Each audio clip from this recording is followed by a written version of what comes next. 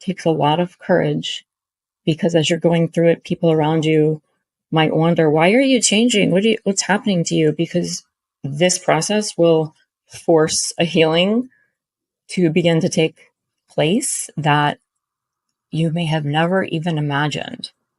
You might start feeling different about things, people, places, your job, just so many different things, because you're realizing this is not really me. This is not what I want to do.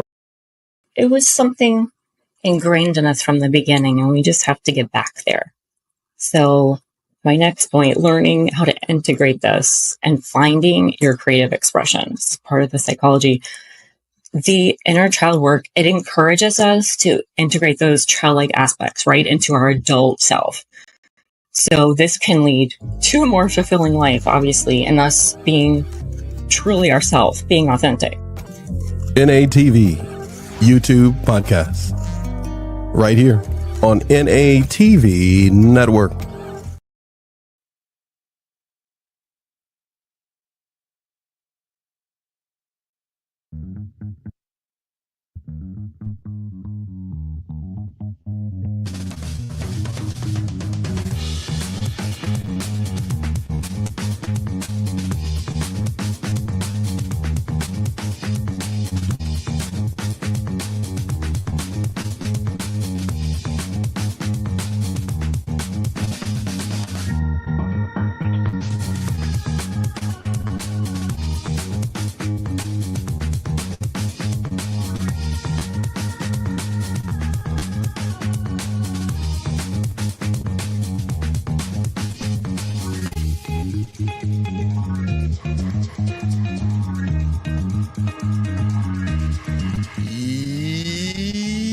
Yabba-dabba-doo. We're back.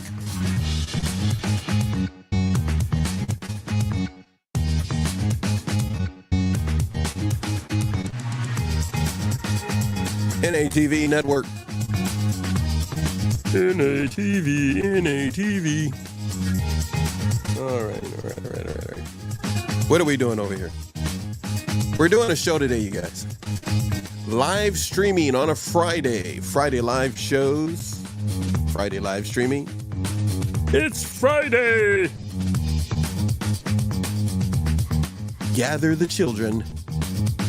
Feed them ice cream. And watch them bounce off the walls. What's nice about doing this is that when I do a live, I can chop this part off and all the juicy stuff is in the middle.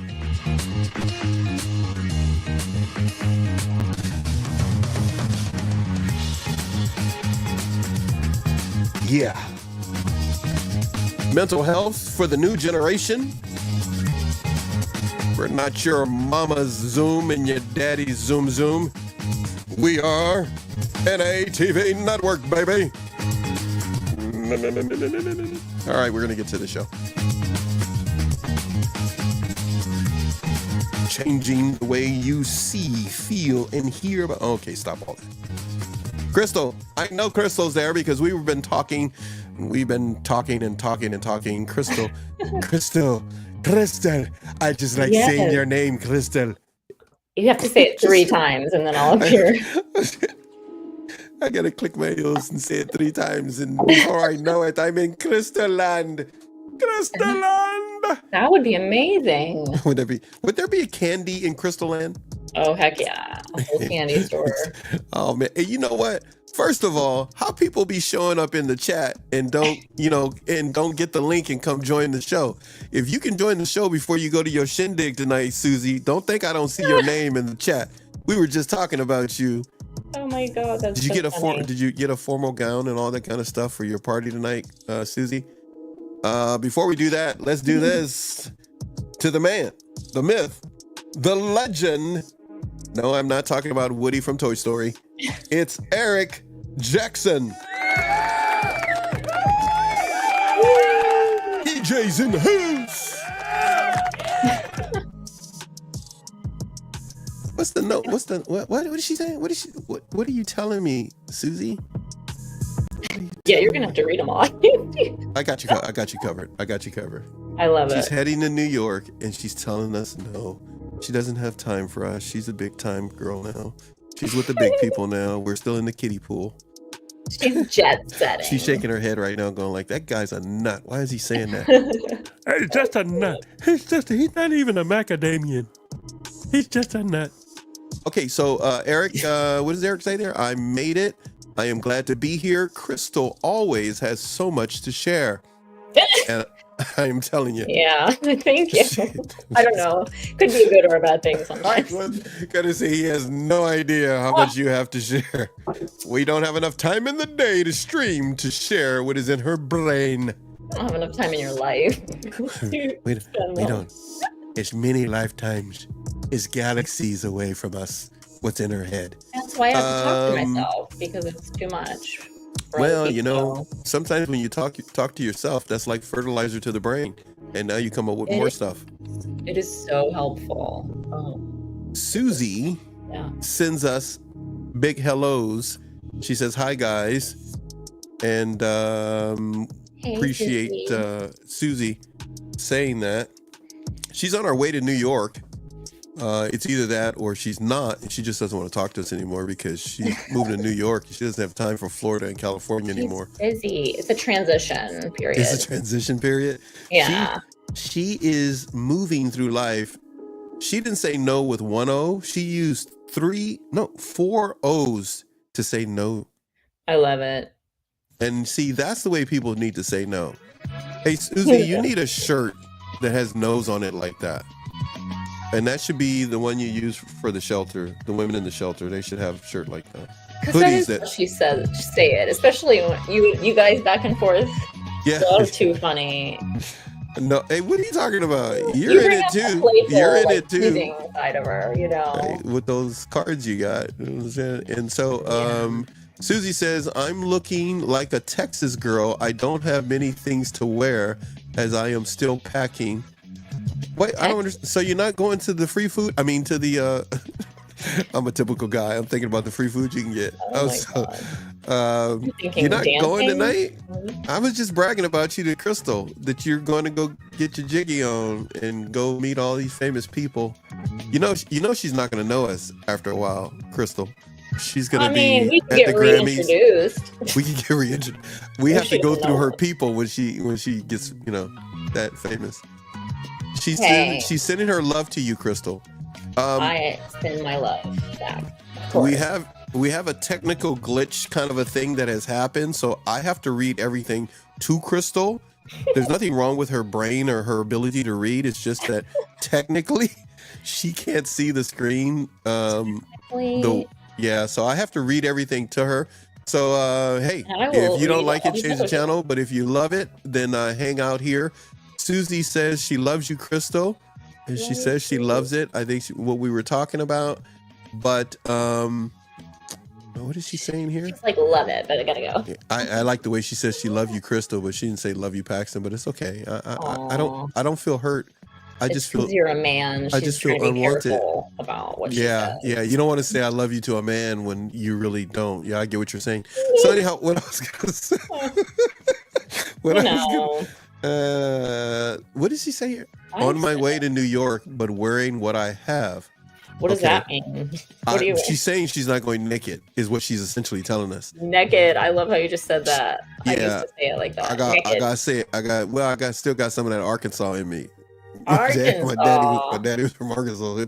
It pops up every now and then. So let me see. Oh, now after the fact, I gotta beg for love. Then she says, "Love you too, Paxton." Oh, I get it.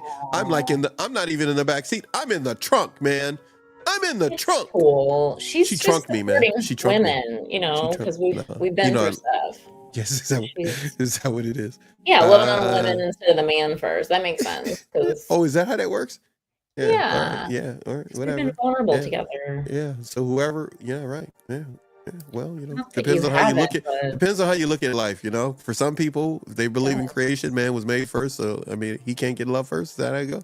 Anyhow, I'm just messing with you. That's a whole I can say that with you. I know I can say that with you. So we've had enough discussions on weird, different things. Okay, so what is she saying? She's saying stuff. What? You tied to the. Oh, she just said I'm tied to the roof. I'm not even in the trunk. She put me on the. Oh, I was like, what she, does that mean? Man, she tied me to the roof. I don't know, but if she's tied up right now, somebody go free her in Connecticut so she can get to New York. Yeah, all right. seriously. Inner child. We have more. We have content that is beyond the amount of time we have today, and we have no time limit today, technically. So that's what's so funny. We could talk for quite a while, but what I was going to mention is hold on a second. I'm getting on the same page with you.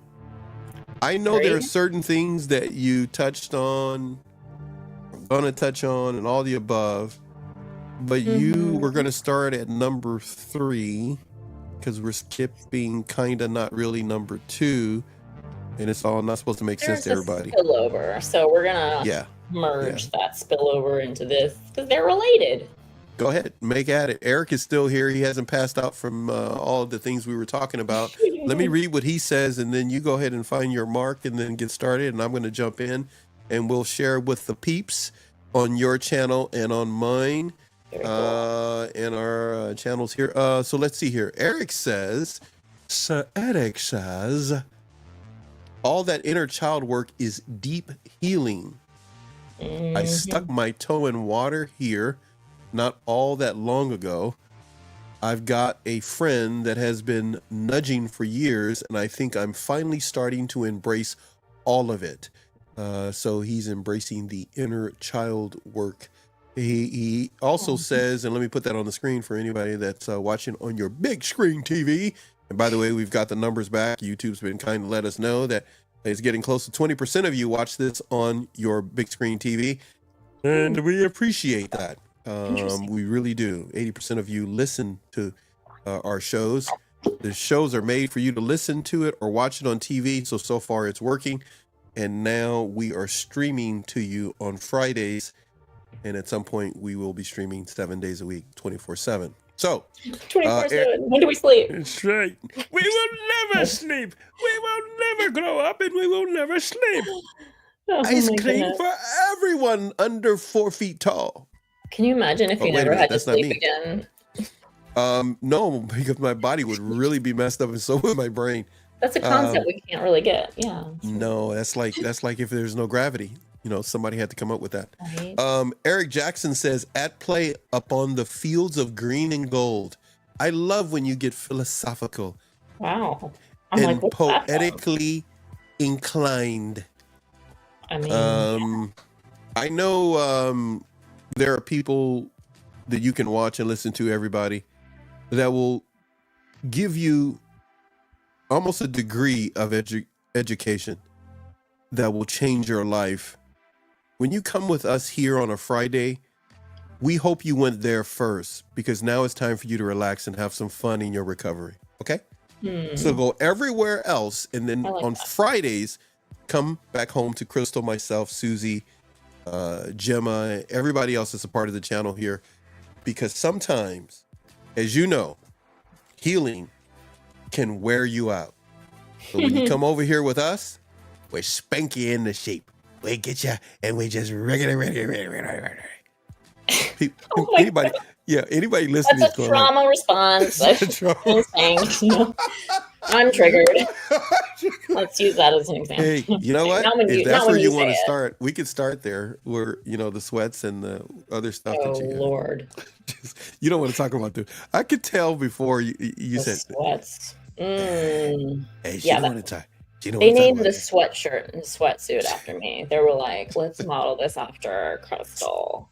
Did that happen before or after being triggered as you were dealing through the process of unhealed trauma? I don't even know, but I've always sweated a lot in certain places, I noticed. But it must be a hormonal thing too, in addition to. Yeah, it's hormonal, it's trauma. Well, then you're really going to love some of the shows that looking to have you a part of. No, I'm doing menopausal shows. I know. Great. I'm gonna have that keyword. I couldn't remember what I told you. I'm doing. No, I've done it once before, but I was on Instagram. I just never done it on YouTube. So it went really well on the Instagram. Man, a lot of people show up. We had over 600 people show up. and it was a crazy chat, man. It was like so many people were asking questions. It was pretty good, actually. Like medical questions and Well, it's nothing that I can answer. I know. What were you saying? You're like moderating the chat. Hey, let me tell you something. I just said it in my last show. I have 2 daughters, 3 sisters, and a mom, and aunt. And listen, those subjects don't scare me. No, they definitely don't. Hey, Awesome. it's not happening to my body. I can look at it in a very scientific way. I find it quite fascinating that women go through all of that. So, I'm looking forward. She goes like, me too. As a woman, me too. Yeah. But yeah, I'm looking forward to. Hopefully, you can, if you can fit us in your schedule, you'll be a part of it. What is this man saying in the chat? I got to put up with Eric. Eric, you're going to be the co-star of the show because Susie had to leave. She's going to New York to go to a shindig with famous people, more famous people. That woman is always hanging out with famous people. Famous people. Next, she'll be on the Grammys. Eric says, ha, ha, ha. Actually, it only has 2 A's, so it's ha, ha, ha, and then it stops. He says, I walk through my neighborhood in my PJs and no one says a word. Then he says, ha, ha, ha. He says, I swear, I feel like a straight gangster sometimes. Okay. Oh my God, you're Snoop Dogg in pajamas. Okay. That's you're like funny. Ice-T in pajamas. It's funny he said that. I kind of feel and think the same way when I'm listening to like my rap music and I walk around like with a different swag. I kind of like limp. I kind of like have a swag walk. Yeah. And music is affecting your brain. Different. Yeah, I've like got my hoodie on, a sports bra. I'm like, what? Don't play with me. You're all tough. Like it does. Music really affects you. It gets you in different modes. For sure. Well, yes, it's the mindset of someone else, but with rhythm. So with a different rhythm, huh? Kind of. I have to read you something. I want you to give me your thoughts. Okay? I'm taking it from your content from your shows. Thank you for allowing me to be a part of your show, by the way. I'm so instead glad. of just quietly, I'm just jumped in.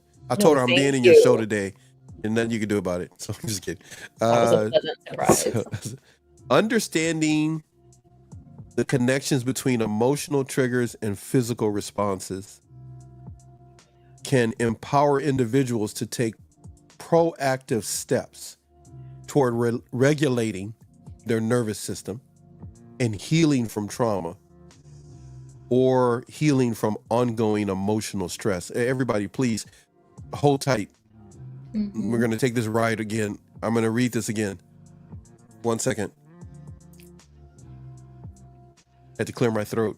Understanding these connections between emotional triggers and physical responses can empower an individual to take proactive steps. Proactive steps toward what? Proactive steps toward regulating their nervous system. I'm always fascinated by the nervous system, the brain, and a number of other things. Me too. And also, you can take positive steps toward healing from trauma or getting a handle on ongoing emotional stress that you're under. Rewind that as you see fit at another time. Your thoughts on, I'm looking at the content you put together here. What are you trying to say with this type of information that people need to know when it comes to unhealed trauma? Yeah. And that word, just say, a lot of people don't resonate with that word trauma. Like, I don't have trauma. That's somebody or something really bad happened, like you just said, or emotional stress, chronic. Both of those definitions are going to help just kind of like across the board. So people don't discount it because really we all have it. And I think the real goal here is like all these efforts to translate this brain science, right? Neuroscience into everyday practice. So there's not just articles and head knowledge and we're so smart. We have we read neuroscience. And content. My pinky's in the air. My pinky's up in the air. I'm so smart, but my body is not regulated or healed at all, and I'm doing all these other things that stress me out. So what's the point in having that knowledge if you're not putting it in to some kind of action to bettering yourself? So, for example, calming down enough just to take charge of ourselves, it requires activating the brain areas that notice our inner sensations, the self-observing watchtower, quote unquote, that people call it, the watcher, the observer, like the Got it. thoughts that you have are not really you. And a lot of people, I always thought, like, this is the truth, my thoughts, this is it. But when I finally realized that, I was like, what? Thank God, all those negative thoughts I'm having, that's not actually me. Oh, I was so relieved. But yeah, this is important stuff, to understanding that and learning how to calm ourselves and do, what do they call it? Self-soothing. Yeah, whenever you're ready to start the process and unburden yourself and just let go of everything that no longer serves you, then you're really ready. It's almost as if our nervous system has absorbed through the formative years the nervous energy, negative thinking of the environment. Everybody has a different environment they grew up in, but almost like a collective environment across the earth has been one of a very nervous system, an extremely unbalanced nervous system across the planet. Yeah. I mean, look at society and the way we were all raised in media and just different units and systems, regardless of your your family experience. It's just so many factors and nuances. It's been like amazing. A collective, everybody's on the edge, huh? Everyone's on the edge. I'm on the edge, man. I'm on the edge. It can be fun, but you have to balance and self-soothe while you're on the edge. Yeah, you need to address that. Yeah, it needs to be addressed. Hey, so I'm gonna pull this out, and you go whatever direction you wanted to. I just happen to stop at this point that I'm looking at on the screen of some information that you sent me. Triggers are also linked to the nervous system, which it says here, which a lot of people seem to be aware or not be aware of that. Yeah, that's just linking that emotional reaction, just your behavior, to actual science, right?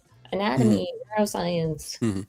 I know it was helpful for me to understand, and I just would look up all sorts of stuff and read articles and watch videos, and it just helped to kind of have that head knowledge and understand, because then later I was able to do the body, the somatic work, the dropping in the emotions and to pair it together, because you have to rewire your brain. So you can't just keep feeding yourself like knowledge and science and understanding without doing the other thing.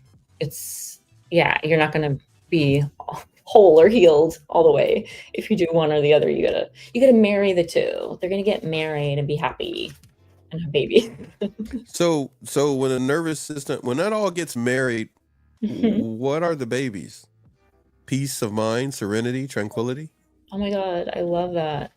Exactly. Joy, freedom, love, being carefree, like freedom. I want freedom.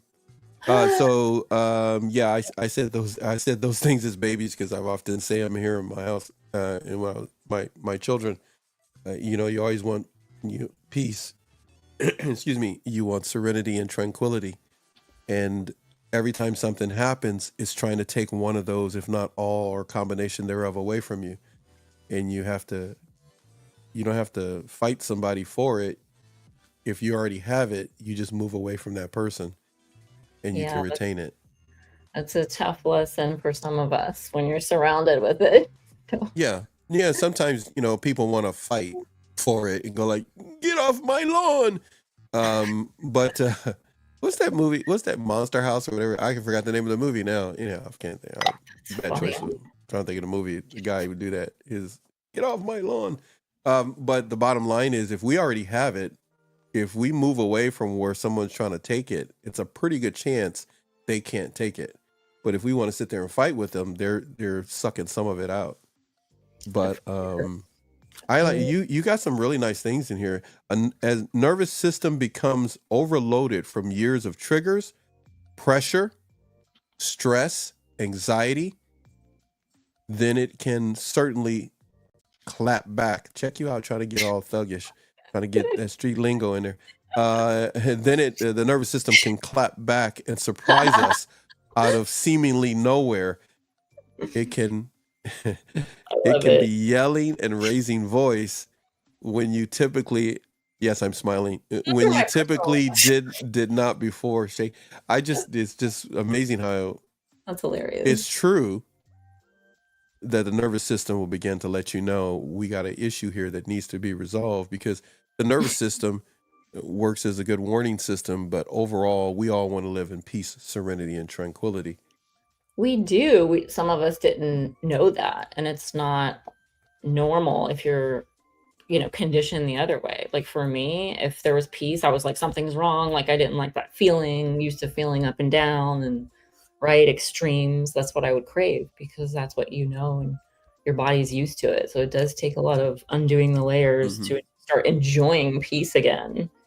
Always looking over your shoulder, always waiting for something that the peace can't last. But actually, if we already have it, it's gonna last within us.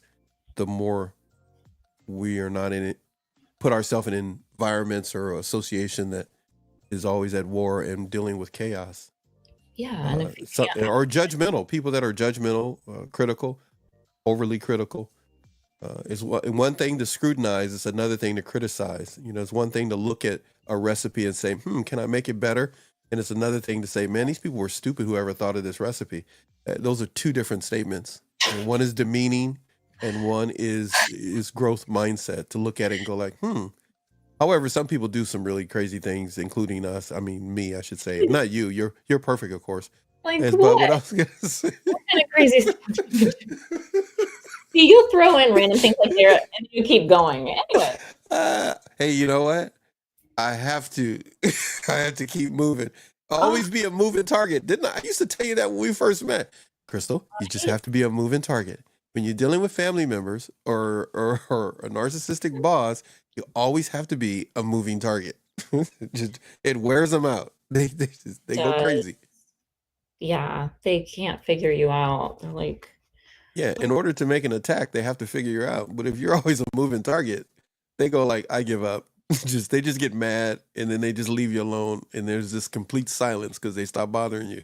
well, that would be great. They're But like, I can't manipulate them anymore. I'm just gonna leave them alone. I felt the opposite. They just went even harder. They leaned in. They leaned in. They leaned in to try harder. I was like, dang. Hey, Eric's got something for you. He says, for sure, I get caught up in it. I live in a lot of isolation right here in the middle of the city. Triggers and tragedies. Man, sounds like a really cool rock band. Triggers and tragedies are all around if you look too closely. I get that. Learning to live is tough, especially if we don't live according to some really good sound principles. If we try to figure everything out on our own, but there are people that are able to live and get along with others, and sometimes we need to look at their example. Maybe hard to find, but would you say earlier, social media and other places, it can confuse people because you have a lot of dysfunction on social media. Yeah, and just so everyone knows, comparison is the thief of joy. Ooh, man, it'll get you. I'll tell you what, I had to get off that Instagram the other year because I was bored and between jobs and what I was doing and trying to have downtime for once. But I would get on Instagram and look at, there was bikini models and doing brand deals, and I'm like, I was admiring all these beautiful women. I'm like, look at them, they're just. And I'm like, I don't look like that. And you start doing that, and then you're like, okay, I have to stop looking at that. And it's not that I was jealous. I was like, they're wonderful. But in the back of my mind, I was like, ooh, I'm never gonna look like that. It just kind of sneaks in there if you keep feeding your brain stuff like that. So you had to be careful with it. Imagine these young women nowadays that are susceptible to that. These little girls and others. Men as well. I speak about many different people who've come to us and want to work on their podcast and other things, and they think they have an idea how they want to do it, or they have Hmm. people that they've talked to, and they really don't understand that it's all a game. Social media is, I often tell people, you no doubt have heard me say it, it's run by men. And if you know anything about a man, there's a reason why Home Depot and there's a Home Depot and an ESPN. They're never satisfied. No, I'm just saying and they're running social media. So I mean, Is that true? what do they really want to look? I mean, what do they really want to look at? A woman that's going to teach them about very important things, or what you see on there now? Or it's like just me, where it's I'll wear a bathing suit and talk about trauma sometimes. I really confuse people. okay. That's okay. So speaking of comparison, that's not fair to someone like me. Okay, so I am not going to do it for one, and I can't do it for two. What? You I can't do cannot? it. No, I cannot, because for me as a Cannot. guy, I just can't. My standards won't go down that direction where I will put on a What? bathing suit and talk about trauma. I know you may have male friends that do that, but there are certain things and certain people in certain aspects of my life that require me to have some character. So, Whoa, are you and saying I don't and that have means good character if I I said a guy. You know what? You need to. Hey, don't make me come through this microphone and pull your hair. that would be amazing. So hey, you know what? Are you trying to say I'm not amazing? What are you trying? No, That would be cool if you could travel through this microphone. multiple. Stick to I that. I can do anything. Peter Pan told me. Multiple triggers. What's up with that? Multiple triggers. I can't remember if that's the first time I heard that or not. That's pretty normal. It's like you have multiple. Feeling like an emotional mental roller coaster every day. That's Yeah, what it says. that's what I always described it as. And I love physical roller coasters, but I'm like, just because I like a physical one doesn't mean you want to be on a mental, emotional one every day. But it was normal to me. I don't know about you, but it was normal. I just thought it was how life was. Life's tough, life's hard, everyone. Why was it normal? It's just all I knew, like every day waking up for hours out of my life. I mean, for years out of my life, I just remember waking up and just feeling that anxiety or dread and going, why am I feeling like that and thinking that? What reason? Sometimes there was no reason, even if I had to get up early or whatever I was doing. It's like, why can't I just enjoy myself? And it was like, yeah, I wasn't in touch with myself. You were always planning and doing things instead of just existing? I was so busy, but I know I was absorbing a lot of other people's probably thoughts and energies and my Maybe own. because you were a mom and you felt that sense of, I gotta make sure I'm ahead of everybody's needs. And this was before I was a mom, but yeah. Oh, was it? Yeah, it was. Maybe because you were such a vibrant daughter to your parents, you always felt, I gotta make sure Interesting. your sister or others. I've it's a little different for me right now because I'm like over 60, but 60 years old, and it's for me it's like, nobody needs me to like be doing stuff for them. so it's like this is kind of cool. Right now. This is kind of like chilled. I was like, I ain't gotta go. I mean, my daughters are very self-sufficient. It's kind of every now and then I go like, okay, I did my job. I got to remind myself every now and then, because you're a parent, you think, okay, I gotta make sure, did I tell them about that? And they need to be worried about. And now it's like they be telling me stuff. Like, hey, I know. It's amazing. Like, well, your boy's gonna, if not, he's already doing the same. He is. He blows me away. I missed something here. Eric's got something for you. He gave you a compliment. Let me go back to this. He said credibility. I think he was making a point there. Then he says heavy identification with what Crystal described. I think that you were at the process of talking about triggers and some other stuff. Correct me, Eric, if I got it wrong. Excuse me, everyone. No, I'm glad. Clearing my throat there. He also says, I'll put the other thing up here. He says, Mercy, I got 4 daughters. I am an American. I know they get caught up in that. I am certain of it. So, yeah, there can be a lot of societal pressures, and a number of authors and researchers and doctors have given information about how different environments and cultures and countries can have an effect on people when it comes to triggers and other aspects. 4 daughters, though. God bless you, man. I don't know. Man, right? I'm sorry, but like 4 boys could be a nightmare too.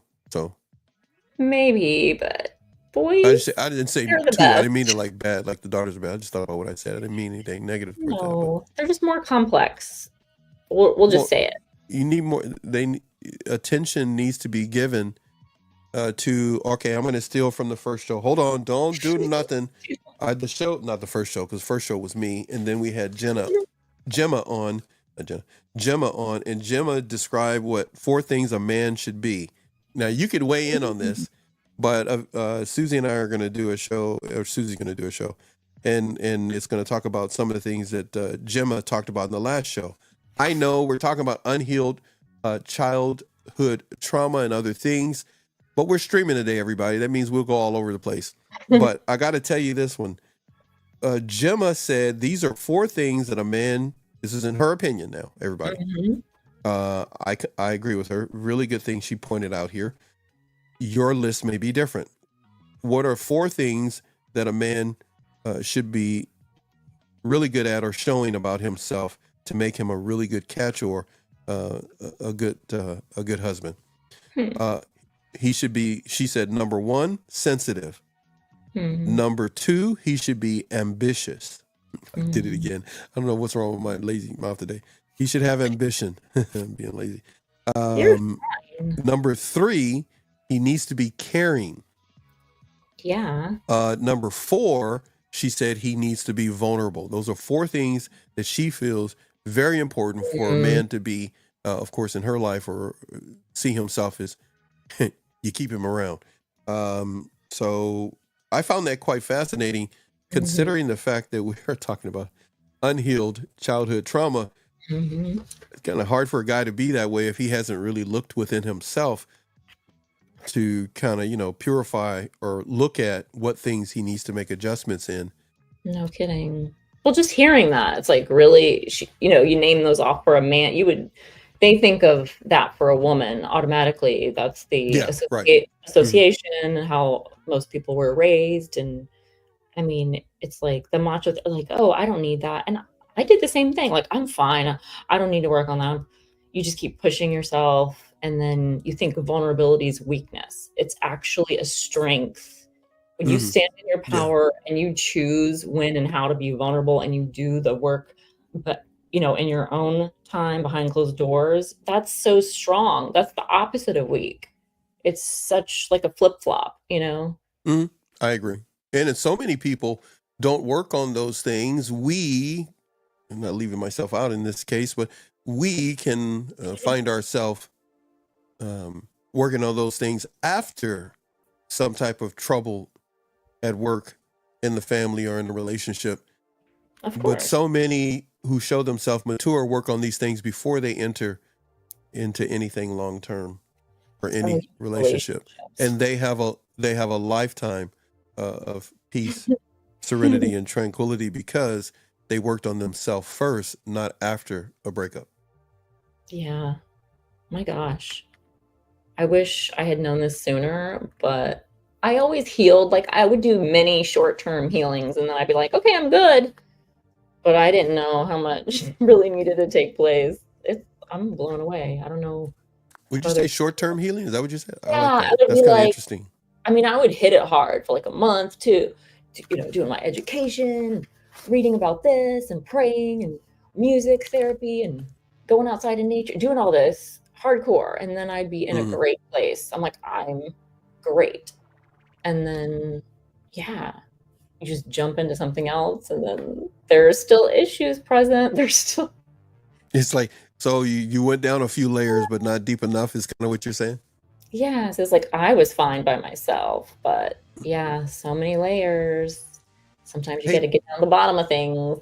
That's an interesting statement. Would you say I was fine by myself? I've had friends. I have many friends that have said that, and it's as I've gotten older, I could see where they're coming from, because they really are enjoying their life because they're not taking on somebody else's baggage, and that person is not taking on theirs. And what is the baggage?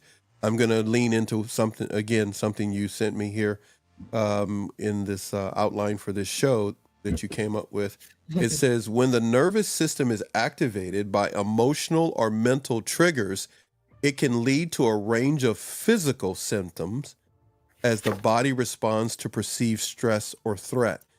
And so we all find ourselves with a nervous system developed within different environments. So when we meet someone else, we're going to respond in the fight, flight, or freeze response differently. And if that person is not sensitive or caring enough, or we ourselves are not, there's going to be issues when they are sparked by one given thing or another. It's going to be a problem. I always bring up attachment theory. Once I learned about that, I was like, okay, take that literally, where it says how you were formed from a baby to a toddler. It's like your very early years, and you don't remember it, but it's like you have an anxious attachment, avoidant, this one, that one. And it's like you were one of these. It's just a simple way to kind of categorize it. And then it's basically, if you're not aware of this and do any kind of work, this will literally impact all your relationships, romantic, like it'll match you and you'll attract these types of people because you're in this mode. And it is true. I have found it to be true. It's not just a good read. It's like real stuff. You know, it's not just information. It's about the application of the information. Exactly. Like a computer. You have computer applications. There's information. No, right. Yeah. The code means nothing if there is no actual execution or application. Right. Yeah. Great. So you have some really great information. I know I've said this to you before we ever got started, and I was really looking at it there. It says patterns of behavior. And what you have, in the outline here, it says patterns stemming from feelings of not enough, counting yourself out before you even try, not applying for jobs, positions you really want, and know you are qualified for deep inside. You know deep inside you're qualified for it.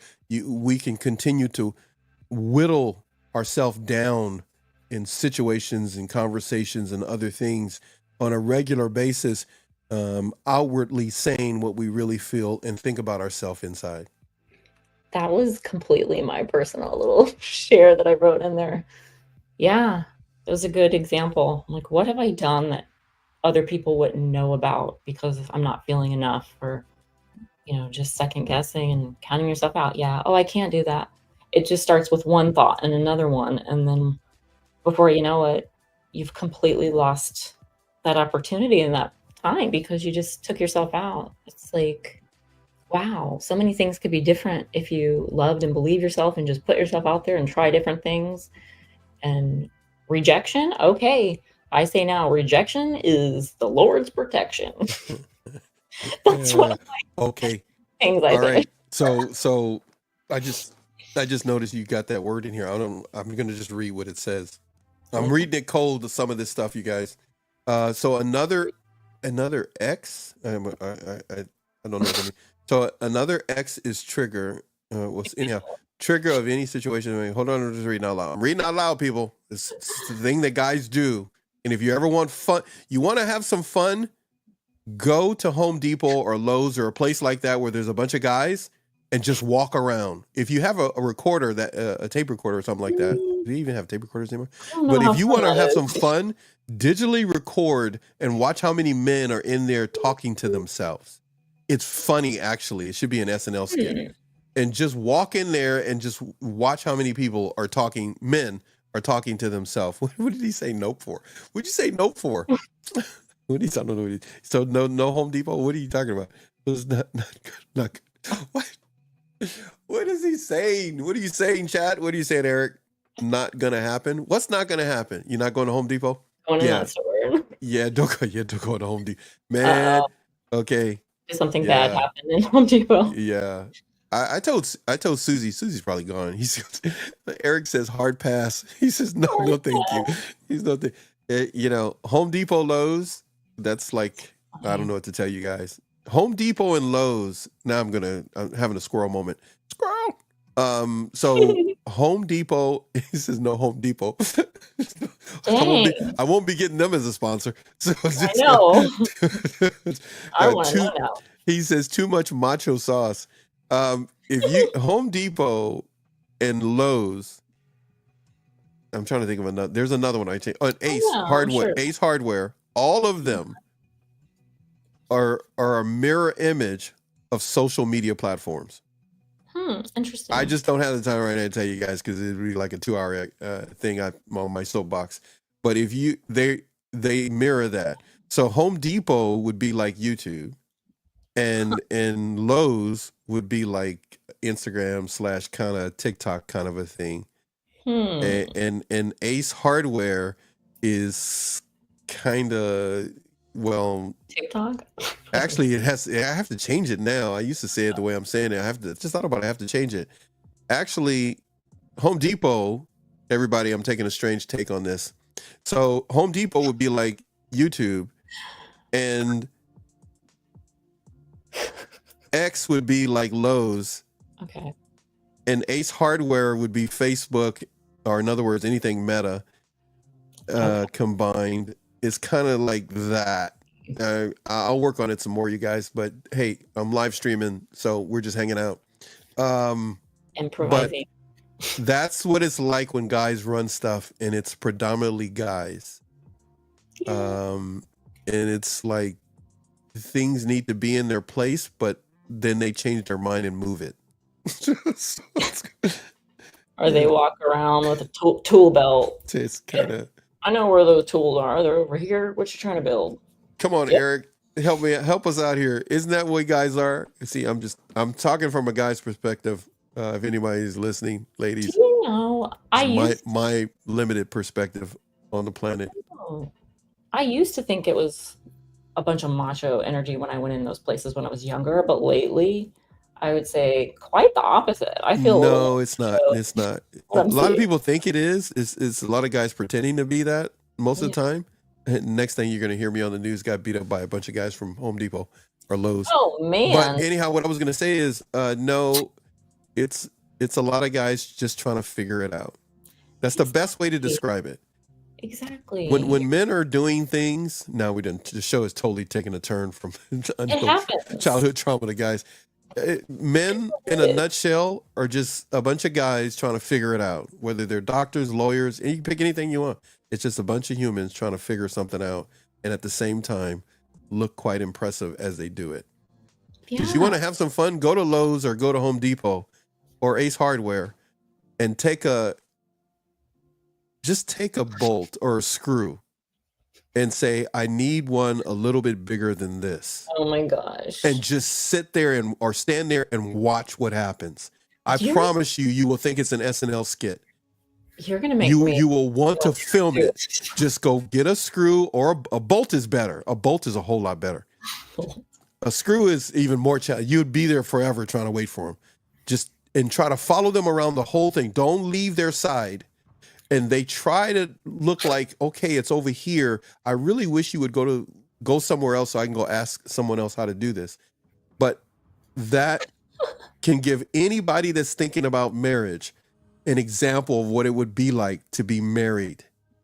If you're a female and you're wondering, what is it really like to be married? Everything you see in a movie is not true. Take a bolt. Just a bolt, just take it out of something, preferably not out of your car, and the wheel comes off. But take a bolt, not the nut, just the bolt, and say, I need the next size up from this. Can you help me?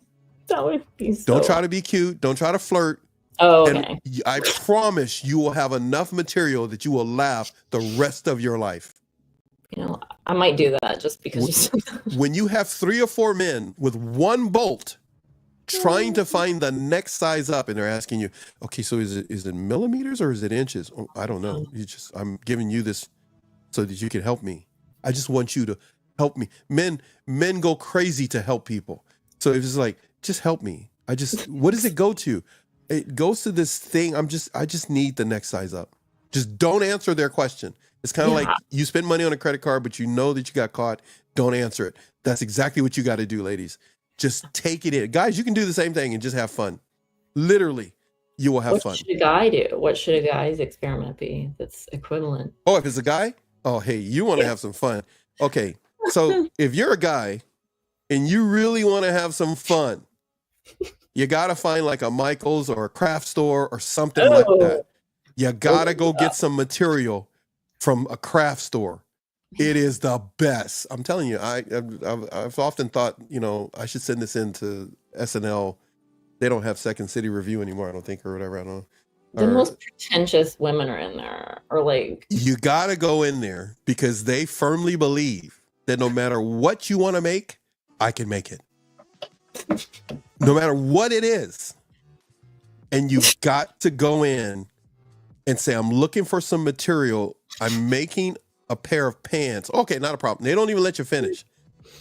And I need one to be full length pants on one side, and I need the other one to just go to my knee. What the heck? You don't want. But I need it to. But here's the kicker. No, this is the one that will work. I've already done this, so don't be thinking I'm a social scientist. I do weird things to people. So then you got to say, I need it in black. Oh, okay, but I need it in a different shade of black than black. You heard what I just said. You got to say it that way. I need it in black. And okay, not a problem. But I need it in a different shade of black other than just black. Right. And watch their brain explode. Now, I would be like charcoal or everybody's gonna hate me now. Here's a faded black. Here's a midnight black. I've been trying to get Susie married at Home Depot for the longest. I was thinking about taking her picture in there and had a sign that says she needs a massage. Ooh, I don't think she has nervous system regulation problems. Now I'm messing with her because she's in the chat. I would never do that, you guys. I'm just saying that she's in the chat. I know she's over there making a face. Gotta watch out for those guys. In her Connecticut home, she leave in New York. What did she say? No, she's here right now. What did she say? Oh, wait a minute. Hold on a second. Oh, I can't put this up yet. I got to go back to Eric first before I put Susie's up.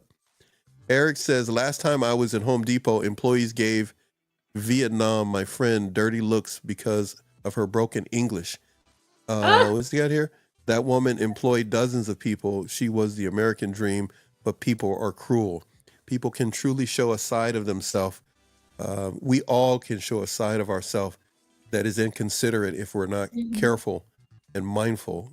I hear you, Eric. Susie, SZTV Network is here.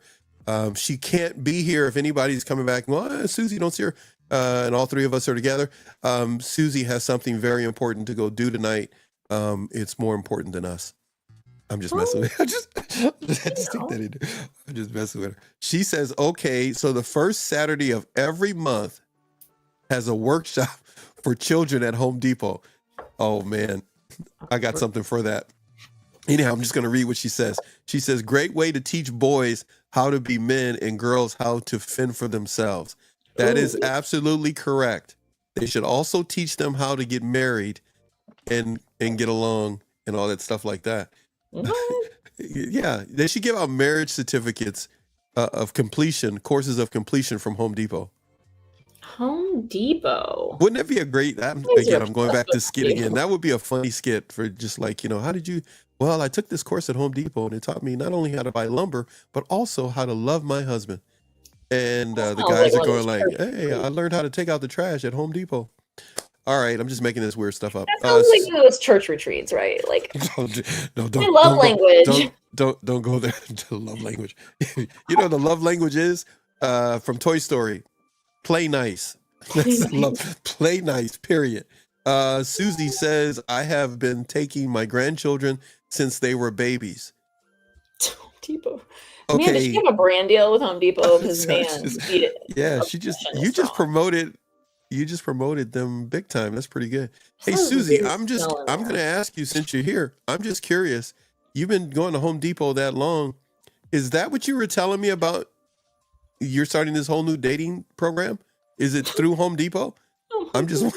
She said, nope. So I'm just wondering this whole. The dating depot modeled after the Home Depot.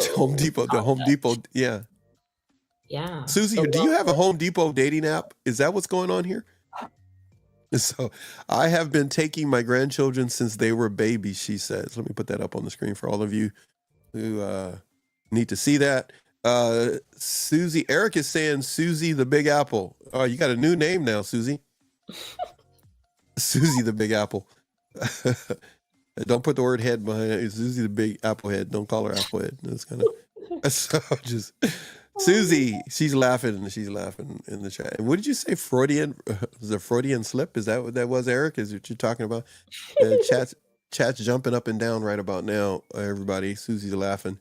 I have more that I could read to you guys here to just freak you out while you're hanging out with us here on a Friday, November 22nd, 2024. Overwhelming or shut down when faced with creative expression. What does that mean? What are we talking about here? Yeah, you just overwhelm, you're shutting down, you're staying in your head, knowledge based, just how we were taught and conditioned instead of learning how to express your creativity and drop it in your body and the somatic healing parts and your right brain side, which is really the flow. I keep saying creative flow. Once I really started doing that and practicing it, I was amazed at my intuition, at my flow, and just how I could live life like that instead of in my head and being left-brained all the time and knowledge-based and logical and breaking everything down. It's like they're both helpful. They just have to go together, be rewired, and, two wholes make a right. It's my better halves. Like this one's whole, this one's whole. Together we're better. That's hard for some people to actually be a part of something when maybe they weren't even a part of their family. And then they try to start another family and it's hard for them. And then others have no problem with that. And then they team up to build a relationship with someone who is not a builder or is a team player. That can be quite challenging for a lot of people. Yeah. And you don't want to come on too strong. I know I'm like that. I probably come across sometimes as, I don't know, almost male-like because it's like a protection mechanism. Like I'm not going to expect anything. I'm not assuming anything. Really be in the moment, enjoy if you're going on a date. But I don't know. I feel like a lot of other women are more needy. Like, when am I going to see you again? This and this and that. I was like, I've learned how to not be needy because I've had to take care of things myself. And some men interpret that as she doesn't need me, or like, does she even want me? And I didn't realize that until later when it came to me. Interesting. I was spending time by myself one day. It's amazing the things that can come to you. Well, it's very important to spend time with oneself. I think we all benefit from that. It's what especially during 2020, it became the big thing, meditating and all that, because everybody was in lockdown and forced isolation. So all of a sudden it became a great way for people to make money off of other people. But it's still a valid point, what you just said. When you find yourself, isolation, it can be a beautiful thing. I gotta, man, you got one here that I think I said it to you before the show. Avoidance of play, joy, or relaxation. What is that subheading all about? Quite literally, we're taught to keep working, stay busy. Like if you're not being productive, like you aren't worth anything, you're lazy, whether somebody told you that or you absorbed that from somewhere. I know I've heard things like that. Even if you saw like a parent or someone modeling that behavior, like never taking a break and just, oh, I got to do this and that. It just, you absorb it and you take that on as well. It's just a passed on like trauma response and behavior, and it can change different times in your life. Of course, people learn how to relax. Like, I'm going to watch a show. That's like the acceptable thing to do, right? Watch a movie, watch a show to relax before you go to. Well, what about the creative play and play like your inner child coming out? It's like that's been shunned and you don't see as many adults doing that. And that's what I've learned to embrace along this journey a lot more in the inner child work. And it is so freeing. And yeah, it helps you let your inner child out and bring back play, joy, relaxation, because otherwise sometimes you're trying to make yourself relax, and that doesn't work. You have to free yourself, and then you can relax. Mm. Yeah. You know? There's no room within one's heart or in their life to be able to play, and they wonder why they're not happy. I know. And if a person is a parent, most of the time our children, or if they have a pet, they're always seeking to play and embrace happiness. And so many times as adults with unresolved issues or unfinished business emotionally, we just don't seem to make time, find time, or want to really choose time to play, even with our own children, if we're not careful. You got it says anything that requires a person to relax, take a break, or engage in play, especially if it feels frivolous or unproductive, is a trigger, or they stay away from. I found that fascinating. I'm just going to read a couple more things you have here. Then you put, after that, in the show, not show notes, but rather in your outline for the show, the root cause of that. And this is the reason, the root cause. In toxic environments, the inner child may have learned that play or joy were not safe, or that only serious behavior was valued. Yeah. Responsible, serious, no shirking your responsibility, then you can go play, or in other words, not finding joy in a given task. They may have also internalized the idea that they had to earn happiness through hard work. That happiness was not something that you would get by just waking up. It's something that is elusive unless you virtually kill yourself, then you can have a measure of happiness. Or they may also have internalized that play was a waste of time. Now, then you talk about the emotional reaction to all of the triggering and the root cause, because you put it this way: guilt, anxiety, or feeling of disconnection when attempting to enjoy oneself will take place. Guilt, anxiety, or feeling of disconnection when attempting to enjoy themselves. When you lived your life, you experienced that. That's one thing, but I'm thinking to myself, I've seen people live like that. Of course. Where it's like, hey, let's go, we're going to play volleyball, or hey, okay, but I got to go do this. It's like, dude, you haven't even finished this one yet, and you're already talking about doing that like 2 weeks from now. You may not even be around 2 weeks from now. Like, let's just go enjoy this right now. You put here, the person may avoid hobbies or activities that once brought them joy, or feel uncomfortable with the concept of taking a break, similar to what you were just talking about. The next subheading says a need to control or be perfect. Yeah.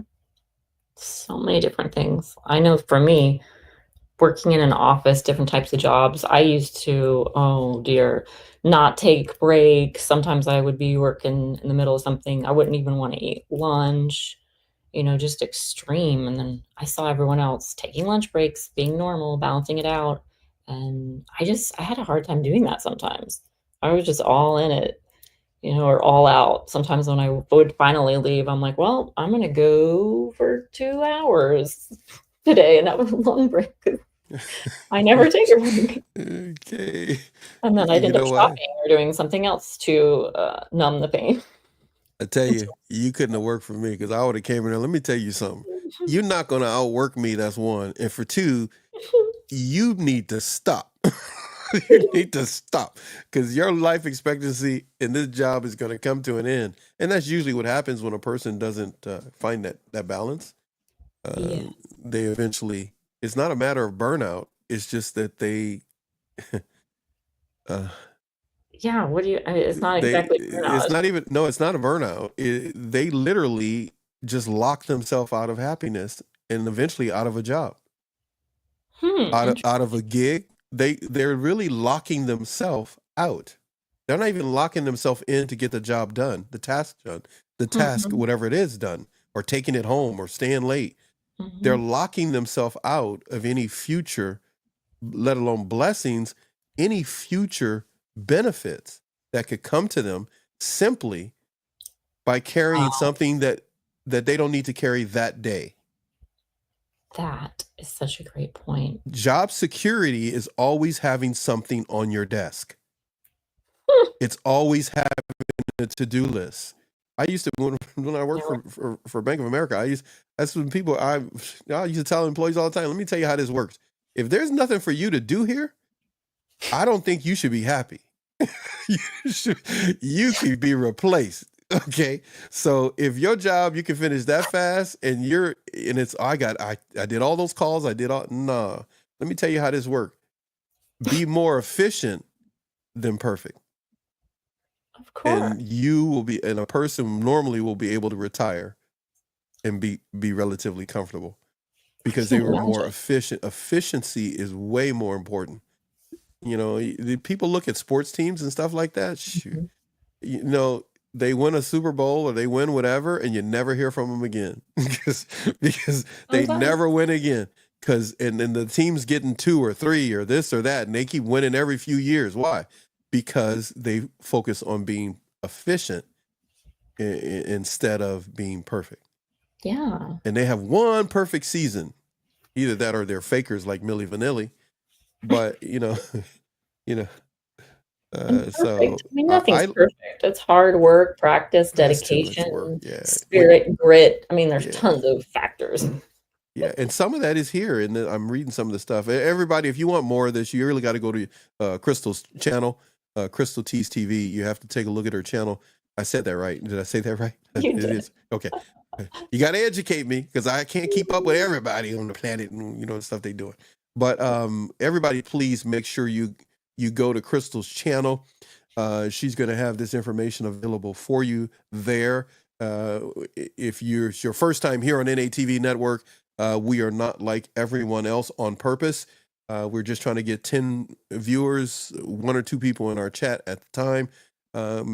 The same amount that I can control if I had you in our downstairs living room. Yeah. We only want so many people. Now, if you come upstairs, that's a little different story, but we ain't gonna have you upstairs because you ain't that special. No, I'm just kidding. So what I was gonna say, I'm just messing with people. So our whole objective here is to give you an overview of whoever comes on. Like Gemma Blythe was on earlier. You've seen others that have come throughout the years, but the main objective that we want for you today and right now is to go subscribe to Crystal's channel. Because you're going to find something that will give you a source of encouragement, and she's going to make you laugh. You may get a recipe, and you're going to always. I said this one time. I don't even know if you've ever heard it. You weren't on the show with me. I said it about you in another show. It's probably been over a year ago. One thing about Crystal is this: she's always going to make you do one or two things: either shake your head or scratch your head. One of the two. You're Oh, either going to shake your head or you're going to scratch your head. that's And funny. There's isn't a that couple what we, ways you can isn't shake your head. there's something wrong with you. There's if you ever go to the zoo, there's always something that's behind the cage, behind a fence that's going to make you either shake your head or scratch your head. So Crystal is doing the same thing, except she's not in a cage yet. So what else? I am Just uncaged messing and with you. Hey, unburdened there you go. They're and unbothered. uncaged. I like the uncaged. You need to cover with that. That's a good one. Uncaged. We help many different people with their channel. I'm not going to say a name here, but one of them is, you can always go look this up and figure out whether it was us or not. It's called Going Rogue, and we came up with the name for their channel and their business. And it was funny because it really describes the person that is behind the channel and behind the content and the Instagram and everything like that. And Uncaged, that really fits you. You'd have a series called Uncaged on a playlist Uncaged. Don't mind me. I'm just rambling, My everybody. playlists are all over the place. I should probably look at Yeah, that. I told you we'll work on that. We'll work on that. Hey, so check this out. I got to tell you this. If I didn't, Susie said when she went to Home Depot, they gave them oranges. Excuse me. I'm sorry. They gave them orange aprons and pens once a month when they completed their crafts. I never seen this. Y'all must have stand-up Home Depot programs over So there. you need to go in Florida. You need to go to Home Depot and say, I'm here for my orange apron and my pens. My friend said I can come and get those once a month. And then say, what do I need to do to get that? And then just see what happens. So, oh my gosh. When they call the police to come pick you up.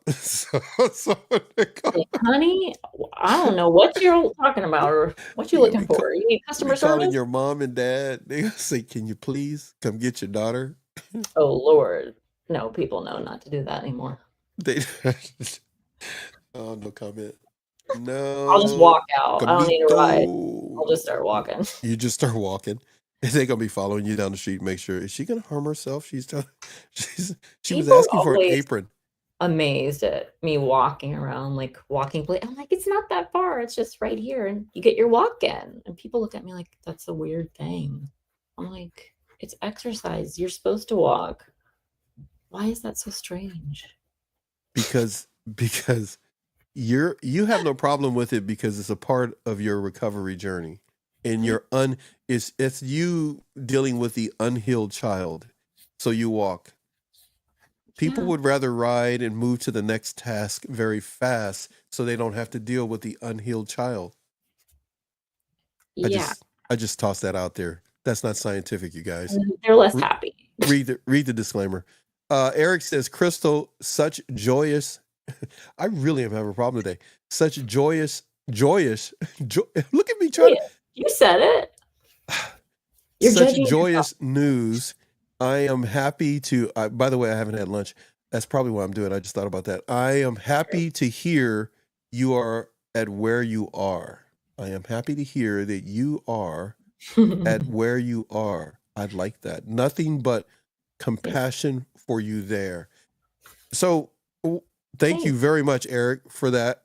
When we started this channel, I used to tell people on Instagram, please don't come on my channel and show everybody how much you're in debt by getting your degree. Because those of us that are not in debt, okay, we just speak the way we speak. So go with all the other people that are in debt and go start a channel and watch how many people are not interested. Because it's nothing like it's nothing. No, yeah, I know. I'm not saying that. I did a very baby stint, a very short baby stint at UCLA, and it didn't walk away with a degree, but enough to look at a piece of paper that I put up on the wall, and I wrote UCLA on it in crayons. So it's the same thing to me. It's the same thing to me. Plus, I like the basketball team. But what I was gonna say is, well, I didn't pay for it. The bank I work for paid for it. So, what I was gonna say is, I thank you, Eric, for when you come on, you're just Eric. And everybody that does that. That's what I love about Susie. Susie is just Susie. There's nothing about anybody that's connected to this channel that's here for the long run that is someone else. And I love that about you, Eric, and Susie as well, that's here as well, and others. You are exactly who you are, and you don't allow your self-esteem to take a hit because someone else wants to prove that they're smarter than you. You're always open. You're always honest. I truly appreciate everyone that's a part of this channel. I love it. I love it a great deal. I see what you just wrote there, Eric. I see what you wrote. So before I read what's on the screen over here, I'm going to read what's on the screen that Crystal wrote. Eric says, I crashed my car in front of UCLA on Sunset one night. Ha ha ha. Man, how many ha ha ha ha? Are you okay? Are you okay? Ha ha. How many is that? Ha ha ha. Is that ha ha? Dude, that's 7. Ha ha ha ha ha ha. Dude, ooh man. I've done that, but I'm gonna ask my daughter to serious. make a T-shirt that says that, and you got to tell me. I got to send it to you up there in Portland. Ha ha ha ha! That's 7 of them. That Real should be a laughs don't coffee sound like mug. that. Real laugh doesn't sound like We do that, ha ha ha. that. But they How definitely many don't. ha-has do we do if we go? We don't do that many, huh? You've ever seen Mary Poppins and they do that song about love to laugh and they Yeah, all the yeah, yeah, kinds of sounds? So yeah. like some I have sound. never seen Mary Poppins all the way through. I've Oh only seen Lord. it in stages or pieces. You don't need to see it. You could skip that one. I had a lot of people tell me that. I had a lot of people. I had a I'll now I keep it met you, and now real. you telling me that. I had a lot of I've people tell. seen Oh, it you don't have to see it. You don't have to a see it all the lot way of through. times. I know the music and everything, but I watched it as a kid, so Hey, yeah. so we should have like a talent show on NATV. The talent show. You and Susie and others, and then it's a private for members only. Is this And not our talent? just, Just I don't shooting the breeze. hey, it's your talent. I don't consider that I'm talented doing this at all. Not at You all. are. I just sit here and talk to people because I find people fascinating, and then there are people that I truly care about and like yourself, Susie, and others, Gemma today, and others that have been on here, and you're very authentic, and I just love picking your brain. Okay. Here we go. I want to pick your brain about this. Before at some point I had to let you go have your life in Florida. You say self-sabotage or procrastination. Now, when I first saw that, I was trying to say same or not, and then I said, you know what? I'm not going to figure it out. I want to hear your explanation. That's one of your subheadings: self-sabotage or procrastination. Yeah, Explain yourself. because there's a lot of different forms of self-sabotage. Of course, like procrastination is one of them, but a lot of people, myself included, always thought procrastination means there's something inherently wrong with me. Like I'm not doing something right. I'm scared of something. Mhm. What's my problem? Like, oh, I'm just so stressed. Whatever the thing is, it's an emotional root though that we procrastinate. It's like there's always an emotional. Once you understand that, you can take those steps to start overcoming it. They're like, just take the baby step to get started. Maybe organize this first. Read some things first before you get started on writing your essay, for example.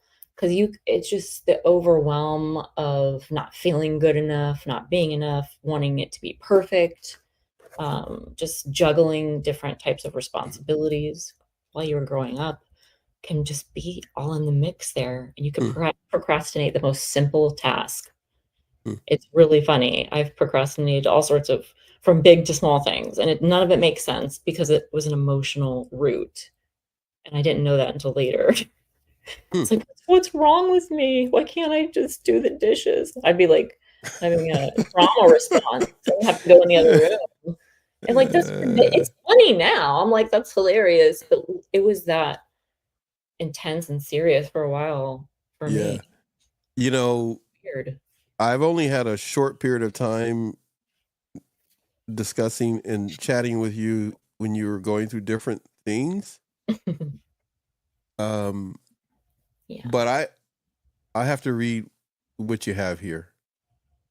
Opportunities for success, whether personal or professional, that require a leap of faith or vulnerability can be perceived as a trigger. The root cause? Deep down, the inner child may fear that success will bring. I find this fascinating. I told you, I find people fascinating. I find what you wrote here, part of you and part of your research. Deep down, the inner child may fear that success will bring unwanted attention or responsibility. Or they might fear that they won't live up to expectations. Was that a part of your life? Man, yes. But gosh, it's taken a lot of work and uncovering layers to realize that and connect the dots. I would have never known that. I'm like, my head was telling fear success, me? I've had people tell me that before. I'm like, no, I want success. Like, I'm not afraid of that. That's why I'm working hard. That's why I'm doing this. Because I'm, trying to be the best I can be and do the best I can do to be successful. But that's what the world taught us to be successful. That's what we were taught. And basically what really makes us successful is valuing ourselves. Like, are we proud of ourselves? Do we feel that authentic, just magic presence within ourselves when it's like that? Those are my successes, when I'm like, wow, I was able to open up creatively and do that show or do that acting class, or you know do that new class where I'm putting myself out there and drawing and doing things that I was always told I wasn't good at, or I knew I wasn't as good as everyone else. Like, this is not, if you can allow yourself to be a beginner, then that's it right there. You have mastered like the key to starting over, to play, to creativity, to allowing yourself to break out and be free. Because if you keep thinking you have to be better and perfect, I can't be a beginner, I gotta know this, I gotta trauma response, then yeah, you can't enjoy yourself and play and open yourself up to not self-sabotage. Yeah. To Yeah. yeah, to opportunities. It could be anything, a relationship, a person, a job, moving, right? Changing your lifestyle, so many different opportunities. But we have to do the work and the practice and the reverse engineering ahead of time to know the opportunity, right? You had to be a serious child then, or you had to be a serious, good Christian girl? So I was really serious and introspective, all of that, introverted when I was very young, and then I learned pretty quickly after that, I need to be the clown, I need to make everybody laugh, I'm entertaining, "Ha!"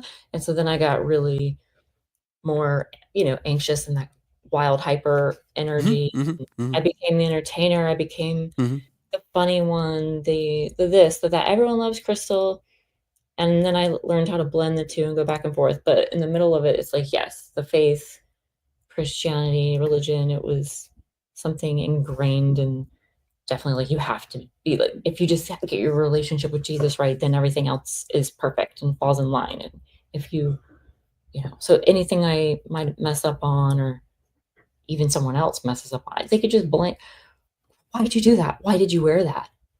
Did just criticizing, blaming. I have a question. As a child, like, how can you do that to a child? That's crazy. I have a question. So, did you? Two-part question. Okay. Never asked you this one. So, did you find it difficult to receive forgiveness, as well as was it difficult for you to forgive yourself? Oh my God. I've always forgiven everybody else so openly, but yeah, that was a doozy. By the way, that wasn't my question. That was a doozy, forgiving myself. I get what you. That was the third part. I left that part out, which you just said about forgiving others. But did you find that you were in an environment where forgiveness was not a knee-jerk reaction or a movement toward forgiveness or to get it? And in turn, did you find it was hard to forgive yourself when you had shortcomings or? It was never a thought that I need to forgive myself. It was just go, go, go. It was never a thought. I thought it was just do, and what I knew about forgiveness is what the Bible said, and forgive and you will be forgiven, and this and this and that. I just focus on all of that. Forgiving others? That's what was ingrained in me, and that's what I felt from inside, and I was the very last person to forgive and heal and just be with myself and do the reparenting stuff. Yeah, I was last but not least in my life. If you had a choice to pick 3 different places, I'm going to toss that choice out to you now. 3 choices, 3 different places. My father used to say, just because you were born here in this town don't mean you got to stay here. This is where we landed. This doesn't have to be where your life is. I wish I would have talked to him a long time ago. So just curious, if you had a choice, now you're still a spring chicken, Gonna be 40 soon. And trust me, that ain't nothing. You still 2 decades and some plus away from me. So you're still young. So if you had 3 choices of where you could live right now or where you wish you could have been born, what parts of the world would you say? And please don't say Florida, because that's where you are right now. So No, three different parts of the world. Give everybody insight to who Crystal is and your mindset. What 3 places would you choose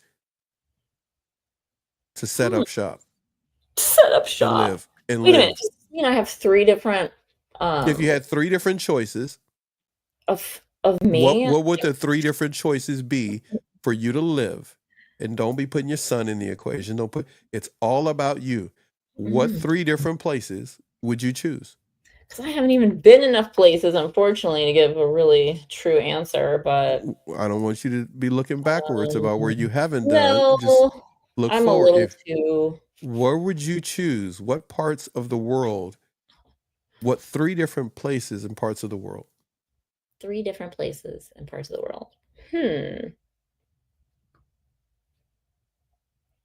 Like being with the one I love anywhere. That would be like heaven on earth, right? So it's just you, nobody else. I am. You're not watching nobody else's chones. It ain't nobody else you gotta feed. It ain't nobody else you gotta clip their toenail.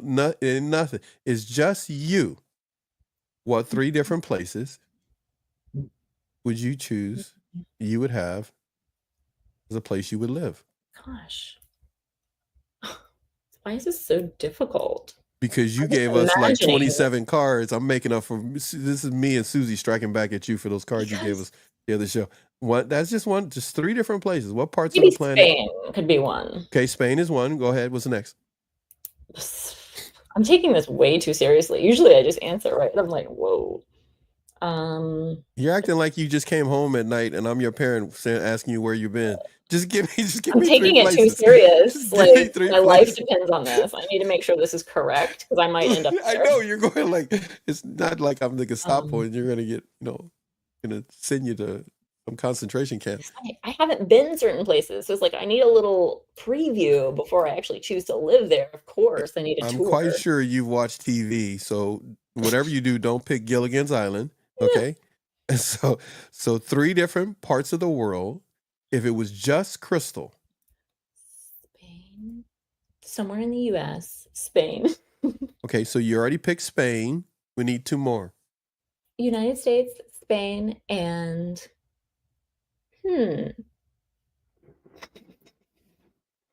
this is so weird. You're like blowing my mind. Maybe Africa, somewhere in Africa. Okay, you want to go with that one?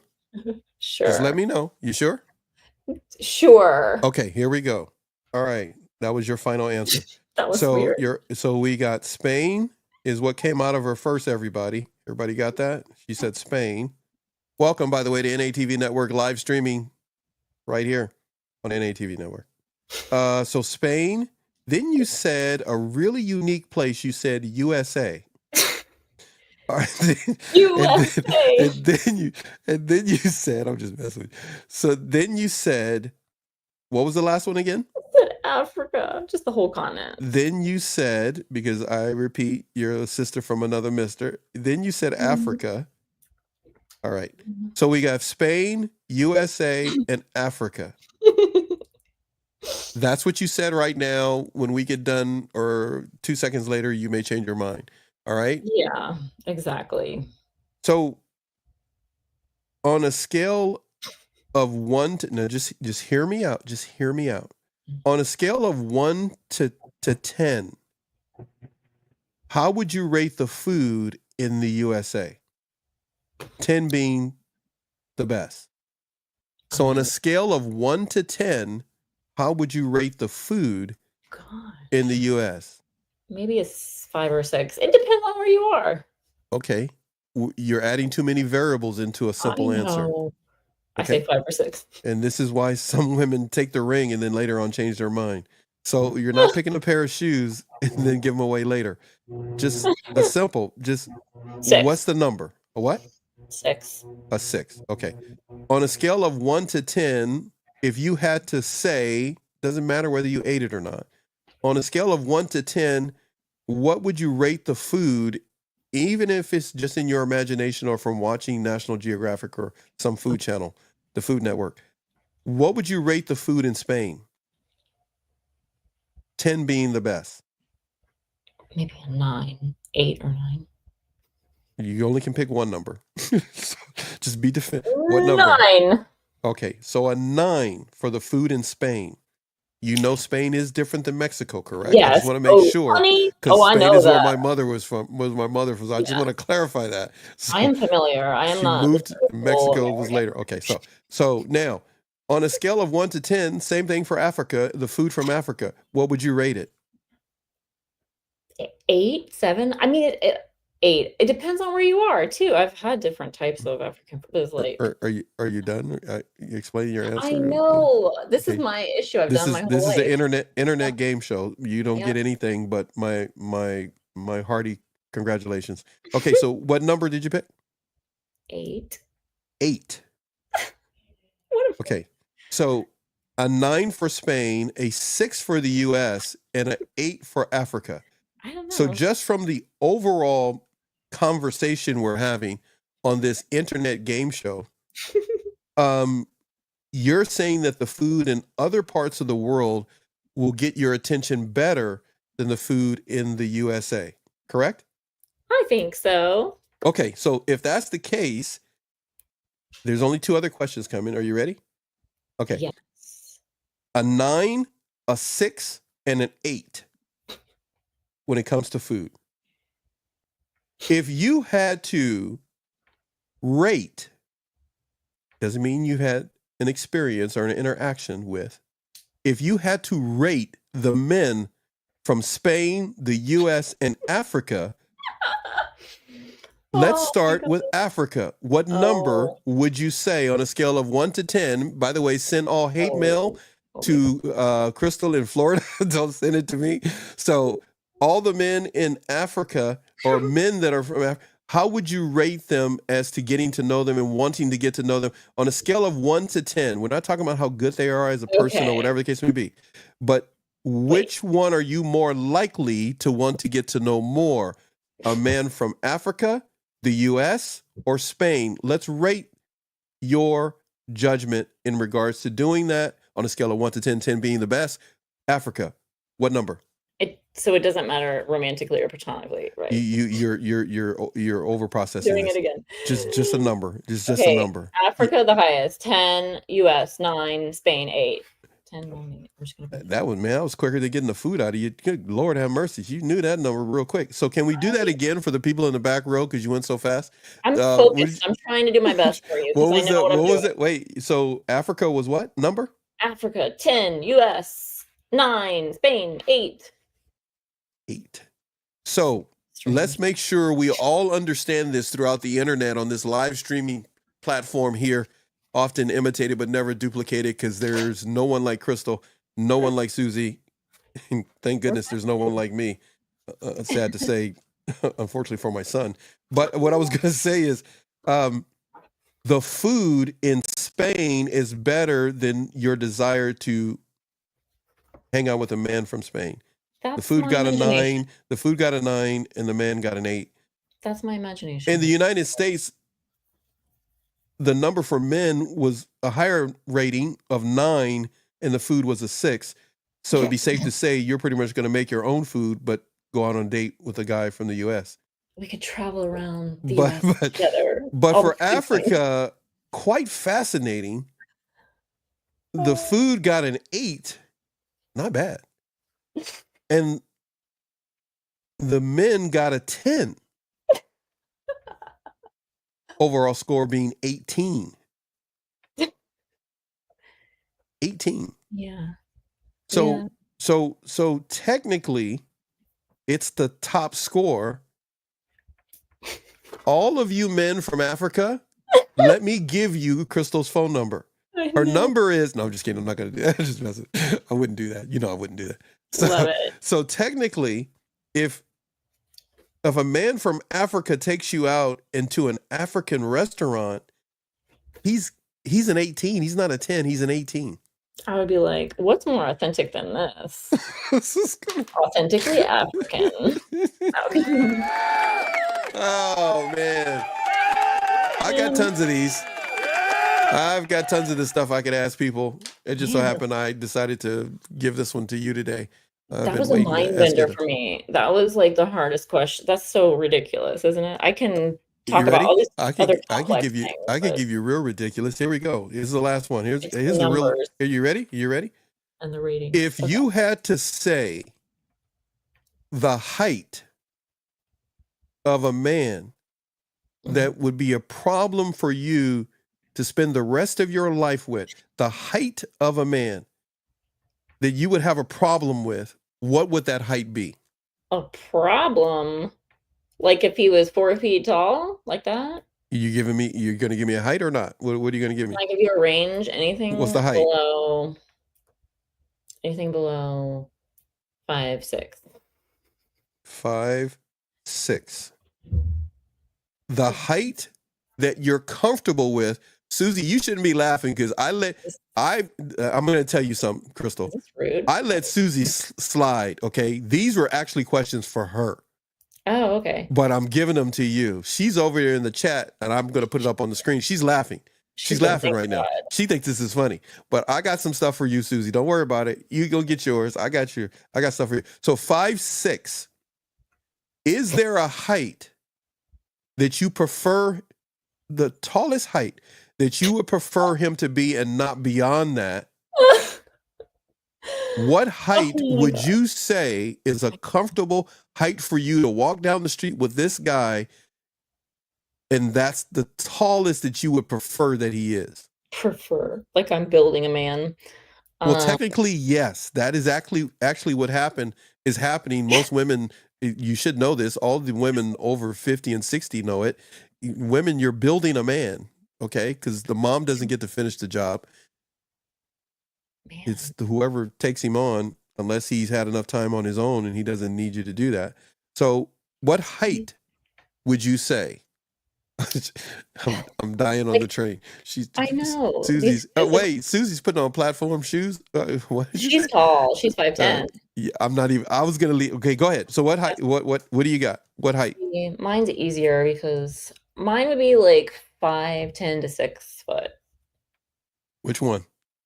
I'll just say 5'10". You see, this is why Home Depot makes money, because men go in and know the exact measurement they want. That's why when you take a bolt in and you say, I want it bigger, and you don't say a number, it's so much fun to watch a man figure it out.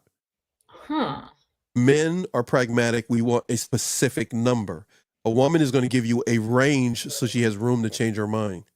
So give me a specific number that would work for you if you could, my friend.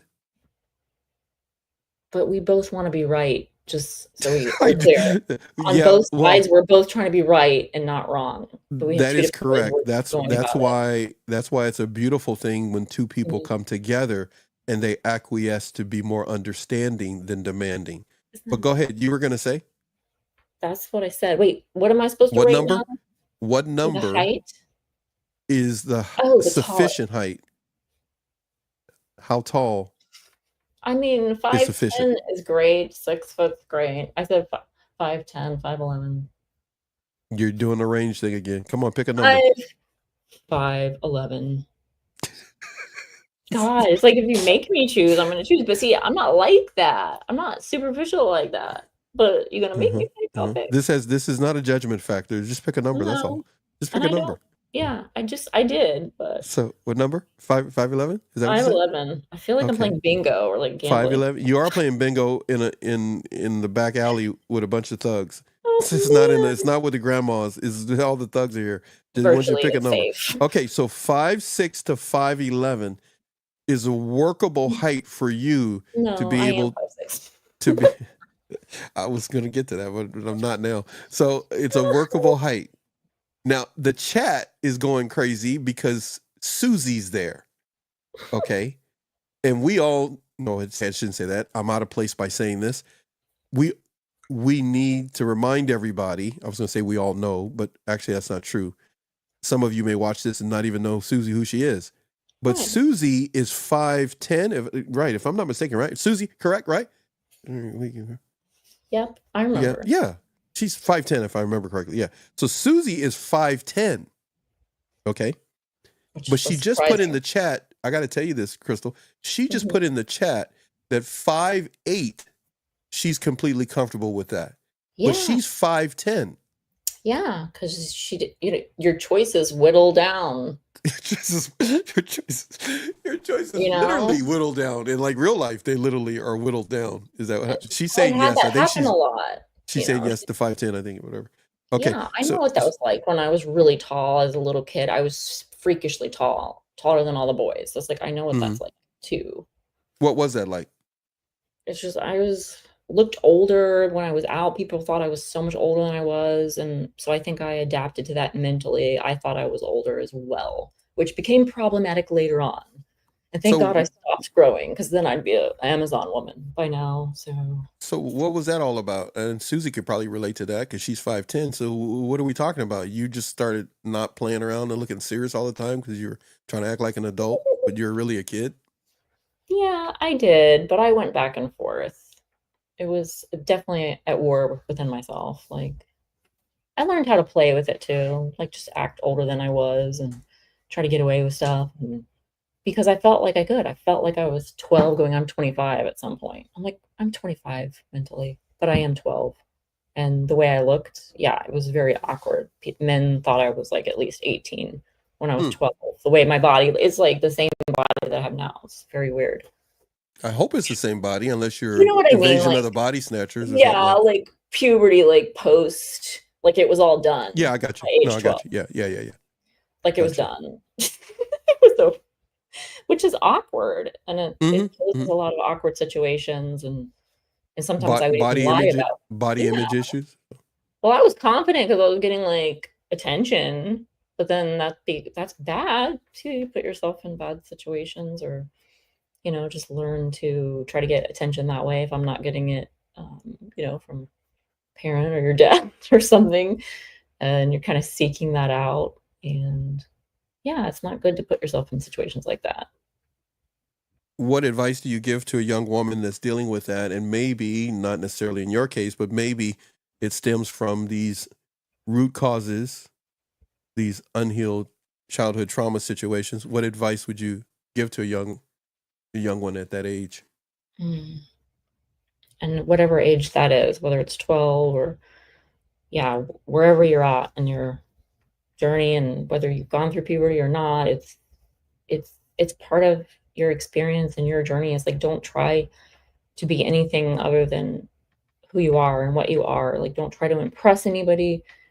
If you're trying to get attention from elsewhere constantly, then that signals to you that something is not right, something's not balanced. Like, because we're supposed to have our own validation as well, and self-love, and know that we're okay just with ourselves. We don't have to get all this attention and feed the ego all the time, or just to feel worthy. That's what we do when we're feeding that ego constantly. People are in the gym, people are doing, just trying to feel worthy. So that means we're really insecure at heart. So I would say go out in nature, do these creative recovery, work, and you're working on yourself on the inside. So then you don't have to be validated on the outside, and you know who you are, and you're like, I'm good. I don't have to compare myself. Don't have to feel less than or insecure or not worthy, because you know you are inside.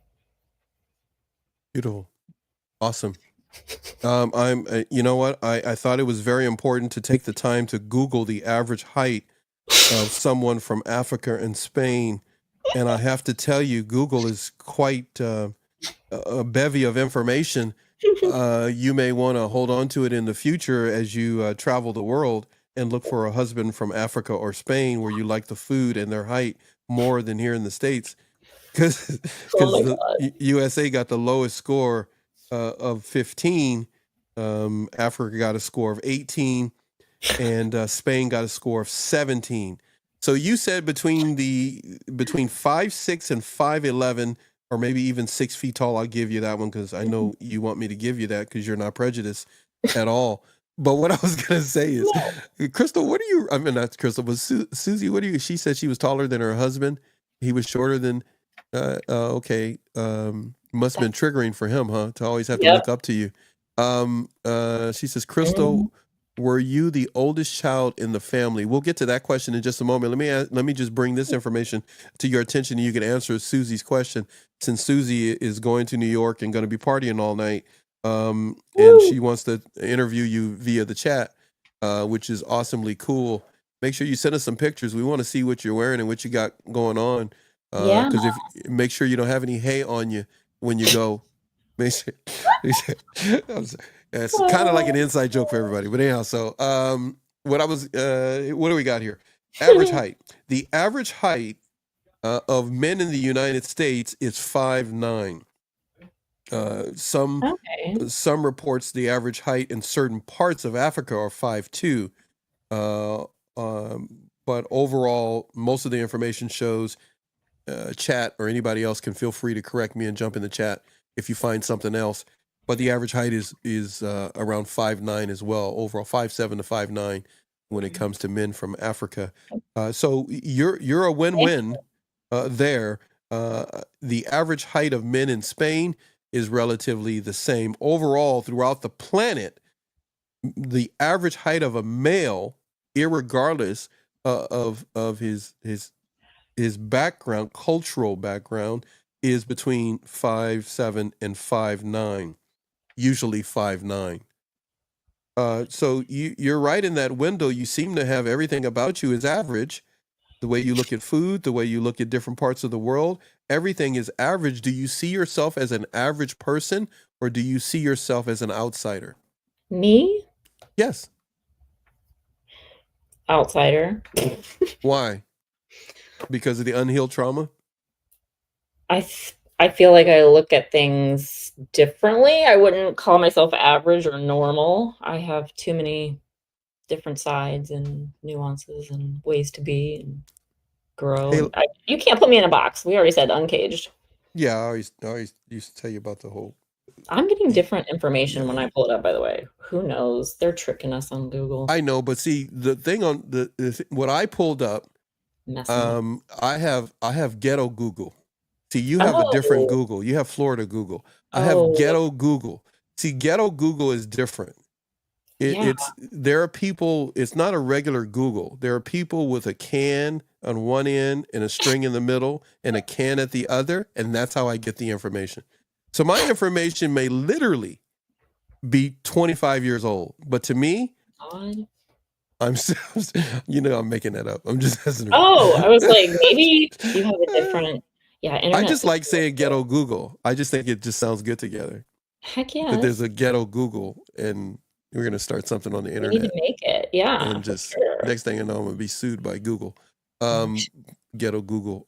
So Susie says, I tell my 11-year-old granddaughter, take care of you, stay with the horses, don't worry about the boys.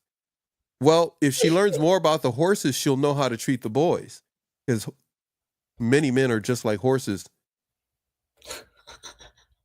Susie doesn't even remember. I told her that one time, a long time ago. She probably forgot. You probably forgot I told you that, Susie. I'm not going to do it right now with Crystal, but we could break down the analogy of horses and how they're similar to men in the way we make decisions. Depends on the horse. They have different. All I got to say is study a horse, and you'll understand a lot about men. Save a horse, ride a cowboy. Okay. Okay. And you have a great song, actually.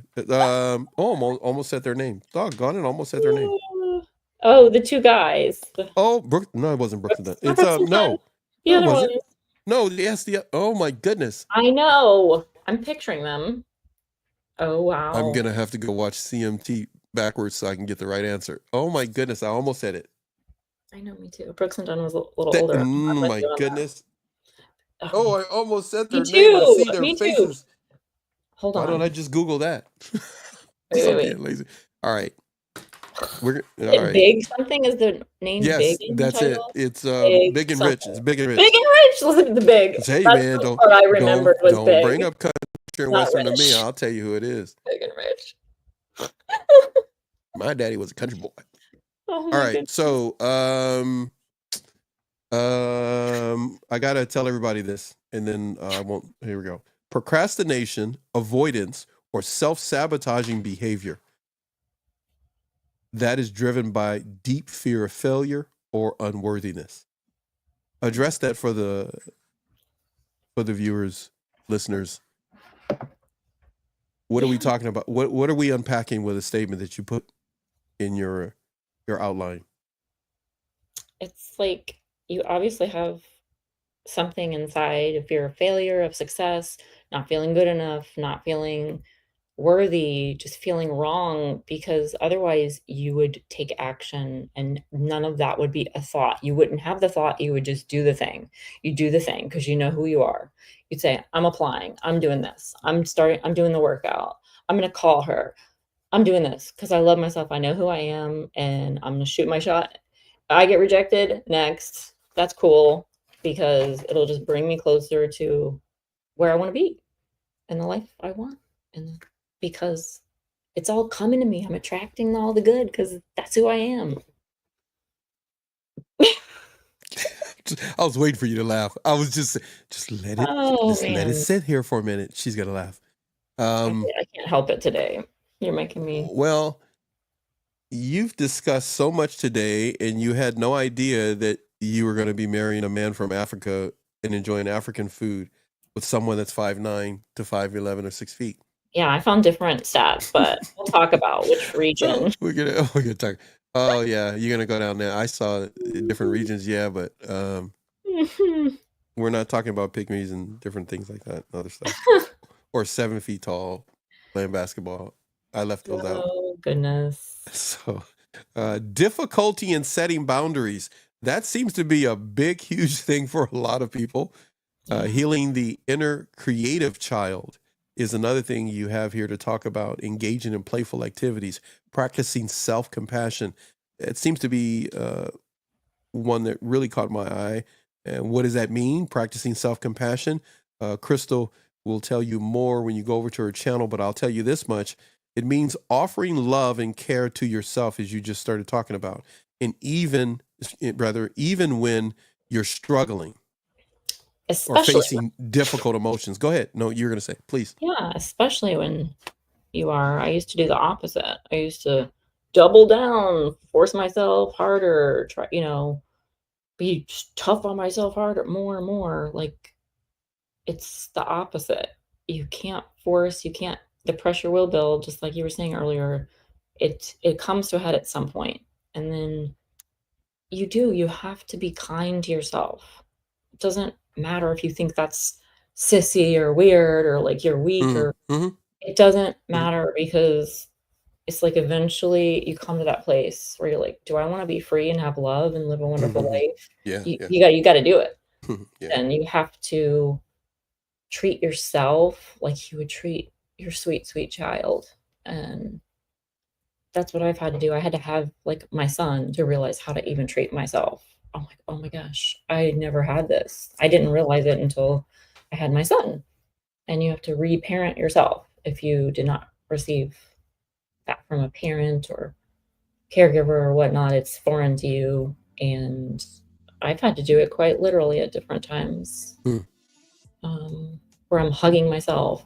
Like I'd be, breaking down. And I remember doing that for the first time, hugging myself. And I had to say my name. I'm like, it's okay, Crystal. I love you, and I get up thinking about it because I've been told so many times, I love you. And it's just words. And I always believed it because who it's coming from. And you just want to believe the best in people and you believe what they're saying. But at some point, you either feel it or you don't. Energy doesn't lie. And when I say it to myself and feel it, I know it's true. I know I'm being real with myself. So it meant more, honestly, than anyone else. True story. I've always appreciated your vulnerability, but what you're talking about has an impact on relationships, doesn't it? The more you start to solidify, the common term today is parenting oneself and a number of other things. I find you fascinating because throughout this process of us talking with one another since late 2020 or 2021, I can't remember. So you've began to take life and put it under your thumb. And the moments where it shoots out and it seems like, man, I want it this way, you've kind of found a way to ride the horse. Oh yeah, got thrown off, get back on. Instead of always being thrown off, you found a way that you don't have to be on the ground anymore. It can still be rough, but you just don't let go of the reins. And I've appreciated your emotional maturity, your spiritual desire and quest to continue to grow. But can you do me a favor? I'm going to mention a couple of things, but you have a book that you wanted to read a couple of things out of, the same book that many people have, and you wanted to read a couple of things. I'm going to say a couple of things that from your outline, and then you can find one or two things to read there before we hit the road here. Man, everybody make sure they have a good weekend. We're not done yet, but we're going to be moving toward ending this live stream. But impact on relationships, the unhealed childhood wounds, unresolved matters can have an impact. One of the greatest things about having a YouTube channel is you don't have to have something on the wall that says you know about that subject. You just have to find people like Crystal, Susie, and others that want to share their community story to lift up a community. Even more impactful than people who have very popular names in television shows and books and a number of other things. I find the response from you, our viewers and subscribers and members, very encouraging, because you tell us that you're impacted more by these community stories from lived experiences than when we have professionals on. For example, Crystal put this out: impact on relationships, difficulty trusting others, fear of intimacy, repetitive dysfunctional patterns, difficulty setting boundaries, projection of inner child needs. All of those have an impact on one's self-esteem. So there's an impact on relationships, there's an impact on the self-esteem, and when it's an impact on the self-esteem, low self-worth kicks in. Negative self-image, body images, and a number of other things start to take place. People pleasing or perfectionism tries to find a way in. Yep. It's like, even if you've worked on that yourself, it gets triggered and ignited in relationships, and it takes more work. And I mean, you got it perfectly said. All of these lead to an unhealed inner child. Yeah. And the creative self gets stuck. So whether you're trying to start a podcast, whether you're trying to get coaching, nothing ever gets completed. The same thing in a relationship, hopping from bed to bed, home to home, and it's always the other person's fault. And I love what you said earlier, which is one of the biggest things said since we've been together today, is that you found yourself alone, or found time where you're able to really focus on you. And just hearing you talk about Spain, USA, and Africa, that was you eventually moving to that point where you had to think about you and what you like, or take a chance on something, even though it seems like a strange question.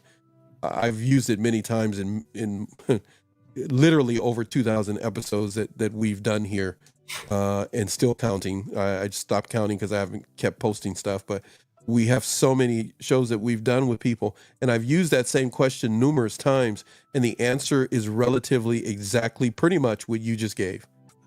I find that fascinating to me, that you are just like everybody else. What? I've always told you that, though. Have I not? I've always told you there's nothing. It's not you, it's your environment. It's the people that want to control you. need to keep Man, you off balance. But your answer is the same as a psychologist, a female psychologist, a female therapist, and others that I've talked to. It's right on point and in the same range. No matter what, the countries are different, but it's the same. The outlook is the same. What does that tell you? The outlook is the same. But people will say there's something wrong with me. It's just a game being played by those who have the power to play the game, and they never win. But when a person starts to do the excavation, the unearthing of unfinished emotional business that they have in their life, and then there are times that they can't do any more than look at something because that mom or dad or that person is dead, and they then learn how to let go so that they can grab something new. You got to grab something new, people. It ain't all about the narcissist, people. Don't let everybody take your money. Man. Save that money for yourself. Whew. Total opposite of what I was taught. Yep. A lot of It ain't all about work. I can tell you that, being retired. It's all about your family. And if your family is just a neighbor and they love you and your family don't like you, trust me, that's your family. That's your family. Better get used to that's your family. I tell you, my father said, you ain't got to live here. This is where your mama and I settle. You go wherever you want. In other words, get out of the house. I love it. Move. You just go travel. Beat it. We want our alone time. Beat it. But you've got some quotes. I think I forgot what you said at the beginning. Don't get old, by the way. Forget stuff. What did you say? You something out of the book or one or two days? I don't remember. But go ahead. Yeah, Whatever you got, share it before we have to go. We have tons, but okay, I'll just read a few random things. You guys know this book, right? The Body Keeps the Score. Brain, Mind, and Body and the Healing of Trauma. Hey, remember when we did random? Because remember we do random, but right? Random. What do you call it? Rambling? Rambling. I don't know, something like it had an R. I don't remember now. Go ahead. Know. You got what you got? What you got? So this part is chapter 13, just healing from trauma, owning yourself. I just like how they subtitled that, owning yourself, healing from trauma. So essentially, we're reading that trauma owned us, or this put us in prison. We've been in a mental, nervous system, whatever, trauma prison, and we have to own ourselves to free ourselves, right? So just from that title, it's like, wow, it's a lot right there. And people think, oh, I don't have any trauma. I'm fine. I don't need to be healed. And you don't even realize you're just saying, I'm fine in the cage. I'm fine in the box. Nope, I'm good. I'm strong. Well, nope. We have to get out to be free and strong and ourselves. So owning ourselves. There's a little saying here from someone named Dar Williams. I don't go to therapy to find out if I'm a freak. I go and I find the one and only answer every week. And when I talk about therapy, I know what people think, that it only makes you selfish and in love with your shrink. But oh, how I loved everybody else when I finally got to talk so much about myself. I just thought that was funny. But true. I'm laughing. My mic is off, but that's pretty good. That's funny. It was a little different. That is funny. I'm so serious all the time, right? Yeah, you can't really treat the trauma per se. There's a lot of treatments and talk there. You cannot talk your way through it. You can't treat something horrendous or bad that happened because it can't be undone. But what can be dealt with are the imprints of the trauma on the body, the mind, the soul, just those crushing feelings in your chest, the sensations through your body, being on the alert, hypervigilant, just danger, rejection, self-loathing, nightmares, flashbacks, total anxiety, just a fog for a brain fog. It keeps you from staying on task, from fully engaging in what you're doing, being just unable to fully open your heart to another human being. It's holding you back, and people will just run away, escape, running away. You are the only person you can't run away from. And yeah, it just robs you of the feeling that you're in charge of yourself and giving yourself a wonderful life. self-leadership and just looking forward to the chapters in your life that are coming and being fully present and feeling that joy of life. Yeah, it does take some time to learn how to be calm and focused. It means just feeling free to get what you know and feel what you feel without becoming overwhelmed or ashamed or so angry. Like, why am I feeling this way? This is ridiculous. That kind of stuff. Trust me, I've been through not judging yourself, getting to that point where you can feel the feelings. You have to feel it and face it to heal it, and really just keep allowing it to bubble and surface up until you really accept it and you're able to say, okay, and kind of like, ooh, ebb and flow fluidly onto the next layer. And we think so many times the way we were taught, well, I should be done with that. I dealt with my anger. I did this. Well, no, keep going in where there's some more layers in there. So you have to try different things, and your body and it'll tell you what you need to do. If we really listen, we get connected and love ourselves and in touch with ourselves. And then you can really trust yourself when you meet someone else one day and you want that relationship, or you want to make that life-altering decision, whatever it is, these opportunities. You would have already done this work. And it's nonstop, but it gets easier with time, and you trust yourself. That's the bottom line. You trust yourself. You don't second guess yourself. There's nothing in the background saying you're wrong, you're not this, you're not that. Like, I've done this work. I know I'm awesome. It's not even a thought. You just know it. It's the inner knowing. And you go for it, regardless of any fear of rejection or whatever. Yeah, you just have to go for it to really live, right? What do you think? I think I should read two things that agree with you, and I agree with you exactly what you said.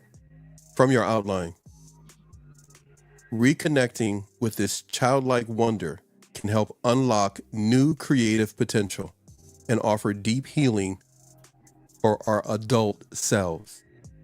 That's one aspect. Just that sentence alone, and if we dissect it, we can get a lot out of it. I get an opportunity and a privilege to work with a lot of different people with their content behind the scenes, and a number of people are locked up because they're chasing numbers, egometric numbers. As I've often said, if those numbers were on a scale, they would want that number to go down. But in social media, they want that number to go up, and it adds value to them. So it's kind of confusing when you really look at it, because the less people are bothering you, the more quality you can give to something. Yeah. If you were a watchmaker, a glass blower, the more you had people bothering you and hovering over you, the less the value and quality is there. However, in social media, they treat it differently. You need more. But just looking at this sentence alone, reconnecting with this childlike wonder can help unlock new creative potential. Well, you can only really spend time working on anything that has been unhealed or unsolved by spending time with it. No police officer, no investigator, no detective finds that criminal by spending his time doing 50 billion things. He hones in on something. So to become an emotional detective in your own life, for me to do it in my life, I need time that's uninterrupted with me. With me. Amen.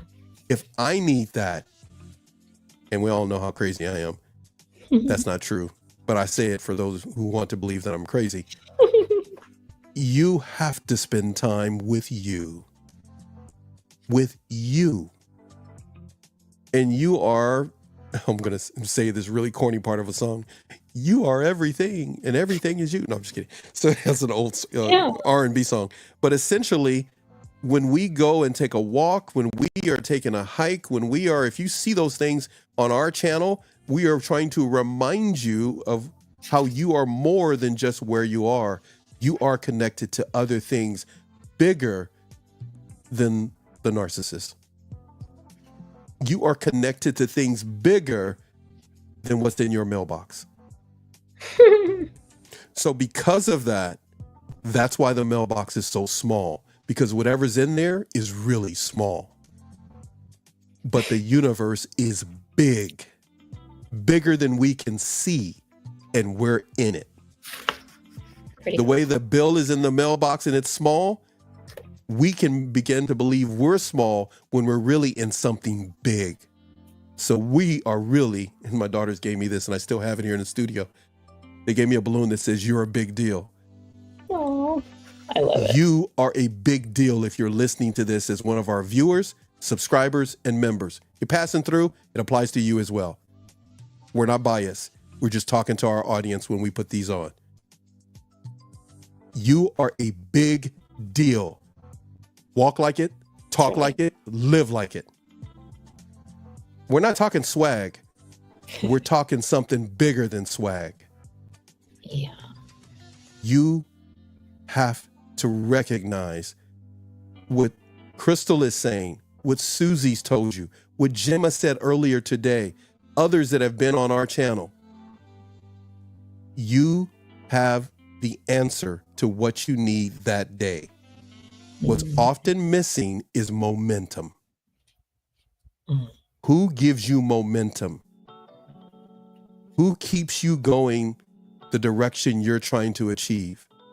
That, I'm going to steal it from Gemma. I told her I was going to do it. That's your circle. Not network, not community. That's your circle. Stay in your circle.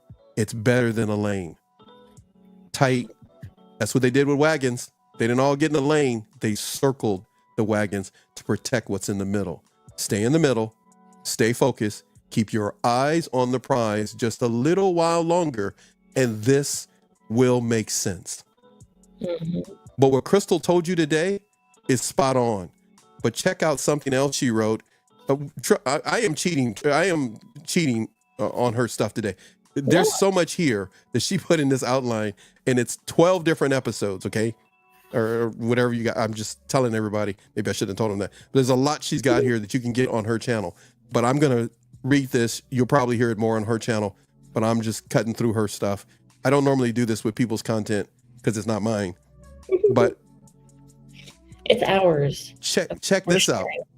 Chat, everybody, check this one out. I see you over there, Eric. I'll put that up. Everybody can read that. But notice what Crystal has here. Remember, the healing process takes time. We all can agree to that. And often involves revisiting. Here we go, everybody. Everybody ready for this? Because this is where people can get stuck. Remember, the healing process takes time. Point 1. And often involves revisiting past wounds with compassion. Point 2. Then she uses a 3-letter word starting with B, ending in T. She says, but reconnecting, point 3, with the inner creative child can be deeply transformative. Yeah. Point 4, leading to greater emotional freedom and creative expression. What better way to enhance your neighborhood, your life, your kitchen, your bedroom is when your creativity comes out and you express it in a set of pillows, a comforter, whatever it may be. It can be that simple that if something has not been addressed in your life, you can't even pick a pillow, let alone a TV program or dinner, because there's a blockage. Let's look at the 4 again. Remember, she says, point 1, the healing process takes time. Agreed. Find foundation to work from. Point 2, often involves revisiting past wounds with compassion. We all can understand that. Even if we're talking to a child, telling them not to be so hard on themselves if they dealt with a bully. So I tell you, don't be so hard on yourself if you had to deal with a narcissistic bully. It's not you, it's them. Point 3, reconnecting with the inner creative child can be deeply, here's the key word, starts with a T, transformative. That's what every parent wants for their child that starts to crawl, transforms into walking, transforms into running, transforms into riding a bike, transforms into driving a car. It's stages that take time. That was point 1. Point 4, leading to greater emotional freedom and creative expression. There is nothing better than to get to point 4, because when we all are doing that, oh my goodness, the rhythm of life changes, because now we are not beating ourselves down. We are creating an atmosphere of encouragement. But why listen to me? I'm just a 62-year-old man with a mic. So, Wealth of you ain't gotta knowledge. listen to me. Hey, only my children got to listen to me, and that's still up to them. So I'm just telling you, Crystal, you put something together. Excellent. All of it has not been shared with you right now. We look forward to doing that. Eric, thank you for being in the chat. Appreciate you always sharing what you've been through in your life. Susie was here, is here, whatever the case may be. Everybody, we truly appreciate you. But in this world of social media, please remember, men are running it. And if you don't even understand men right now, you're just going to spend a lot of money on social media by other men and others who are taught by men who don't understand social media, telling you what to do. Put on content that is valuable, quality, encouraging content. You'll be just fine. Stop throwing your money away. Become a member to my channel, $5.99. That would be a good investment. Buy some of my merch once a year. 10 minutes a week is all I ask you to do on our channel. Now for Crystal, I want something else. I want you 5 hours a week, and I want you 20 hours a month. No, I'm just kidding. Everybody's going like, Paxton, there's so much pressure on us. You guys, please. Just stay tuned to what's happening over at Crystal T's TV. You're going to like what you see even more than you have before. Crystal, you really have been a great deal of vulnerability. And when I was talking to Gemma earlier today during her show, as I learned it to be, I'm going to say crazy parents because I don't know how I lived with them and they didn't kill me. But the stuff I used to do as a kid. But vulnerability is honesty, as my father used to say. If you're vulnerable, that means you're just being honest. And you got to be honest with yourself in order to share where you're vulnerable and where you need to improve. And everybody can improve. Yeah. Everybody. It makes you feel brave too, because you're putting yourself out there, feeling the fear and doing it anyway. That's courage. So it takes courage to be vulnerable. So I appreciate that. And hey, if anybody out there has been vulnerable with someone who is toxic, or however you want to describe it, someone who is overly selfish, because we all are, but that's not the point, us being selfish. People who want to take more than give, you can call them narcissist, self-absorbed, whatever label you want to give it. The label means nothing. Some people just have bad behavior. Mm-hmm. And so that bad behavior, if it's affected your life, please make sure you distance yourself, get yourself some space. You may not be able to go no contact, but you sure can stay connected to yourself more than you were before. So you can hold on to your peace. Protect your peace, people.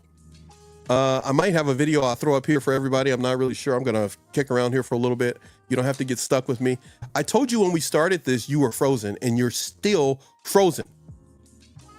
Well, maybe I have to let And we were having such a great conversation before we started, and then all of a sudden you got frozen before. So.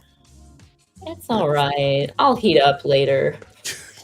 smart I'm aleck. You're reheatable. such a you know I'm what? reheatable because I've done the inner work. Just- I am reheatable because I've done it. You need to post that somewhere. I'm a That's true. trans. You need to put that on Instagram. You need to put that on your Instagram. I am So What'd you say? How'd you say it again? Say it again. Say it again. Say. I'm reheatable Good God. and Leave me alone with this stuff. transformable because I've done the inner Unbelievable. work. The stuff you young people people come up with. I gotta find something here. Thank you you're so kind. You are. First of all, I didn't do nothing. You do. You're being yourself. That's what it is. That's it. That's it. I told one of my brothers that one time. He says, "Why are you doing that?" I says, "I don't know. I think it's because I'm being me." Yes. I don't need to kind of figure it out. I think that's just kind of who I am. So what am I going to do? God. You know it. You accept it. Oh, I found Hey. something else. What you got? Real quick. Go ahead. Hey, no, real quick. Take your time. Real quick. It's from the same chapter, but we're talking about, playing and, like you said, recovering the inner child and doing all that. It says no mind without mindfulness. Now, we've heard all the teachings about mindfulness and meditating, right?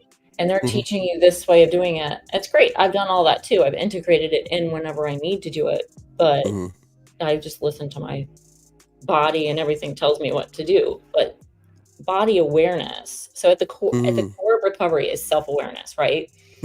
So just some of the things as you're going through your own trauma therapy, your own journey, is like, notice this. What's happening next? They said that to me. How do I feel now?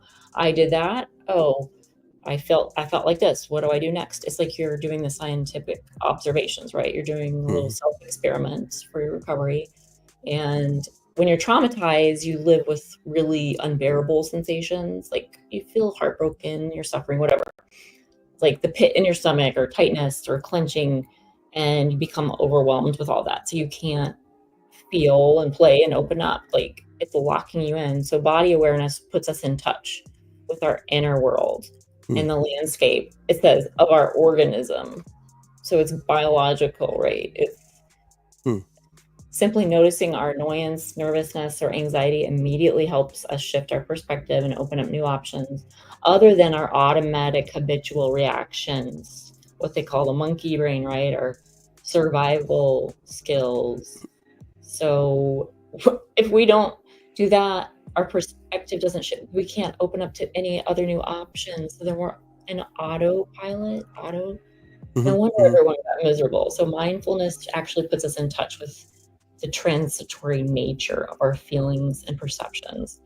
And when we pay focused attention to our bodily sensations, yes, our body, how we feel, what is it telling us? Our sensations, it's like a wealth of knowledge, just the body. We can recognize the ebb and flow of our emotions, and with that, increase our control over them. And then your life, your whole that's your inner experience. Inner experience is very important. Most people grow up only looking for that outer experience. Not necessarily validation, but just everything needs to be experienced outside in order to know who I am inside. But it's amazing how, as we get older, individuals get older and they recognize, oh my goodness, it's really, how have I looked at things internally? What have I internalized that I need to tear out of me and get rid of it because it's holding me back? I love what you just said. Yeah. Well done. Awesomely cool. Awesomely cool. I like it when you say that. I know. I've been saying that since like the 60s. So just like, I can't help it. It's just like, I just say it. And they were like, that's not a normal way of talking. And I go like, well, I'm not your normal. I'm my normal. Oh, exactly. I'm not your normal. I don't know what your normal is, but I'm happy for you. I just don't have to be it. I was looking for a video and I literally... You're so carefree. I love it. I don't know about that. I do have to have certain things in certain place here at my house because I can't find it. Me too. Pretty good hiding. I know I had that somewhere. I don't know what I did with it. What did I do with it? I like what's his name? I'm like the Beverly Hillbillies, the Jed Clampett. Yeah. Hey, I know. everybody's hanging out here for a second. I'm gonna do something. Just hold on for a second. I'm gonna push a couple of buttons. You'll hear something, but don't freak out. Okay, all right. I'm just playing stuff. Man, you guys are really catching this real time. This is what I do. If you're not a member of the channel, this is what I do. I did it to Susie one time. We did a live show just for the streaming for members. And there is no preparation in that, guys. You just get, like, when I prepare for a show, you can see that sometimes behind the scenes when I'm getting stuff ready, all kind of weird stuff. I just haven't done it lately. If you're a member and you haven't seen me do that yet. And I have that kind of stuff that I haven't posted. So I'm going to do it right now in real time. And I'm not trying to kidnap you, Crystal. It's been a long time since we've done some stuff together. I just thought about that, huh? I know. I used to torture you all the time. Hey, Crystal, why don't you come on right now? We're going to just talk about whatever. Okay. Best torture poor I've Crystal. ever Poor Crystal. She's like, what are we talking about today? I'm not really sure, but let's just go and talk to everybody. I'm like, cool. I don't care what we talk about. You go like, oh, cool. I was like, okay. Guys, I have videos and I literally have been doing maintenance. Everybody, I know the messages you sent me that today, because every Friday I try to have something for everybody. What is this over here? What kind of videos? Yeah. I've got so many, and I'm going through and clearing out hard drives and other things and stuff need to keep, don't keep, stuff I move around. And I got 2 videos about you. That's a trip. Uh-oh. Yep. Yeah, you would say that. If you saw them, you'd say the same thing. Oh my goodness. I'm like, videos. I've got home video. It's freaking people out. Oh my goodness. I have all kind of stuff in here that's just crazy. Uh-oh. I told you, I spent like a week and a half going through videos for you, editing stuff so I could send it to you. Yeah. So I could get them off my hard drive. Yeah. I think Susie probably just passed you. About how many videos? Yeah, you had the most videos with me. Oh, gotcha. The most. Then numbers wise. Oh yeah, you couldn't be touching. I don't know. Susie just like, hey Susie, you still there? I don't even know if you're here. I'm not even looking at the chat. Somebody's in the chat. Eric is in the chat. Eric is talking to you. He says chaos and triage was a way of life. Even to this day, sometimes when I reach serenity, I am convinced something must be wrong and my serenity is gone. In high conflict, I can move. That's a problem. Hey, man. You're not the only one. There's a lot of people that have lived their life and the only way they can function is if there's chaos. Yeah, absolutely. It's crazy, man. I've been told by someone before, Crystal, you're chaos wrapped up in perfection. What? Some kind of quote that I received from a man that's in my life. I'm like, you know what? I'll take that as a compliment. You go like, I could take that as an insult, but I'm going to make it a compliment. But I get it, yeah. Say that again. You're what again? What? Crystal, you're chaos wrapped up in perfection. That was hilarious. I don't know what to say about that. I want to know who's doing the rapping. Right? Who's wrapping you up? I know. It made me picture like, what am I in a cannoli or what am I getting wrapped with? I don't know. You're in a cannoli. Okay, so this is what I'm going to do, everybody. Just in case what I'm going to play has no meaning on your life at all. Like normally it would, but it's not going to have any meaning. I am literally, because I have to be honest, I did not make a video to end the show. Oh, wait, hold on a second. Yes, it did. I didn't make one. It's just hanging around. It's been following me, stalking me. Man, video stalking. Yeah. Hey, you know what that's like. Hey, you've been stalked before, haven't you? Yeah, for sure. I wish I would have been aware of it. She goes like, I try not to think about it, but now that you brought it up, Paxton. I mean, I'm aware of it, but I just don't care anymore. You just don't care. You scare me now. You better watch them people, man. You better watch them people. Don't let them people get you. Don't let them people get you. Hey, right now. Okay, so you can go live your life and do whatever you have to. I'm going to play all these videos because I was going to keep going, but I'm done. I have to I have to go see about making some dinner for my daughters because I've been Oh, on a cooking thing past 2 nights, and I was going to do a third one unless I can convince them to go buy something I don't have to cook. But I don't mind doing it. I love cooking. I love cooking. cooking is that? So I'm just gonna play a bunch of stuff because it'll probably be the last time you guys will ever see it. What? So let's play it. The videos, I'm gonna end up getting rid of them, get them off my hard drive because I don't need them anymore. So I'm gonna play some things, and that'll be the end of the show. You can stick around if you want, but if you don't, I love you even more because you recognize you've been on the social media too long. And I respect you more for that than hanging out here being bored, but I'll take that as well. Eric says, my body is breaking down. Taxes are coming due. Body keeps a score. I told you the man's a poet. The man is a poet.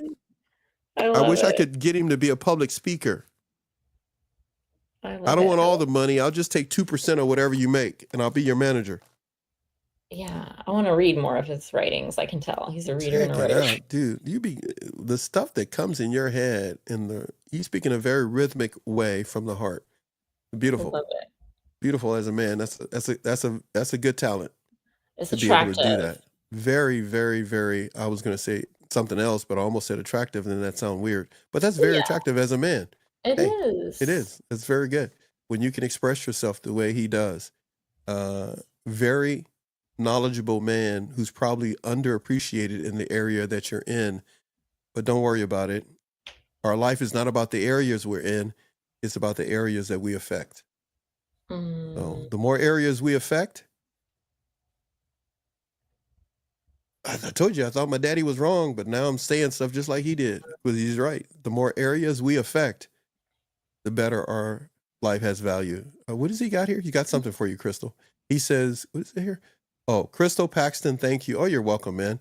It is nice to all join up once again. Crystal, I think you are doing incredible work, he says. Good for you, and thanks for sharing. There you go, Crystal. Thank you. That's from Eric. Nice work. Thank you for sharing, too. Man is a diplomat. He's a diplomat-y. He a diplomat-y. And polite. And Hey, you know what? all of the above. Okay. Crystal, I've given you a green light. You don't have to stick around if you don't want to. I am going to play a bunch of videos and no telling what's going to happen. I'm just going to play them because I have to delete them out of my system. And I would normally do this behind the scenes. And because I have nothing major that I have to do right now, I'm just going to play them all. Okay. I can't see them, but I can hear. Okay. So I know. That's too bad. Even the videos. No, I'm just kidding. Even more interesting. Yeah.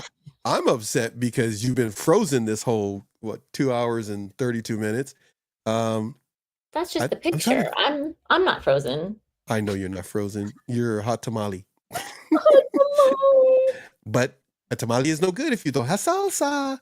Oh, okay, wow. So, or just hot sauce. Man, I tell you, I miss my mother making salsa, man. She was the bomb. All right. I tried many times, but I couldn't give it to nobody. I had to throw it away. Because I couldn't eat it. Pico de gallo, a little bit. I couldn't more eat basic. It. Yeah. Never. By the way, if you're a bachelor or if you live alone and you have a cat, do not give your cat salsa. It's not a good thing. Have you done First of all, they won't eat it unless they're crazy. You've done that? I put it on my finger, and this cat eventually he not the one we had recently, but Sherlock, but when I was in Arizona, I gave it to the cat. The cat was a wild cat, and then it ended up becoming my cat. And he liked salsa, but he would always shake his head, like really bad, and then he would come back for more. He was crazy. This sounds very interesting. This is very interesting. So here we go. I'm just gonna start playing stuff, and remember, it is probably the last time you'll see it. And I'm gonna put music to it. You guys do not have to stick around. I am literally gonna do some what's called internal maintenance with music and stuff. And I love you, Crystal, but you don't have to stick around too because I'm gonna tour. I'm just literally gonna do this because I'm not gonna do it tomorrow, and I don't do it on Sunday. And either in the chat or whatever. Tell me if you got to go. But the chat's still going. What are you writing over here, you guys? Eric says, what he says? I got tore up. What else am I going to say? If I complain, no one will care. Listen. Gratitude is the prince of the human emotions. Wow. Rapid fire. Here we go. Rapid fire. Yes. Rapid fire. Here we go. You guys have no idea how many videos I got in my system over here. I need to get them out, and I'm going to do it with all of you, either watching or not. I'm just going to do it right now. And YouTube's going to go like, hey, we already saw that video. I got to get over here. I'm literally doing this. Normally, this would be done in members only section, but I'm going to do it in front of you. And you may not really understand what's going on, but if you got nothing better to do and this is your free cable, welcome to the channel. Welcome to the channel. Because when I do this for my members, I am extremely goofy. Some of the things that I did, I think I took them down because it's like really goofy. I told Susie that I'm going to dance for my members. Yeah. You guys have never seen me dance because I do it all the time when I'm in here, especially editing. It's really good. We should do that. I'll post like dancing. And you know what? We should all do that. We should all do it and go live. You dance over there. Wait till she gets situated in New York, and it'd be like Florida, New York, and California. And then what I told Susie, I don't know, she's probably not here. She's probably gone to her shindig thing. That we should all order pizza. We should all have food. Now. Oh my god. Oh my goodness. Why did I say it? Because now I want one so too. Hungry. Anyhow, I'm going crazy. I'm finding something here, everybody. This is what I do. This is what I do when you ain't watching me. That doesn't rime, but wee. Okay. Bad boys down here. Bad boys backwards. Put the boo for you. Oh my gosh. Hey, literally, this is, if anybody's wondering, this is exactly the way I am when I don't have an audience. Well, my daughters are not an audience, and they just they're used to me now. They go like, he's in there just being him. Must be going through music. Here we go. This one's got 34 tracks, so that'll play for a long time if I need it. Oh yeah, well, I love music. Music makes me smile. Okay, that was one of my mini voices. All right. No, don't hire me for voiceovers. I don't do voiceovers, only if it's for me now. I don't do them for other people. So don't call me. And by the way, I'm very expensive unless I like you. That's right. You must really like me. That's right. You get better like you. That's right. If I like you, stay my friend. It'll be okay. You act stupid, I am your love Cupid. He'll ghost you. Oh no, I don't do that. I just don't waste my time. So I don't call it ghosting. That's what people call it, right? You really just. Well, you know what? That's people come up with all type of terms so they can sell you something. I learned that from Professor Sam Vaknin. That was one of the first things he taught me before he came on our show. Me and my daughters. He's like, oh no, those people. I mean, that guy could list people that he calls charlatans. He cracks me up. He just, they're not real. They're fake. They're real. Not real. They're fake. And then, they're real. You should have them on your show. I was kind of like, dude, you want to just you want to just run my show for me? Because you just, that person? Yeah. Them? No, they don't know anything. He cracks me up. He's funny. That guy is. He's a really funny guy. He's so funny. He makes Peter Pan look like a king. All right. I don't know where that came from. You have this thing with Peter Pan. No, I just saw it the other day. Oh, it's on your mind. Yes. Don't you? I hate I'm like, that. you want to go to Neverland. I feel like you want to. Now I'm going to start singing Michael Jackson because you said Never Neverland. Okay, so I'm trapped. I am trapped into the den of despair. No. All right. Okay, now you're going to see a bunch of things coming across your screen that you will probably never see again.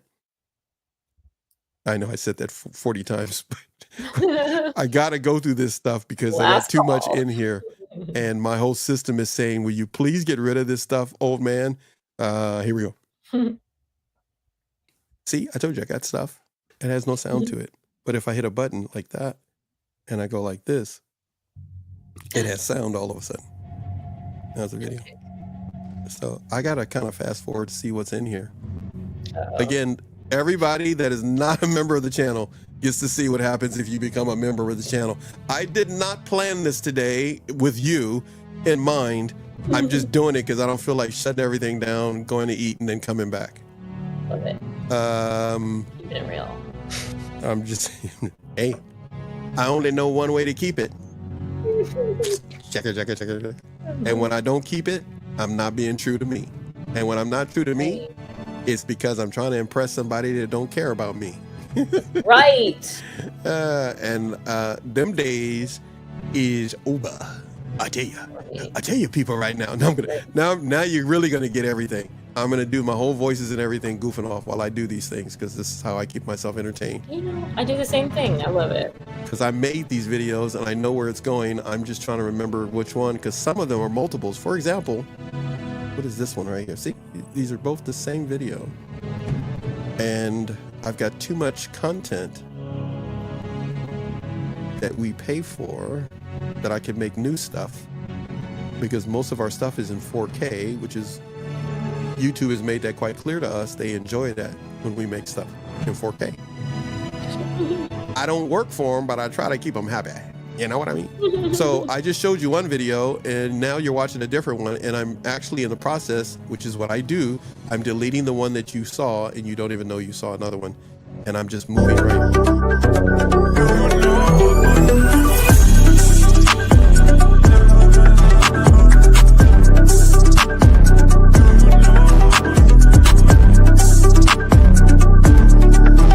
I want to be a spark to change how domestic violence is looked at, sexual assault is looked at. I want to let people know there is help there.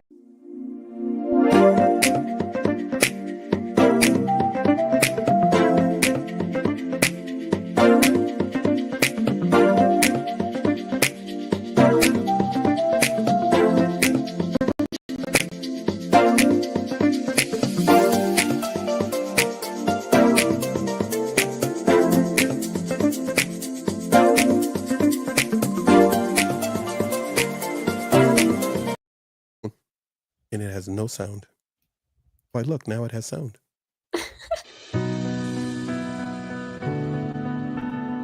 In a world full of darkness, you begin to see the light as a taco that unfolds before you. Ooh. Your dreams, the very lettuce of life, begins to unfurl the tasty tomatoes of sensations. Each and every day you need to have a taco. Why? Because burgers cost too much. This is what I do. If you ever become a member of the channel, you can get some of this. All this behind the scenes stuff. Because, hey, you're thinking to yourself, I don't want to miss this. I don't want to miss this. I must pay $5.99. I want some of that. Right. I want that NATV feeling. I need that NATV feeling. Right. You will never go back to Dr. Romney again. I'm just so stupid. You know what? Now I'm going to get hate mail. Somebody's going to go You're like, a hypnotherapist. I can't believe you said that. I can't believe you said that. I love it. I got one of these too. Stuff I'm getting rid of, people. Just listen to the music. If you don't want to listen to it, listen to Crystal laugh. Oh, man. Rhythm Entertainment Media Group. Behind many live events that you know nothing about, we quietly do things that make your elbows swing.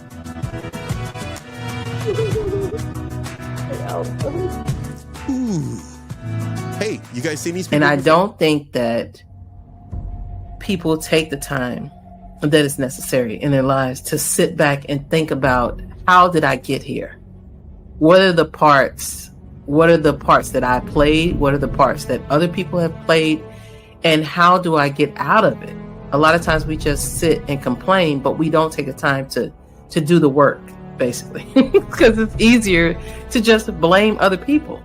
But sitting in your own, turmoil requires you to take accountability for what you may or may not have done or what part you may or may not have played.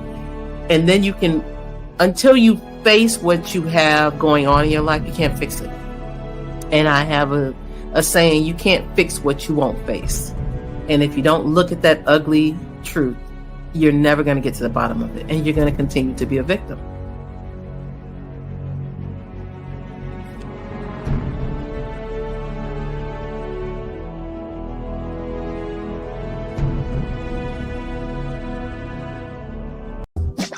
This is NATV Network.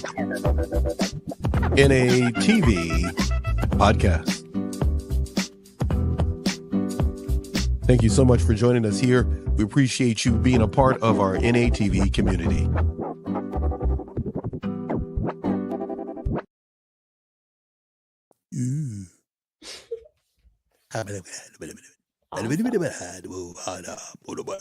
Awesome. Okay, so Crystal, before you became Crystal, what were you?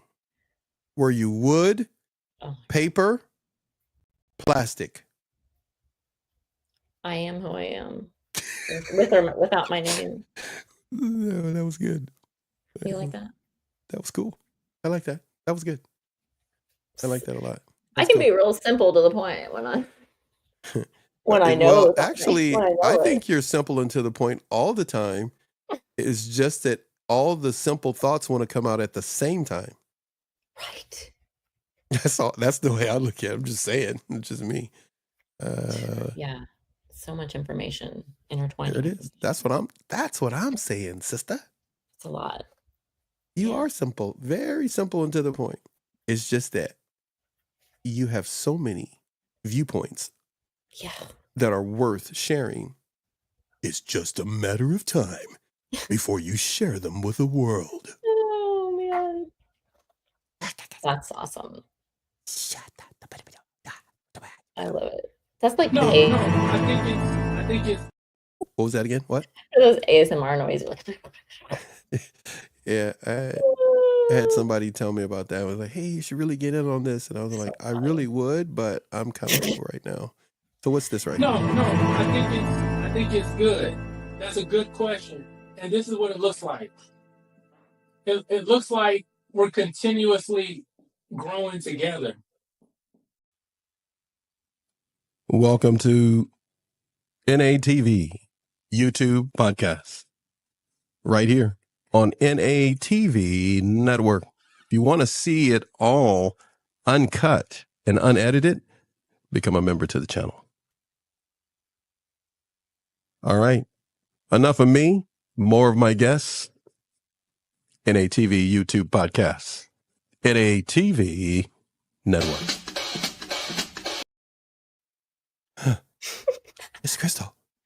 I You're put Crystal up awesome. now. You can't see it. You can't see yet? Man, that's just messed up. I can't see it, but I can. I have you up imagine. on the screen and everybody sees you. Everybody give her. Woo-hoo. It's okay. Yeah. I know. You hear that one guy? Ugh. It's just amazing. I don't want to like overly like sugarcoat it because people will call me out like that's not what it's what it's like all the time. But for me, it's like a beautiful journey of growth. Like it's just an amazing thing. Like when you said that, I saw like green pasture, I saw forest, but I saw vegetation. I saw because we got married at 23. I'm 31 now. That's almost a decade being with somebody. And there's no other way to encapsulate it other than, man, that they say, how long does it take a tree to grow? It takes decades for a tree to grow as beautiful as it is. And that's how it's been with my wife. I'm going into this really big, massive power that when these storms come are not going to be easily knocked over. Wow. That boy was getting deep, wasn't he? I love it. Yeah, I don't think I posted the whole video yet. I got so many videos. Crystal, I haven't posted. I love It's not even it. funny. But the whole video is very enlightening, his mindset. I want to hear it now. Yeah, that got me. Love Unlimited or something like that. He's grown pretty nice size. Done pretty good for himself.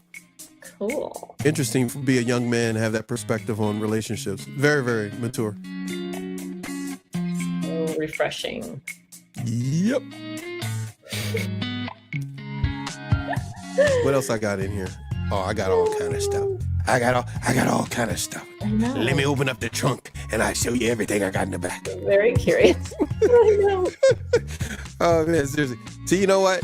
No one has seen this much of what I normally do behind the scenes except you, Crystal, and everybody right now. Yay. Not even the members, because normally I would cut it off like after a few minutes because I got to sit and do this sometimes for hours because Yeah. I will take a long time before I clean stuff out Me too. because I'll repurpose it. Too long. Yeah. Repurpose. And I have people every now and then go like, hey, can you play that video you played like a month ago? And I'll go like, I don't even know who you are. So Like, it's like, what? that video is probably gone right now. I probably deleted that from our system. Why would they ask that? Like it's a DJ Oh, and they- taking requests. Somebody told them. I had one time somebody told them about it and they were like, hey, I just subscribed.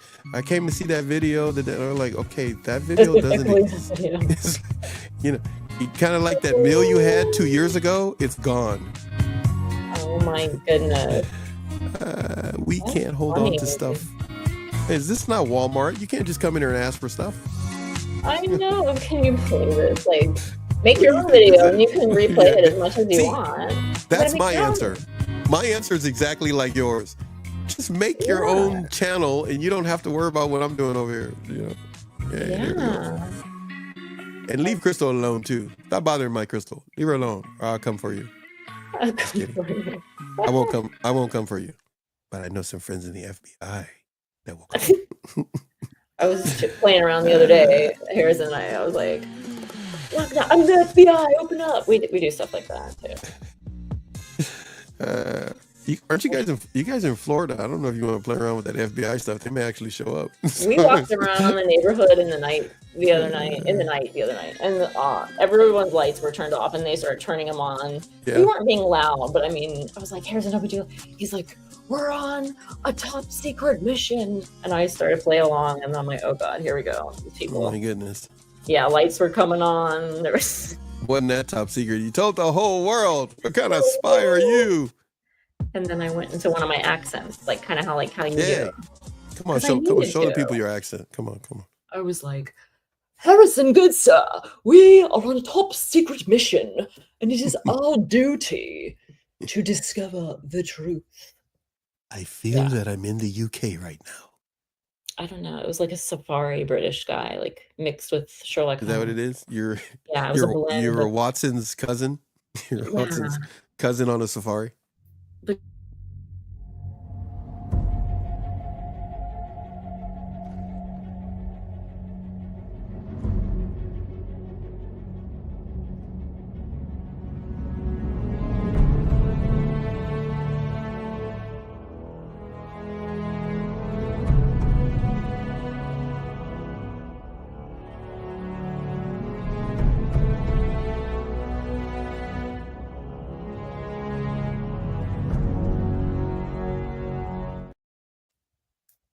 Well, let's see.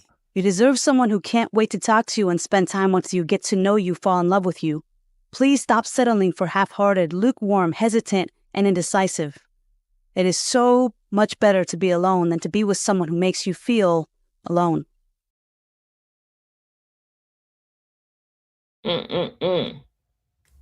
So Sounds true. like you like that one. So true. So incredibly true. like a little toddler. But it is important because it's that typical thing of if you can't give from an empty cup, you need to fill your own cup in order to be able to give to others. You need to actually invest time into yourself in order to be able to give and to be present. So having those boundaries and that time for yourself can mean for some people taking half an hour a day to exercise, because for them that's a stress relief, that's important. Maybe listening to music, whatever it is. But it is important because it's that typical thing of, if you can't give from Can't give from an empty cup. I mean, Okay, you can give let's them the empty see. cup. Hey, you know what? Hey, there are some things you can do with an empty cup, Yeah. but that's not one of them. I'm telling you, people, if it's your first time dealing with mental health, that's not something you want to do with an empty cup. You can That's make not some cupalicious at all. cupalicious. I don't know, I just made that up.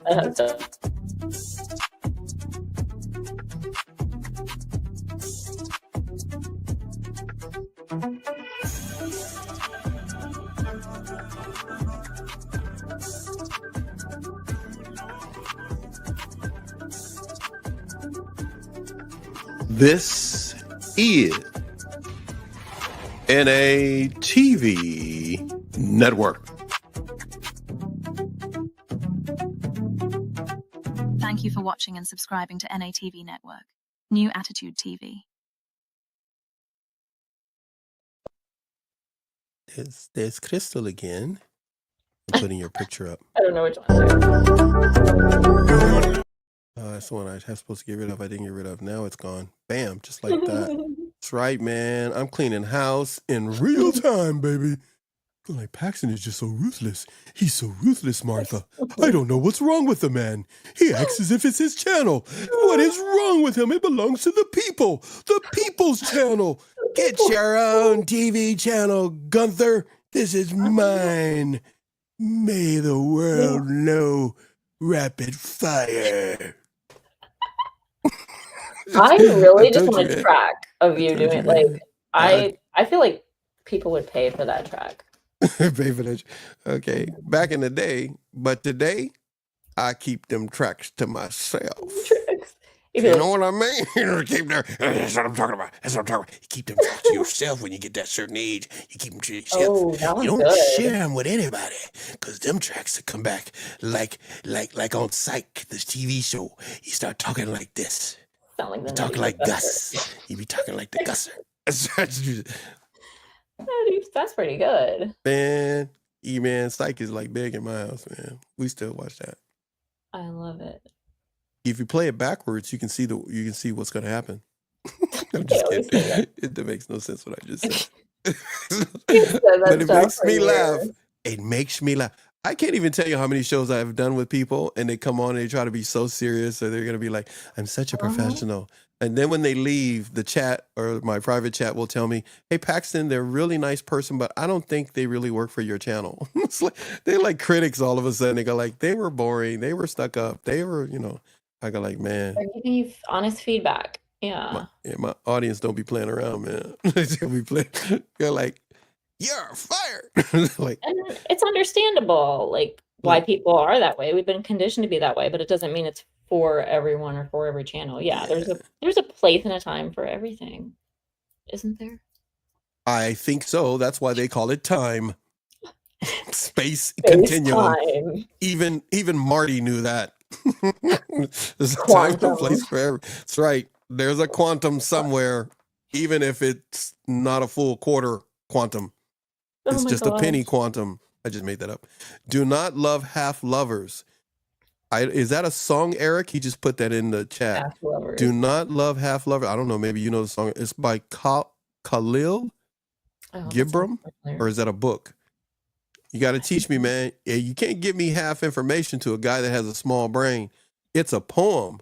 Everybody see that there? I'm going to put it back up again. Both of them up. Here's the first part. Do not love half lovers. It's a poem by Khalil Gibram. Yabam. You mean like people who I'm were just there half the dissecting time? the song. Yeah. Hey, you know what? If you get half of a person to love you, that is more than they probably can give. Huh. Yeah. Which means it's 3/4 less than you really deserve. So Right? Still a that math means formula, so but I'm gonna do that math equation for everybody again. Don't yeah. mind me. I was a staff accountant many moons ago. Let me just tell you how this works.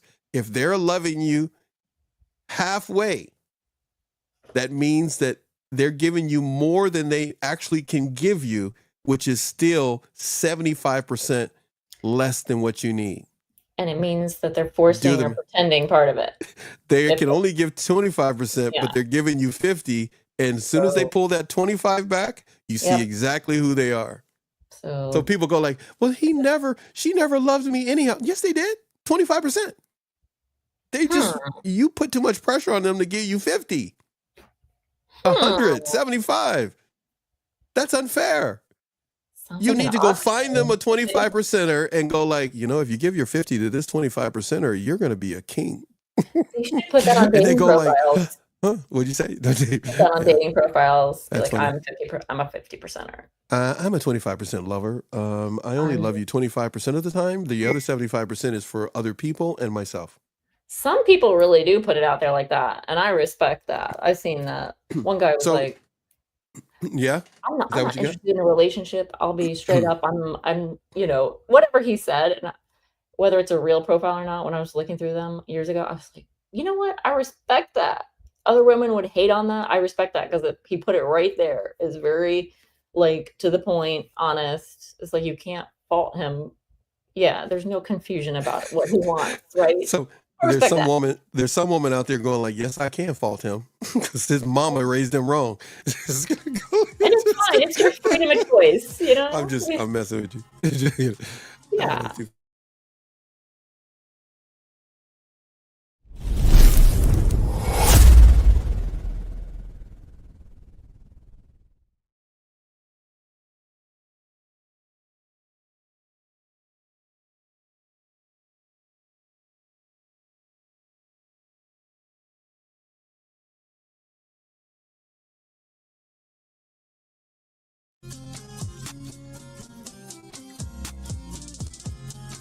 Everybody is somebody until they're a dead body. Whoa. I know that was deep. Turning dark. I just lost a bunch of people. They all moved away. All right, so here we got. Oh my goodness, some of the stuff that's in here. I'm not going to show you stuff that is you. Oh wait, you can't see it, huh? Yeah. You can't even see it. I got some stuff from way back when you came on. That's how much I haven't cleaned stuff out of here. Oh my goodness. Look at Krista. I look like a different person. You are a different person. And I am. I know it. When you were boohooing about, I'm going to turn 37. I'm like, be quiet. Oh, no. I was That's happy about nothing. all that. You were like, oh, I'm getting so old. No. And I'm wheeling around in a wheelchair. No, I'm just kidding. No.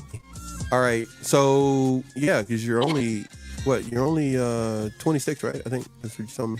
39. So they say. You're just a baby. Yeah, I like that. You're just a baby. You got baby skin. You got baby ways. You got baby thoughts. So don't grow up, baby. That's what I'm saying. I just made that up. Yeah. Oh my goodness. Okay, let me see what else I'm getting rid of here. I'm gonna get rid of this thing. I don't need it anymore. Dun, dun, dun, dun, dun, dun, dun. I just been cleaning out the house the way you gotta excavate your unhealed trauma. Just do it. Don't think too much. Process. Just do it. Clean out that stuff. And people go like, hey, don't be bringing that up. Let it go. Move on. You said, that's what I'm trying to do. Get out my way. That's what you're supposed to say to him. Get out my way. Get out my way. I'm like a bulldozer without the bull, baby. I'm dozing you. Watch me doze you. And then move your head like you're swiveling on a swivel. And they're going to go like, that girl crazy. They're like, I doze you. I know bull. Ain't nothing but a dozer, baby. I just be making this up. This is what I do. This is exactly what I'm doing when I'm doing this stuff. It's so much fun cleaning it up. That's because Sorry about you're that. in that creative flow, so you can actually Not overthink it and do I it. gotta clean it out so I can create some new stuff. If I leave it in here, I try to tell you guys, this is what Crystal was trying to teach you people today. Get rid of the trash. You ain't got no leftover pork chop stuff in your trash can from a couple of weeks ago. Okay, you don't eat pork chops. Maybe it's vegan, whatever. You take it out. And when people don't take it out, you get upset. You get upset at yourself when you don't take the trash out. Well, what do you think the little inner child is doing when you don't take your trash out? Take your trash out, people. Don't make me turn this into a barbershop. What is wrong with you? You know, my daughter's gonna hear this and go like, well, you are not allowed to be near a microphone ever again. There is something wrong with you, Father. No. Take your trash out, people. Stop acting like he hurt me. He did. But it's the last time he'll hurt you because you'll recognize your soft spots. You know how you people be protecting your soft spots? We humans protect our soft spots. We don't be playing around. We all have soft spots on our body, and we do stuff. We will wear stuff to protect our soft spots. Ask a baseball catcher how much padding he has to protect his soft spots. Right. Sometimes you got to worry about the padding more than you worry about the baseball. Don't worry about being hit by the baseball. You better worry about protecting your soft spots. He just happened to get in on your soft spot, and you done thought it was okay. It ain't you. It's him. Now that you agree with that, move forward. That's right. Talk to Eric in the chat. Eric can tell you. Tell him, Eric. I don't know what I'm saying. Eric, wait, he got your name in here for something. I got to see what he said. He says, yeah, I had long hair back in the day. Eric says, Crystal cut her hair down to her scalp. Now she is letting her hair grow out, and my hair is now down to my scalp. He's keeping record. He's not. I know you're not jealous, man, but I just think it's funny the way you said that. He's like, hers is going the way I wish mine could go. I told Crystal her hair looks nice. Yeah, we're close. We're just a little off. Similar timeline here. He says, I had a line drive almost rip off my ear. I've done that catcher thing for a while in some amateur baseball stuff. Let me, not league or anything, just with friends and stuff. Some people can throw that sucker pretty fast and hard. And a narcissist can do the same. Toxic people can do the same. Your unhealed trauma can feel like a fastball sometimes when you least expect it. Stay in your ground. Stay in your squat position. Hold your feet firm. 10 toes down. And when it hits you, get yourself back up. And say, that's the best you can do? Exactly. Now, if you don't get up, then stay down there. Stay down there and wait till the paramedics come get you. Wait till Dr. Romney and the paramedics come get you. And they come pick you up and put you on a stretcher and go resuscitate you. Man, if I can't get up, I'll just making lay this there. stuff up as I go. Would you say you just lay there? I'll lay there until I can get myself up. I won't even ask for that. I never told anybody when I was on the floor. I just waited until I could get up myself. Did you? Interesting. Yeah. I think I'm that's a weird show. like that. That's a show in itself. We need to discuss. We need to discuss weird that. I don't want anybody's help. Okay, you can't see this. Here. You Around can't see here. this. Well, you don't want no. You don't want any help or what? Was that I what you don't said? want any help from these kind around here. You know what I'm saying? I don't want your kind of help. I want Yeah. some southern help. I don't want you northerners coming down here trying to tell me how I got to live my life.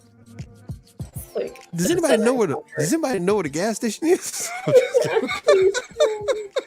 Oh my Lord. Just remember now, everybody, I do this stuff by myself and make myself laugh. So Yeah. you should be laughing that you even watch my shows. If you lost your mind, you listening to me? No, I'm just kidding. I'm just kidding. Wait, Eric is over You're here getting making it real. Yeah, that's right. That's the only thing left. I nearly got Van Gogh'd by a baseball. I've been Van Gogh'd. That's What pretty does good. that mean? Van Gogh? He chopped his ear Starry off. Night? Van Gogh chopped his ear. He almost had his ear taken off by a baseball. Everybody said that. Mike Tyson bit someone's ear off. That, like the disciple of Jesus, whatever, like bit somebody's ear off. Whatever. So Everybody's saying do you have a complete ear, or have you been Van Gogh'd? I have Van Gogh'd myself, but Why my would you ears do feel- that? Oh, Would you do that? I have. It's a long Okay. story, or it sounds weird, but I won't get into it right now. It Okay, sounds it's a cool. long story that sounds weird. Why am I not Because surprised? I Coming don't from know. you. I have to think about it, but I have Van Gogh'd myself, I think, on both Really sides, but especially the left side interesting. in particular. You obviously don't like the left side of your body. Is that Well, what? Is something happened there in my left ear that a lot of things I haven't told anybody about. hmm Yes, some things Was happened. this at the same time that you But saw people outside the window that were calling you to come outside? it was close to that Okay, time frame. I'm just checking. Okay, Yeah, close if to if that time if any of the after. following things happen to you, it could be because of unhealed trauma. This is the part of the show that you didn't want me to talk about. And so if you're already smiling, I can hear it. If you have dry mouth or dry throat, if you have increased blood pressure, you're waiting. It's like you're waiting for me to get to the parts that you told me you don't want to talk about. If you have fatigue or weakness, you already smile. I can feel your smile through the microphone. If you have skin reactions, you're dealing with unhealed trauma. There may be a number of things coming your way. And for all of you out there that are going like, well, I'm a doctor and I'm telling you, young man, this stuff you're saying is a bunch of hooey. Okay, You're that like, was well, you haven't lived it, my guy. my best impersonation of Watson, Sherlock Yeah. Holmes. If you have a change in your sleeping pattern, I know you're saying some of these things I'm mentioning to you could be some type of medical condition or other. I'm saying check your mental and emotional file system in your brain and in your heart, and make sure you're not carrying around deleted files that you need to get rid of so that you can function properly. If you're having hot flashes and chills, okay, so when you say you do have hot flashes and chills, and that's only when your husband or your wife walks in, that's a different story. What we're talking about here is, and here we go, some of the notes here from Crystal, what it feels like when you have hot flashes and chills. What does that mean? Sudden warmth or heat spreading across the body, hot flashes, or sudden coldness or chills, sometimes accompanied by sweating. So you're still having some of those, and they are caused by other conditions. Ignore that one, and we'll go to the next one. Changes in vision or eye sensitivity, overactive bladder, and other issues when it comes to your bladder. Clenching or grinding the teeth. Has that been a part of your life? Oh, the chat's going again. I got to get over to the chat. Yeah. He's talking about Van Goghing himself. Again, man, you better stop Van Goghing yourself. You need to be able to listen to this show. Clenching or grinding your teeth. Is that a thing that you don't even notice you're doing? Ask someone that's a close friend of yours to keep an eye on your jawline near your ear and areas, and you'll see that it can become something you naturally do, clenching your jaw and a number of other things. Mindful breathing is very important.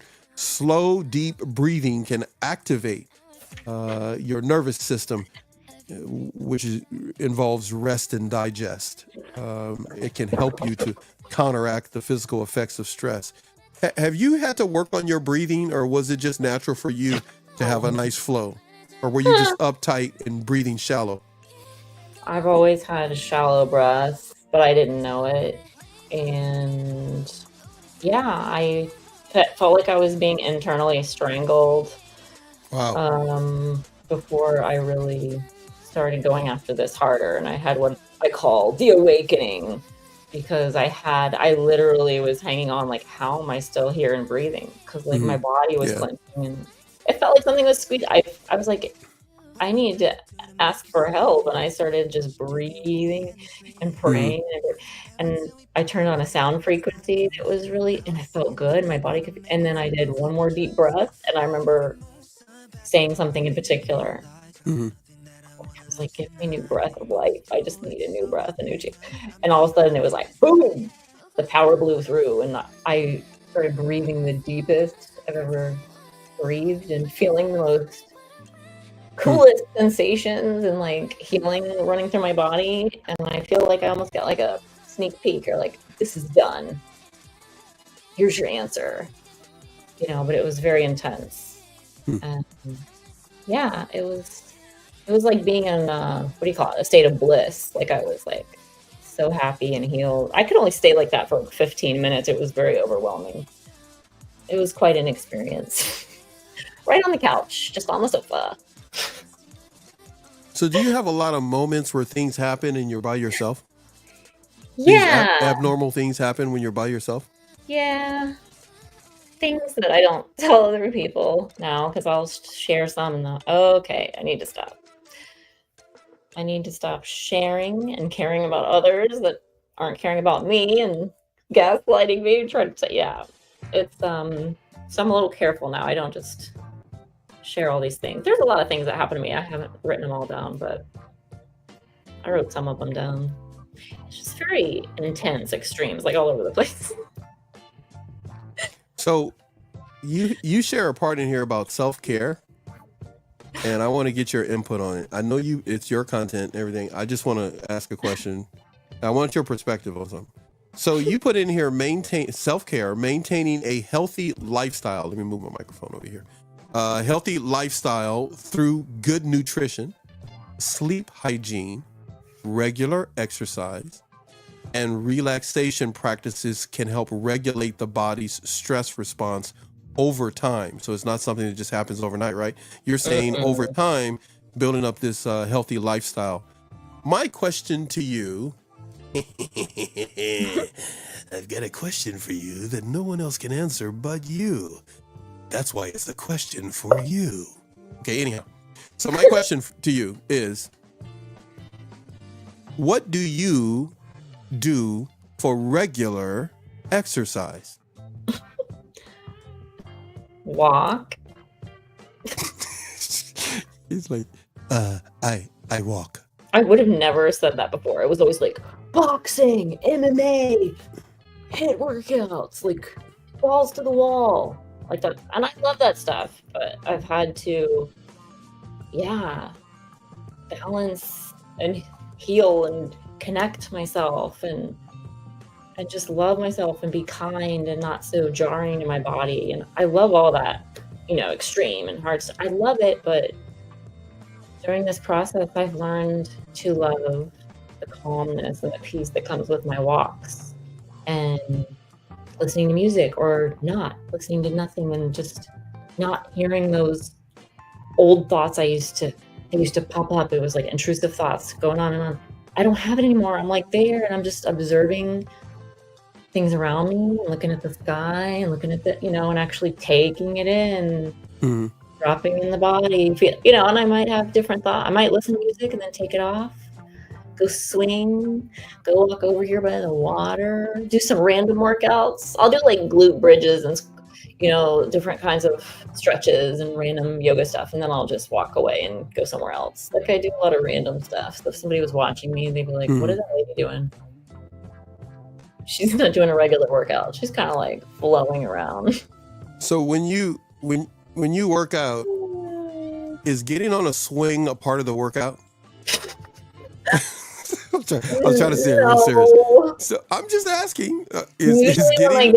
I know this is so funny. Is that like a calf or a quad workout? I was trying to be serious when I said.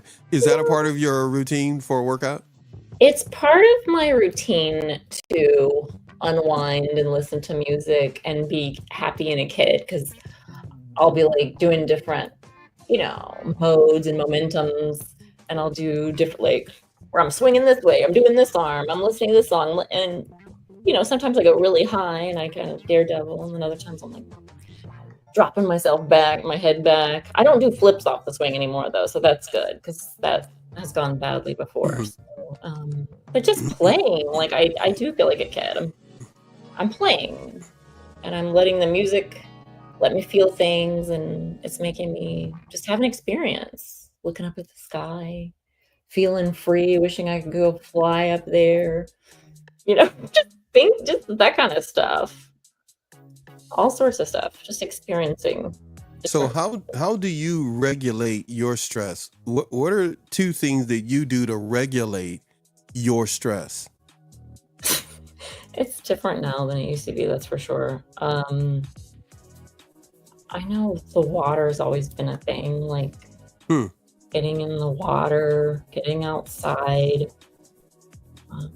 really, I do have to pull myself away from people, technology, just anything now that I'm feeling that overstimulation or that string of anxiety. I can feel it now. It was so normal to me before. It was all I could ever feel, like 24/7. So it's all I knew, and I didn't know how to stop it, or there was, no differentiation. And now I know exactly what to do. I feel that trigger thing of the anxiety. I'm like, okay, that person is.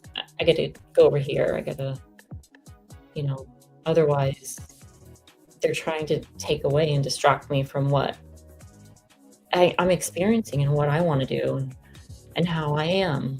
It's like they're messing with me, or, whatever it is.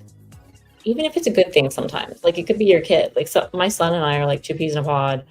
I can't get enough of him. I just love him so much. And every once in a while, I will be overstimulated by him because he's really intense too. And we have fun being extreme together. Don't get me wrong, super extreme.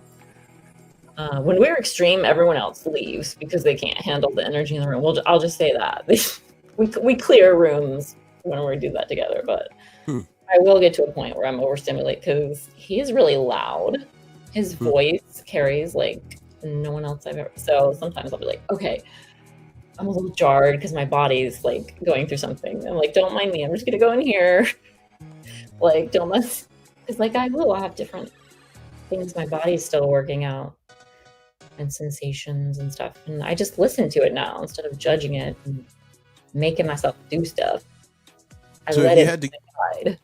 if you had to give advice to a young woman that's 25, what advice would you give her that she can expect between the age of 25 that she would be and the age that you are? Would you 39 now? Sure.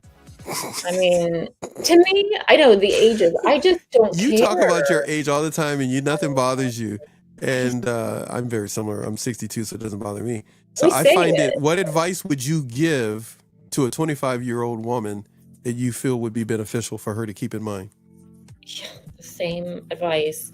Just find yourself, find your voice, stand firm in it. Like, fall in love with yourself, spend time with yourself, learn what you really love and what you don't, and what your values are and what's like everything, like what makes you you. And just have fun with it and play with it and get creative, try something new, learn something new, be curious and thankful and all of that, just the basics of life. Because once you get that foundation in place, great, then you'll know what to add later and later. And don't sell yourself short trying to get attention from a man, or thinking you can spend your time in a connection, a relationship, and it's going to make you happy. It doesn't work like that. But it is a way to escape and distract yourself if that's what you're trying to do. But I would say don't do that if you really want to live the best life you can sooner and now. Do the foundational work, the inner work, and you'll never regret it, no matter what age you are. Never regret it. I like that. That's good. Of course, if you're having headaches, hot flashes, and digestive issues, I just want you, everybody again, anybody that's still here, listen, she's Paxton. We're not going to talk about these things and this thing. And guess what I'm doing? I'm talking about them. Muscle tension, sweating, shallow or rapid breathing. But what does that feel like? Difficulty catching your breath, rapid, shallow breaths, or a sense of tightness in the chest. Isn't that what you talked about earlier? Yeah, I laugh because I've experienced all this and more, and it's just been so like normal. Like, it's just stuff I've had to deal with for so that I didn't know how bad it was. You had increased heart rate and palpitations as well because of unhealed childhood trauma and working through stuff? I've had it all, and I don't know. It felt like I was being held and I could get through anything. I've had the most craziest stuff happen. Yeah. feel like somebody's Wait. You felt like you were being held down, or you held to support it? What do you mean by that? What you both. just? I have felt both, like Mhm. where somebody is holding me down and I pressure and I can't breathe, or I'm being strangled internally, like literally, Yeah. or burned. I felt burning burning, Mhm. just all sorts of stuff. But on the other side, self-healing, yeah, I felt like I was being held and rocked, and I have felt like liquid love just pour through my body to the point of I'm just tears, and all I can feel and think is like love, and nothing else matters. So Just from for one extreme to the next. just for the record, everybody, if you're here or you're passing through later, or you listen to this later, or any time in the future, stay tuned for the next pop single, not by Taylor Swift, but by Crystal Nicole Black, called "Liquid Love," coming to a store near you. I love it. Let it pour all over you. Gosh. Liquid Love from So Crystal Nicole Black. If you want to be a part of the CNB crew, get your hoodie that says CNB for life. I just made that up. Everybody's going to be calling you up going like, I want that hoodie. I saw it on TV, as seen on TV. I know it because Paxton said so. He's so cool. He loves volleyball. I like that dude.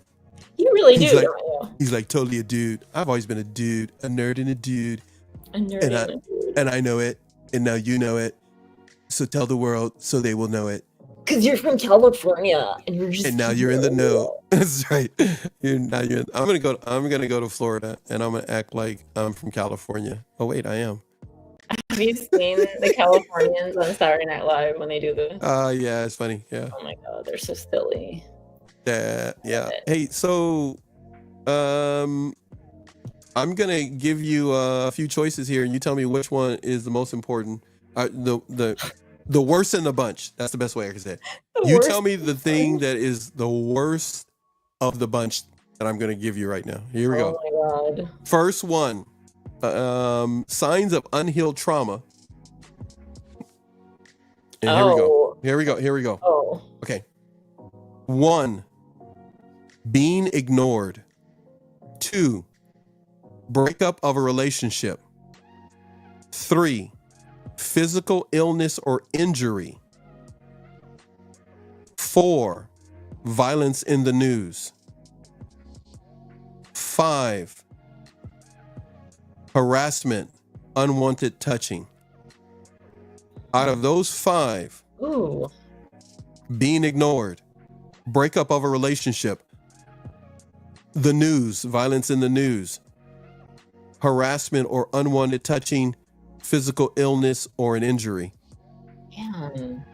Out of those, Oh. which one have you personally experienced that has had an impact on your ability to enjoy life? Yeah, I've experienced them all a few times over, but you're saying which was the worst for me? In your perception, opinion, from your experience. I know, that's a hard one. Because I know, I don't want to go into explaining anything. No, you don't have to do that. I think being ignored is a kind of pain that's like invisible, it's silent, it's like, oh, like I don't matter, like the other things like physical illness or harm, it's like okay, there's something physically you could see, you could feel it, you can heal it, you can deal with it, but when you're ignored or there's, it's like it's just nothing, it's apathy, like no caring, nothing, blank. It's like what? Being ignored in a relationship, from your parents or from your boss or from your sibling. From your parents, your boss, relationship, or from your siblings. Which one would get your attention right away that would be painful? The relationship one. Mm-hmm. I think, yeah. Interesting. I've felt the other types too, but it's been coupled with like, everything's okay, like we're doing this, and this is normal, but then realizing later, wait, I am being ignored or neglected, but I just didn't know it. I thought, Yeah, right, yeah. yeah, in a right. romantic relationship, that's the hitting below the belt there. It's like, what? Like, why would you do that? Did they give an excuse why? Just say you don't want to talk, or say I gotta go figure my life out, or just say something. You know, I'm really reasonable and like understand. I'm like the most understanding person. But And you're very humble. until I said that, I didn't know that. I'm just messing with you. I know. You're trying to say that you're reasonable. Yeah, I would never. Yes. I would never be like, oh no, you can't do that to me. Or like, oh, I deserve better. I wouldn't say nothing. I would just be like, yeah, what's going on with you? Because I care. So if you feel like ignoring me, then that means something's going on with you. You're feeling some kind of way, and I want to know what that is because I care. It's not about me trying to make this work out or us trying to be together. It's like, what's going on as a human being? What's going on with you? Like, I care because you're a human being. That's why. Not to make you be in a label or a relationship or some kind of dynamic with me. No, that's free choice, and that happens when it's meant to or not. Mm-hmm. And I trust that, and I know that.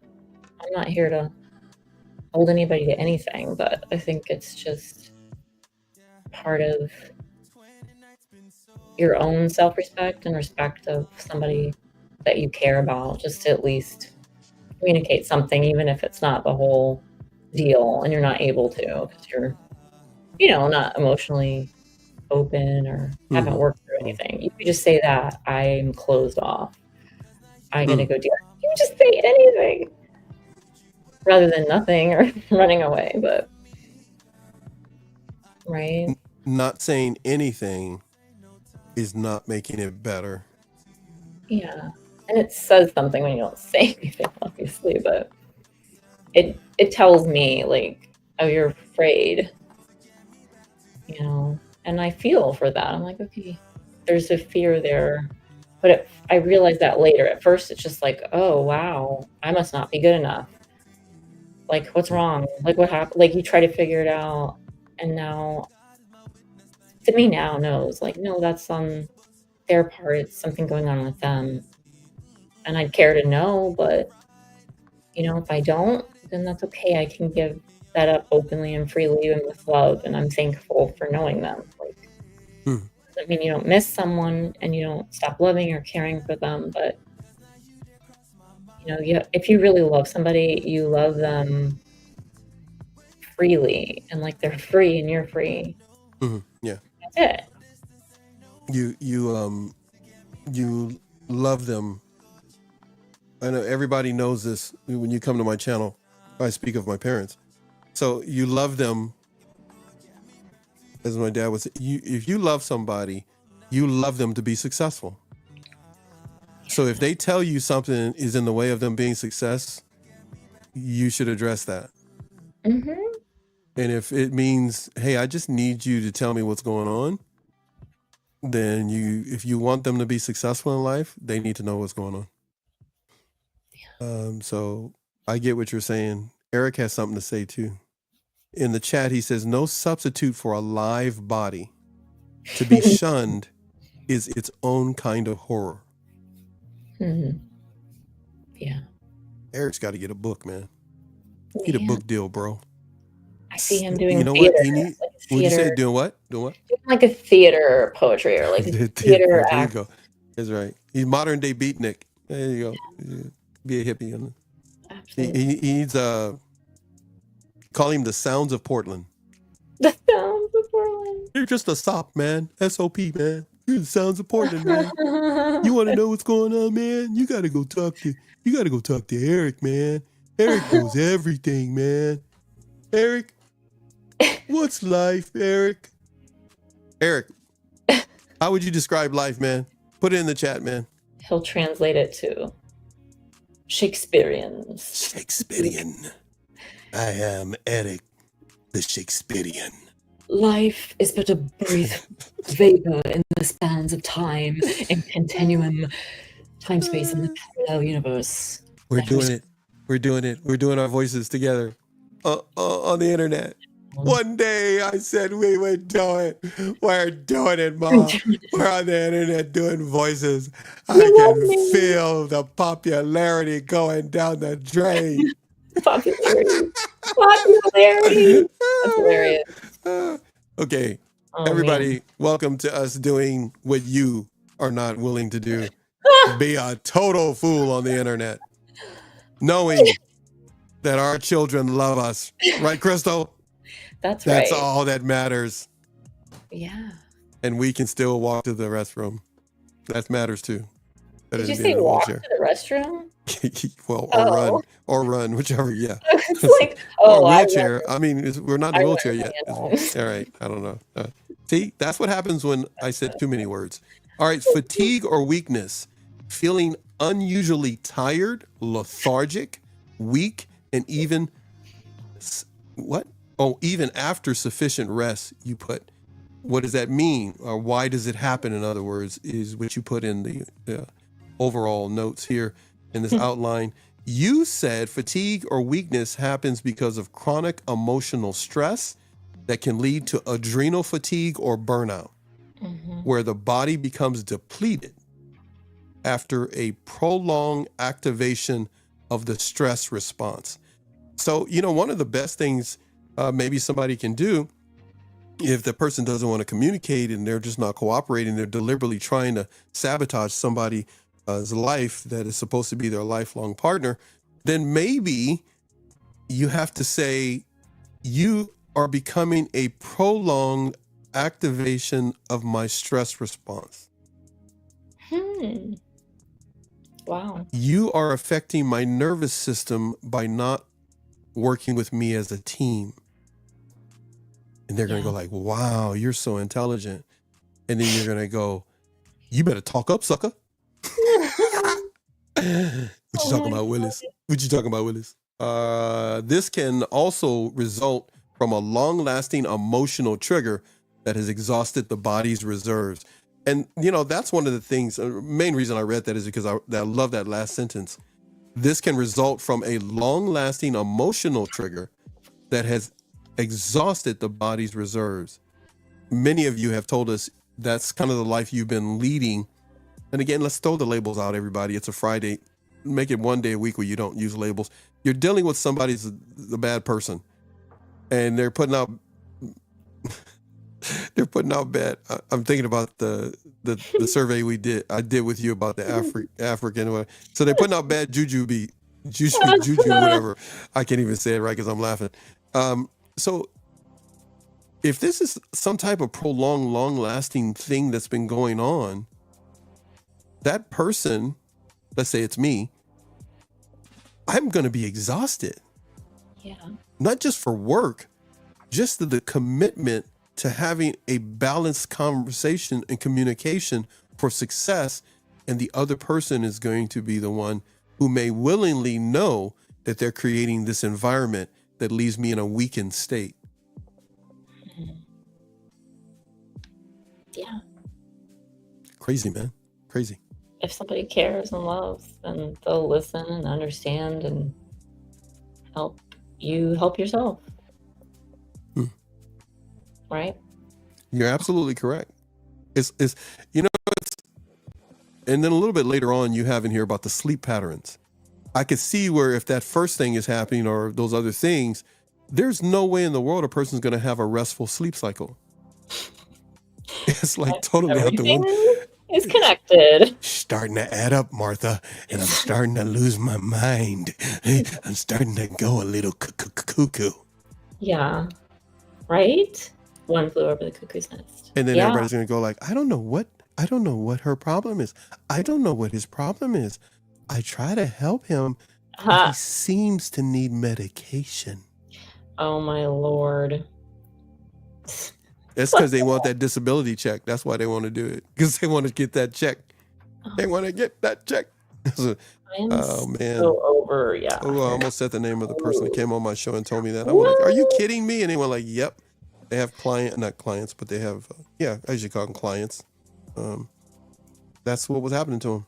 that is the worst when somebody's like, Deliberately finding a way to get some money from the state, the government, we're worried having a about crazy you. person that he got to take care of. Yeah, they try to do that with me. I was like, nope. I get my own help. I go to my Right. own appointment per month. You They're went trying like, you said I go out in the backyard, I make my own medication. I tell you what, I grab that plant and that plant. No, I'm just kidding. Don't I've do tried that, people. different things, but the best, most powerful one was literally breath, sound frequency for me, and intention, just and deep breathing. Man, I wasn't on anything, but shoot, it took me to another dimension. So I've never done the sound. You said the sound thing or whatever you're talking about. Okay, but I'm telling you, my daughters have, or one of them for sure, and yeah, they enjoyed it.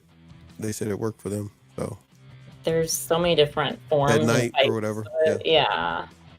There's some that'll totally activate different parts of Really? your brain that it's some of them simulate being on certain substances, and some of them Really? are helping aid healing and sleep, and some of them are for igniting the inner fire and like to get you all like this inner fire spirit. I can't really explain it.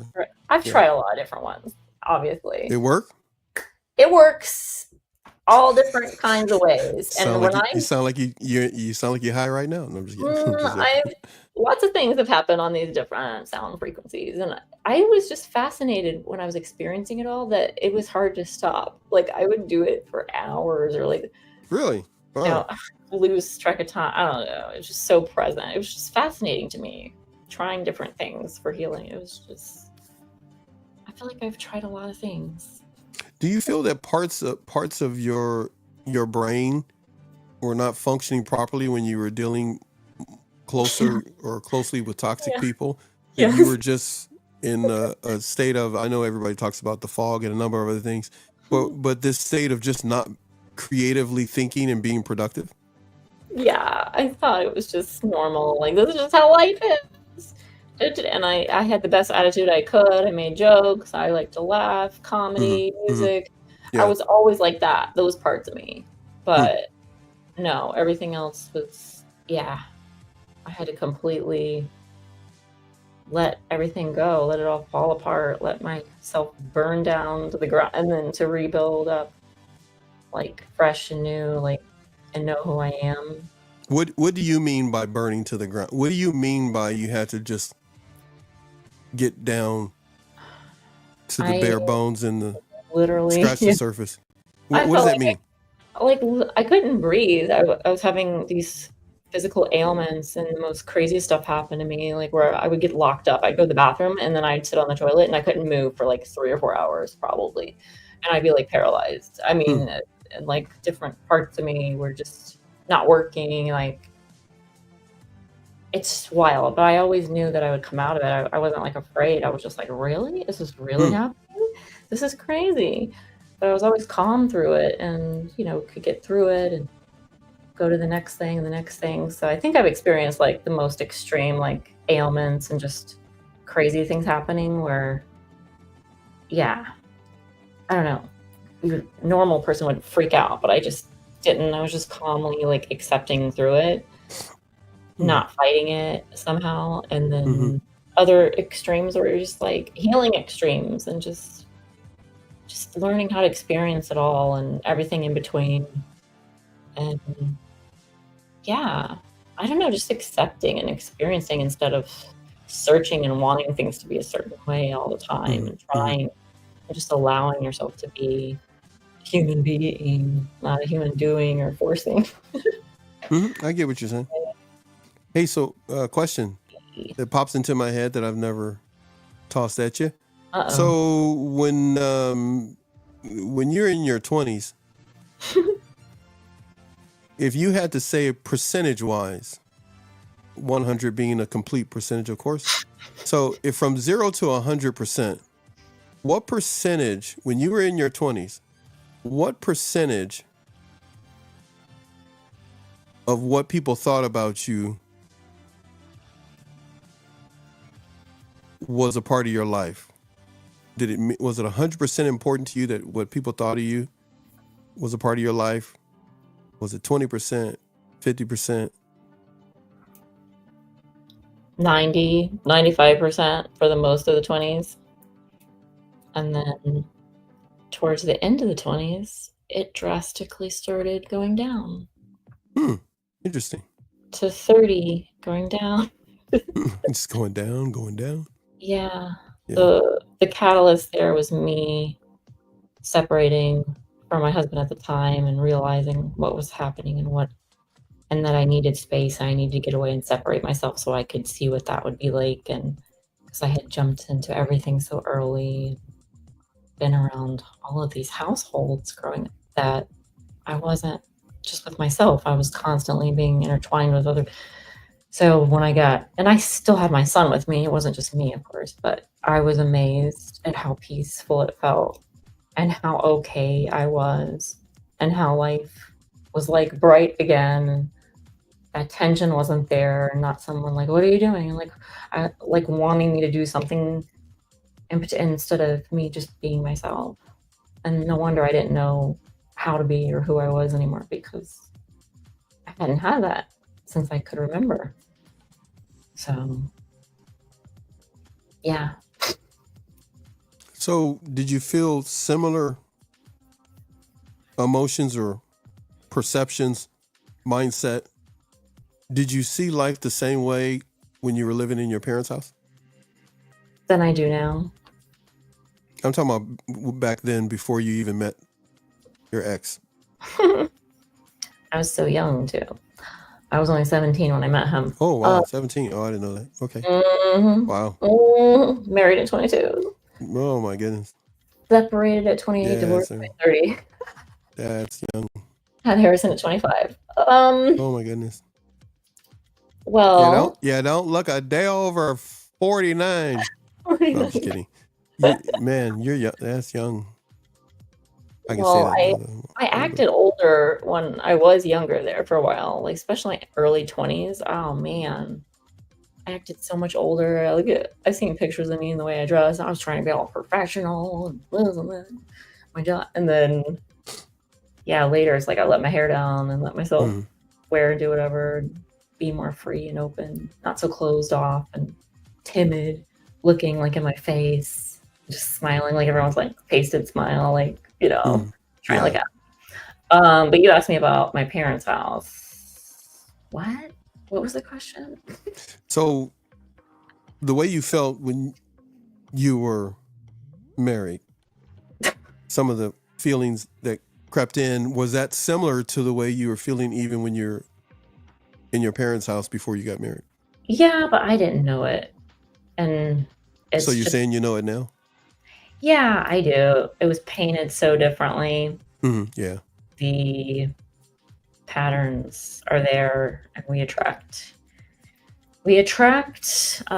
whatever we were set up for with our parents and that system and the whole thing. So if we don't heal that and recognize that, it's like you just keep repeating this pattern, and it's hard to see at first or for a while. You just don't see it that way. And then I realized it more and more, and it's been more disturbing, like, whoa. As the truth unravels, the realer the truth gets. And it's disturbing, but sometimes it's sad. It makes me sad. I'll cry, but then I'm laughing too, because I'm like, that's ridiculous. Like, why would I spend my life like that? It's hilarious. Like, but at the time, it seemed like the thing to do. My God, it's all I knew. Yeah, right. Yeah. Condition, brainwash, think it's normal. I don't know. Just not giving myself to get out there and get a chance. Like I bought into a lot of things. I was taught from church, faith, family. I think it was a protection mechanism. If I find my husband and settle down, like these other things won't happen to me, that were bad. And I'm going to protect myself, and I'm going to choose to love. Love's a choice, protecting myself from feeling something too intense of an attraction. It's like I try to play it the safe way that I was taught to, and there was nothing safe about it. It was the most dangerous way, apparently, and I didn't know it. You found out later that your life with a person that you met, not within your family, but someone you met and you were going to have a life with that person, didn't go as well as you thought, you blamed yourself? Well, yeah, at first, real quick, it's like, what did I do? Like, what happened? You know, quick thoughts. And then suddenly, well, wait a minute. I didn't do anything wrong. And why did so wait a minute. And hold on a second. There was a connection, and I'm awesome. And so I don't understand. So there's something's not adding up. So I'm missing some information here. Mm-hmm. So I've done both, and then I conclude I'm missing information, which is not resolved. But I release the resolving of it because it doesn't compute, Arthur. Arthur, it doesn't compute. Put it in again. Put it in again, Arthur. Put it in 2 more times. Arthur, put it in 7 times, and let's see if we get the same answer. That's Arthur, my favorite right now. Arthur, put that. Arthur, I told you it don't compute. The thing don't fit right. It don't fit in the thing right, Arthur. You gotta sometimes, Arthur, you gotta get some cooking grease. Put some cooking grease on it and try to put it in, and then everything will fit just fine. And when you fit it in, Arthur, no, cooking grease. Don't use that. Arthur, no, butter's good. No, butter's good. Don't use butter. Use cooking grease. Cooking grease we throw away. Butter we cook. Butter we cook. Butter we cook. Butter. Say it with me. Butter. It's a new religion. Oh my It's a new religion. Butter. It's a new religion. Come on, Arthur. Don't use butter that way. Cooking grease.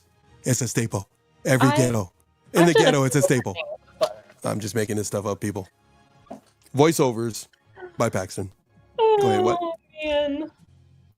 I got tons of them. I've done a few I got tons of them. I got a few that nobody's ever heard. I guess so. I think I'm a ghetto western. Yes, I am. I'm a ghetto cowboy. It's a whole new blend. Been able to ride a horse that has a radio. Got an 8-track too. My horse has an 8-track. Oh It's my an 8-track Lord. horse. Yeah. He's got 4 legs and an 8-track. An 8-track. He's better How many known. cylinders? 4 He's better cylinders. known as the original OG in my neighborhood. Right. 8-track. That's right. See, Eric knows. Eric put it in the comments. The horse's name 8-track. 8-track. Why does that sound familiar? I forgot where I got it from. I can't remember right now, actually. And it is actually something from some movie. I just can't remember. It's an old black and white movie. It's not like a movie current. It's a real old movie. And the guy's name was 8-track, but it had nothing to do with music. It was just a name they gave him because of, what you call it? Horse racing. His name was 8-track. I just can't think of the name of the movie right now. I don't know. Something I've probably never seen. But I'm going to call my horse 8-track. 8-track. That's right. Wait, if you had a horse. I could play a song. I could play Toto. That's what I could do. Everybody Wang Chung tonight. I can play that too. Everybody was calm. If you had a horse, though, what would you name it? If I had a horse, what would I name it? I would call him Thunderbolt. Ooh. I would call him Thunderbolt with 2 T's. 2 T's, huh? It would be 2 T's at the beginning. At the beginning, not the end. Mm-hmm. No, not at the end. And so actually you would have to say Thunderbolt. That's what you would have to say. You're forcing me to yeah. Hey, what's the name of your horse? Thunderbolt. Oh, Thunderbolt. No. His name is Thunderbolt. You gotta say it right, mister. And that's when they won't say it again. And they're like, okay. One of my favorite comedians was Foster Brooks. Oh, yeah. And Don Rickles, of course. Oh, wow. And Jonathan Winters. And of course, I've only seen him once. A lot of people, you know who he is because you may have seen him more than me. It was Robin Williams. Mm-hmm. That guy was crazy, man. The golf joke. The golf joke. I got a bunch of others, but I can't say their names because they're in witness protection. But I can give you their addresses if you want to go check them out. I'm just kidding. I saw that in a movie once. The guy said, no, I can't tell you their names. I got their addresses, though. It's like, that's not exactly how the witness protection thing is supposed to work. Wow. What witness protection? How does that really work? I don't know. So we watched this show. It's called Brokenwood or something like that. I can't think it's what it's called. Good. And I'm going to go look it up now. It's an Australian show. And they had one episode, maybe it was two, where this lady's in witness protection, but the police officer sees her in town. And he's the one put her in witness protection. And they put her in his town where it's like she's not supposed to know anybody. And it's like, it was very, I don't even know why I'm telling you. It was funny, but you just had to be there. Now I just ruined it. Everybody, and then it was he funny. was like, "What are you doing here?" That's exactly what happened. He's like, and he tried to act like he didn't know her, but it was too late. And then they found her. So it was kind of a thing. They found her, and then what happened? Hey, do you still do like recipes and cooking stuff on your channel?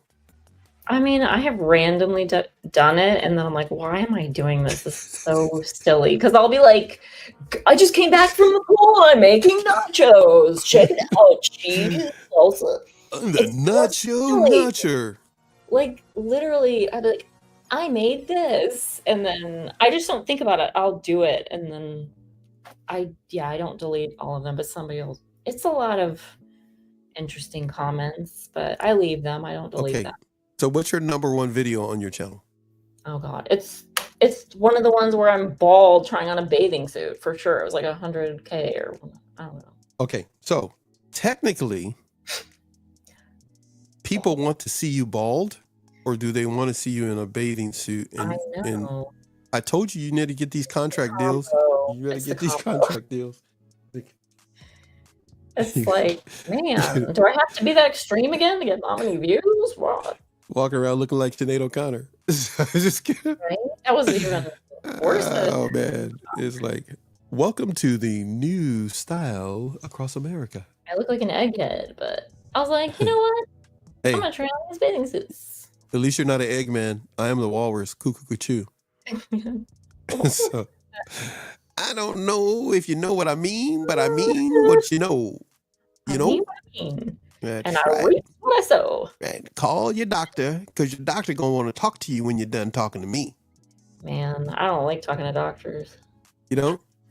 Well, how do you think the doctors feel when you come in and they know you don't want to talk to them? No, I mean, I'm real nice and normal, and I keep things to myself. And, you know, Not when you go to the doctor. They want to know everything.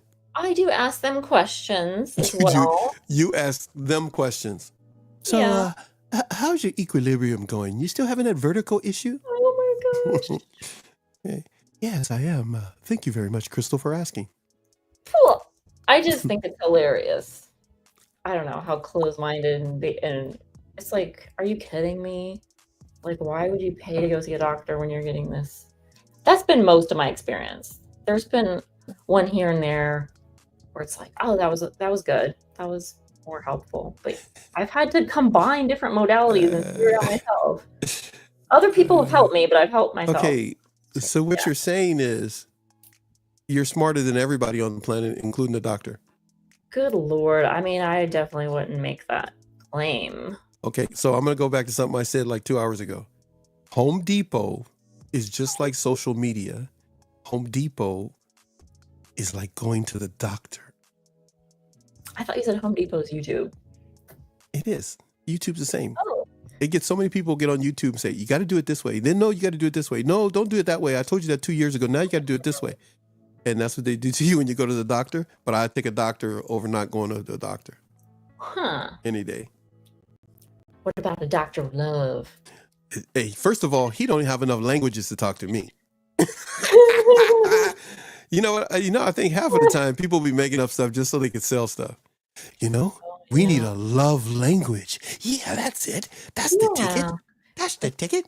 Yeah, people are so shitty and toxic. We have to tell them they need a language on how to show any type of affection. Why didn't you and I think of that, Crystal?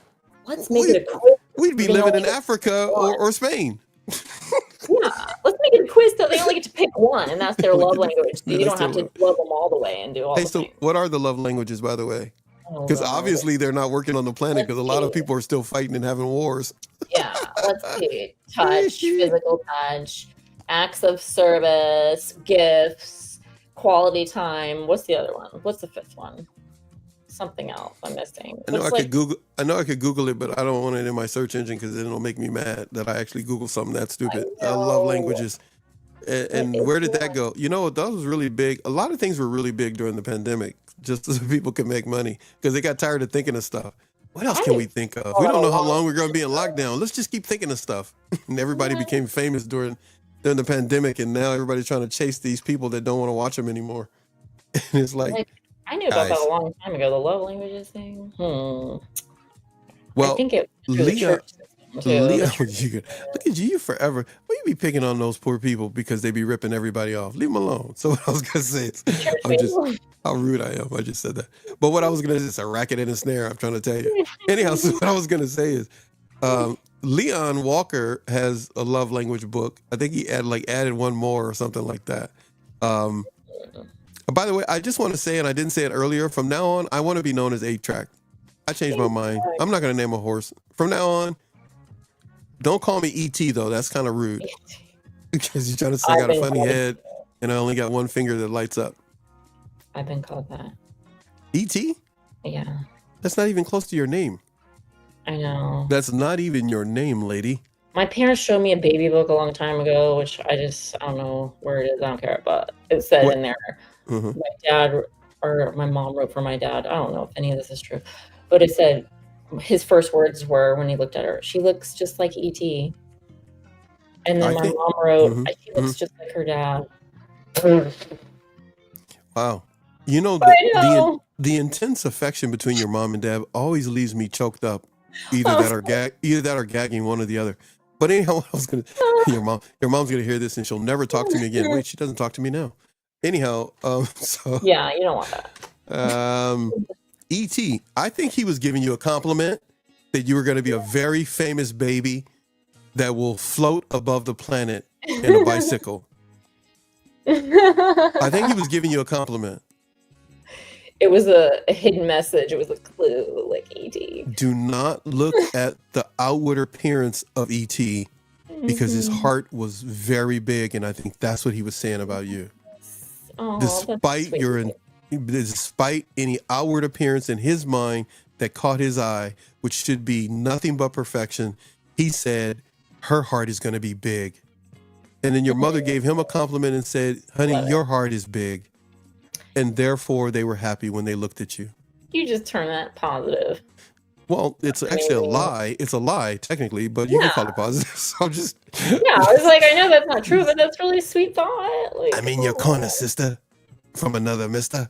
I'm in your corner. Yeah, but you can't put baby in the corner. So. Hey, never put baby in the corner. No. Always put them behind the wheel. So behind the wheel. Wowzers. Well, all I know is at this point in time, in time, I don't know. I don't know. I don't know this thing. Let me get rid of this over here. I'm gonna get rid of one of these things over here popped up on my screen. Okay, so now, I appreciate you hanging out with me. It's been 4 hours and 2 minutes. We've been no together. way, because I can't even see the thing. I'm not looking at it. You it's gotta be 4 hours and 2 minutes, which means only one thing. Eric has something to say. He says, I just watched Sinead O'Connor, sing the prayer of St. Francis at a benefit for the children of war in Yugoslavia. When was that? It is the only time I've ever seen Sinead with hair other than her video, Take Me to Church. So he's never seen her with hair. Her video, Take Me to Church. What? She sang that song? You're asking the wrong person. A different one. Now I don't Hosier did a song called Take Me to Church. Oh. That was like Hosier's breakout hit. Listen to me. No. I know what you're talking about. You know what song I'm talking about? Hey, do you ever watch The Voice or American Idol, whatever it was? When people have it on at my family's house when I've been there, my sister. People be trying to figure out who's singing and all that kind of stuff like that. I don't know, but my sister watches it and I'll just listen to it. What's up with your sister, man? Why is your sister never on our shows, man? I don't know. I asked her a long time ago, and then I see how it is. I want to get your sister on here so I can interview her. Okay, no, I take that back. I want you to get your sister on so I can talk to her. I don't want to make it sound like I'm going to interrogate her. Yeah. I would like to have both of you on because I've got a lot of questions that I have saved up in different games I play. I have this one game that I want to play with both of you, and that I ask these different questions to see how similar you guys are. Are you serious? Oh my it would be gosh. fun. I think it would be funny. It would be We're very hilarious. different. Yeah, it would be interesting. Oh yeah, you guys are very different, but Two different you know, experiences. but it would be very entertaining to be able to ask you. I would ask the question to her first, and then hear what your response would be. Yeah, I would do that. I think it too. would be hilarious. I think it would be good. Eric is still talking about Sinead Certain O'Connor. things. Sinead O'Connor. Okay, here we go. Everybody, we're going to be leaving. I don't have a video for you guys. If you've been wondering, all this time that we've been talking, I've been cleaning out my hard drive and some other stuff and softwares. So I wasn't sitting here just talking. I was deleting and getting rid of things. I have something I need to ask you. Now that you brought up your sister, you can tell her that I asked this question. Yeah. When it comes to the next 3 things that I'm going to say to you, I'm going to say 3 things to you, and I want you to tell me, what's your sister's first name again? Start with a C or no? I can't remember. Jennifer. J. Jennifer, that's what it is, J. Okay, so I want you to tell me, I'm going to say 3 different things to you. I want you to tell me whether she's on top or on the bottom. In other words, is she first or is she beneath you? Okay? In regards to whatever it is I say. Okay. All right? Let's see if So I I'm going to understand. say 3 things. Hold on Mhm. 1 second. Let me just do something here. Everybody If hang in someone's there. on the top and the bottom, who's in the middle? Because there's 3 things. You know what? I told you about over processing stuff when we do these. Man, Okay, so I'm quick though. yeah, you are. You're quick. You're quick in the wrong direction, but yeah, you're quick. But what I was going to say is, so here we go. I'm going to say the 3. First one, you got to say whether your sister is on top of you in that matter or at the bottom. Okay. Or are you on the top and you're first and better at it and she's at the bottom? Okay. Here we go. Are you ready? Sure. All right. First one up. Is your sister Jennifer on the top or on the bottom of you when it comes to empathy? I would say empathy. Be careful because I'm gonna edit this and send it to her. Lord Go ahead. Jesus, help me. Why do you say that? Okay, so what do you got? Who's I on would top? say empathy. I'm on top. Okay, now next one. There's no explaining. We've got to move to the next one. No So the explaining. next one. Go ahead. You want to say No something else? Go explaining. ahead. No Okay. explanation. So needed. here we go. The next one. Is Jennifer on the top or the bottom of you? Is she do this better than you, or do you do it better than she does? The first one was empathy. The second one is compassion. I would say Jennifer on the top, me on the bottom. Okay. Here comes the third one. The third one, does Jennifer do this better than you? Or do you do it better than her? Or are you on the bottom or come in second comparison to her when it comes to forgiveness? Well, wait. I mean, you only know inside yourself that you've forgiven. Like, you don't know if other Okay, Einstein. Just Okay. which one's on the top or the bottom, Einstein? I mean, I would say me for forgiveness at this point. Because I think she's still holding on to some things here and there, but that's normal. We all have. We've all done that. I've just had to forego and let more things Okay. go. So Are you done with the disclaimer? me on top. Me on top. Anything else? I'm a little too literal sometimes, yeah. Okay, so question. You ready? Sure. Are you ready? These are the answers that you gave right now. You were on top how many times? Twice. She was on top once. These are the answers that you've given. When you were teenagers, who was on top the most and who was on the bottom? when you were teenagers, when you were younger, when boys were just noticing you, who was on top and who was on the bottom when it came to forgiveness? Jennifer was on top. I was on the bottom. When it came to compassion? Jennifer was on top. I was at the bottom. When it came to empathy? Jennifer was on top. I was at the bottom. Very interesting. I think, Doctor, we have some really good specimens here. We can make another Frankenstein. Let's take their brains out. Stop it, Igor. Let's take them out now. Feed that boy some pizza and he won't act like that. Oh my gosh. Get that hunch out of his back. Eric is chiming in about what you just said.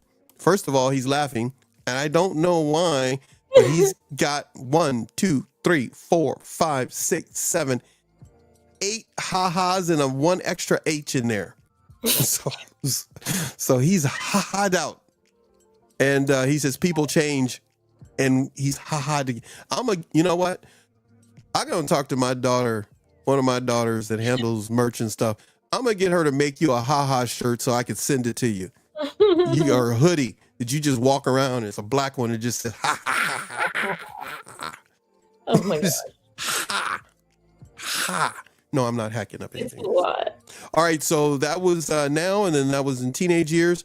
If you had to project into the future where you will be, do you see yourself ever having 3 on top and she's at the bottom, or will she supplant you?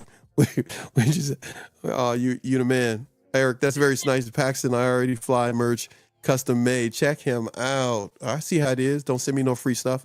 Anyhow, so if you had to say and project into the future, let's say 36 months from now, which is equivalent to 3 years, because it is, do you see yourself empathy, compassion, and forgiveness top or bottom?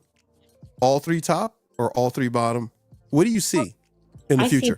I see both of us being all 3 at the top. Check you out. Right answer. Because when you put love at the top, come on, baby. Oh, my heart. It sounds so good when you sing the love song of love on top. Family Love. That's so beautiful. But your sister is actually listening to the show. She just called in and told me, and she doesn't agree. No, I'm just joking. I'm messing with you. I'm just joking. I was like, there's no way. I'm just kidding. There's no way. I'm just called in. You have a hotline? I've got a hotline. Boys and girls, I've got a hotline. Phone number is 8080808080 ha ha ha. Yeah. Call Eric. That's Eric's number. 808080 ha ha ha ha. Okay. Did you ever call in radio stations before? No, you know what? I've never. I have friends that have done it. I've got a daughter that wins. She calls, whether get on the Tonight Show. That girl, I don't know what to say. She wins. She go like, you know what? I think I'm going to try that. Oh, look, I won. Hey, I think I'm going to try that. I like, what is wrong with you? It's like, you just put yourself out there. Yeah, she just totally just like, I'm going to try that. Oh, look, we just won this. You're like, man. Look at what happened. Seriously, that's just crazy. If you ever get married, your husband's you're like a golden goose or whatever. Right? Like, dude, check it out. Check it out. All right. So, chat, thank you for being here. And I just like saying chat. You guys, I'm gonna tell you, Crystal made the show.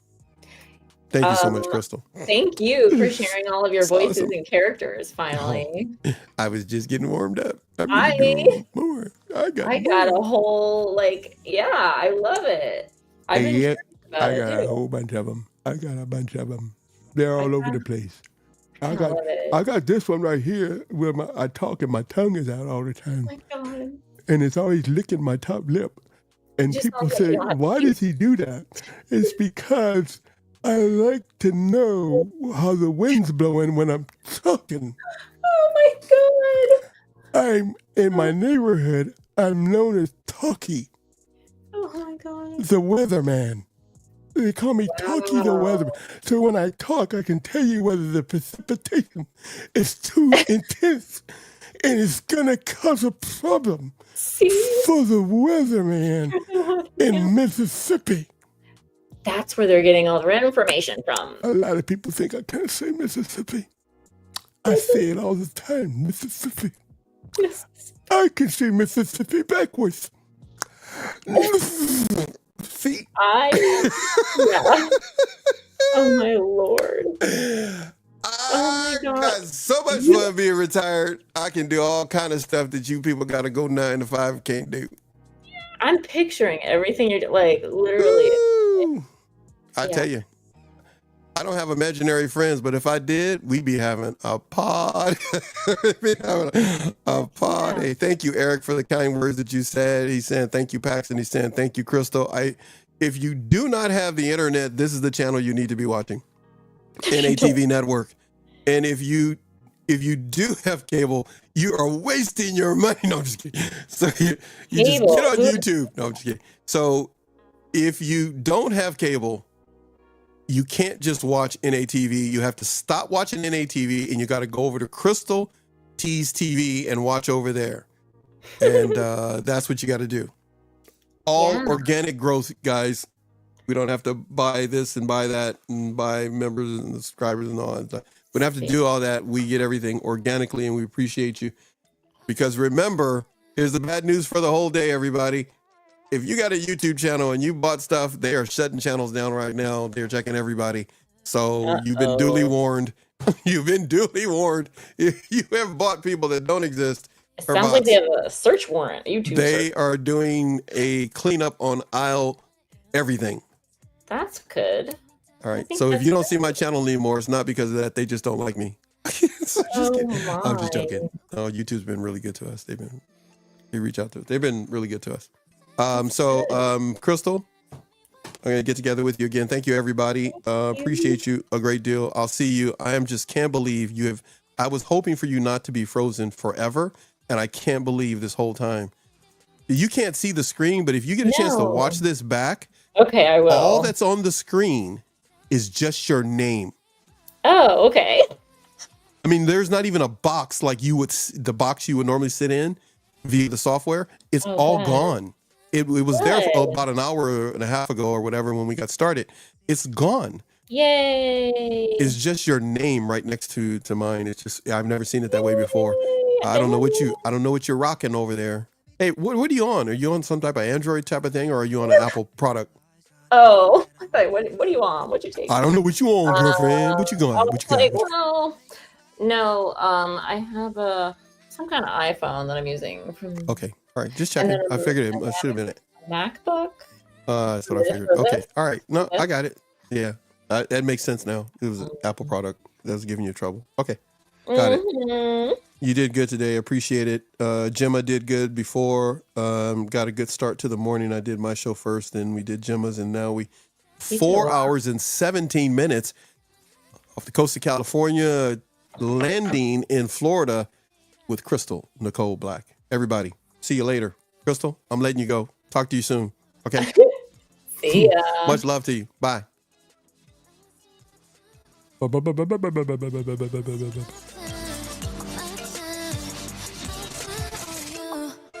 That's what we do. Rhythm Entertainment Media Group. Another NATV production. All right, everybody. Call your mama, call your daddy. If you can't do that, call somebody that treats you like they're your mama and your daddy and say, you know, I just had a good time. I just had a good time. It didn't make any sense, but I learned a lot. We are goofy as I don't know what. Mental health in a whole nother way. A whole nother way. Conversations. Conclusions. No misrepresentations. It's easy to point out a problem is another thing to get a solution. Welcome to NATV Network.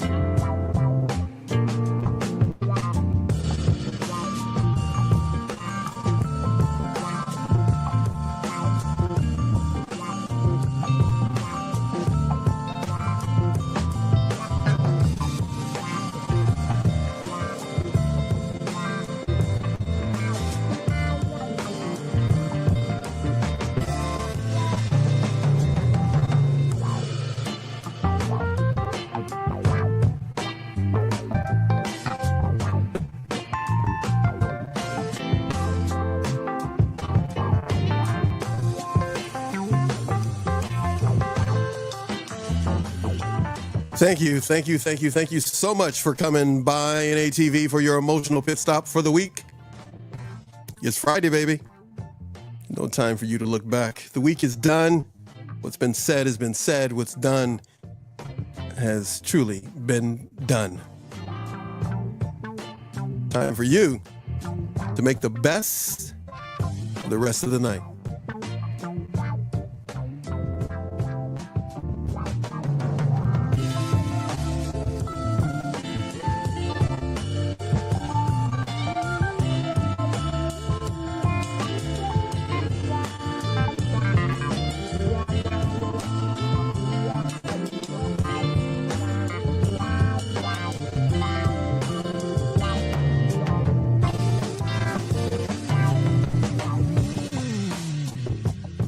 You've been able to enjoy Crystal Tease TV, Gemma Blythe, and of course, the honor I had to get things started this morning. We are just getting started. So much coming your way, but we need you to subscribe to Gemma Blythe, SZTV Network, Crystal Tease TV. All a part of the NATV network. Appreciate you. Should I let another one start and then cut it off? Let's do that. Let's see what it is first. I know what that is. All right, I'm going to enjoy it. You guys can't hear it. I'm going to shut it off. I'm going to go talk Crystal. Then I got some other stuff I got to do. You know what I got to do? I got to cry because the Lakers lost last night. No, I'm just kidding. I'm not going to do that. I don't do that kind of stuff. Listen, people. Stay out of trouble. Enjoy yourself. And remember, focus more on you. You know, focus more on you.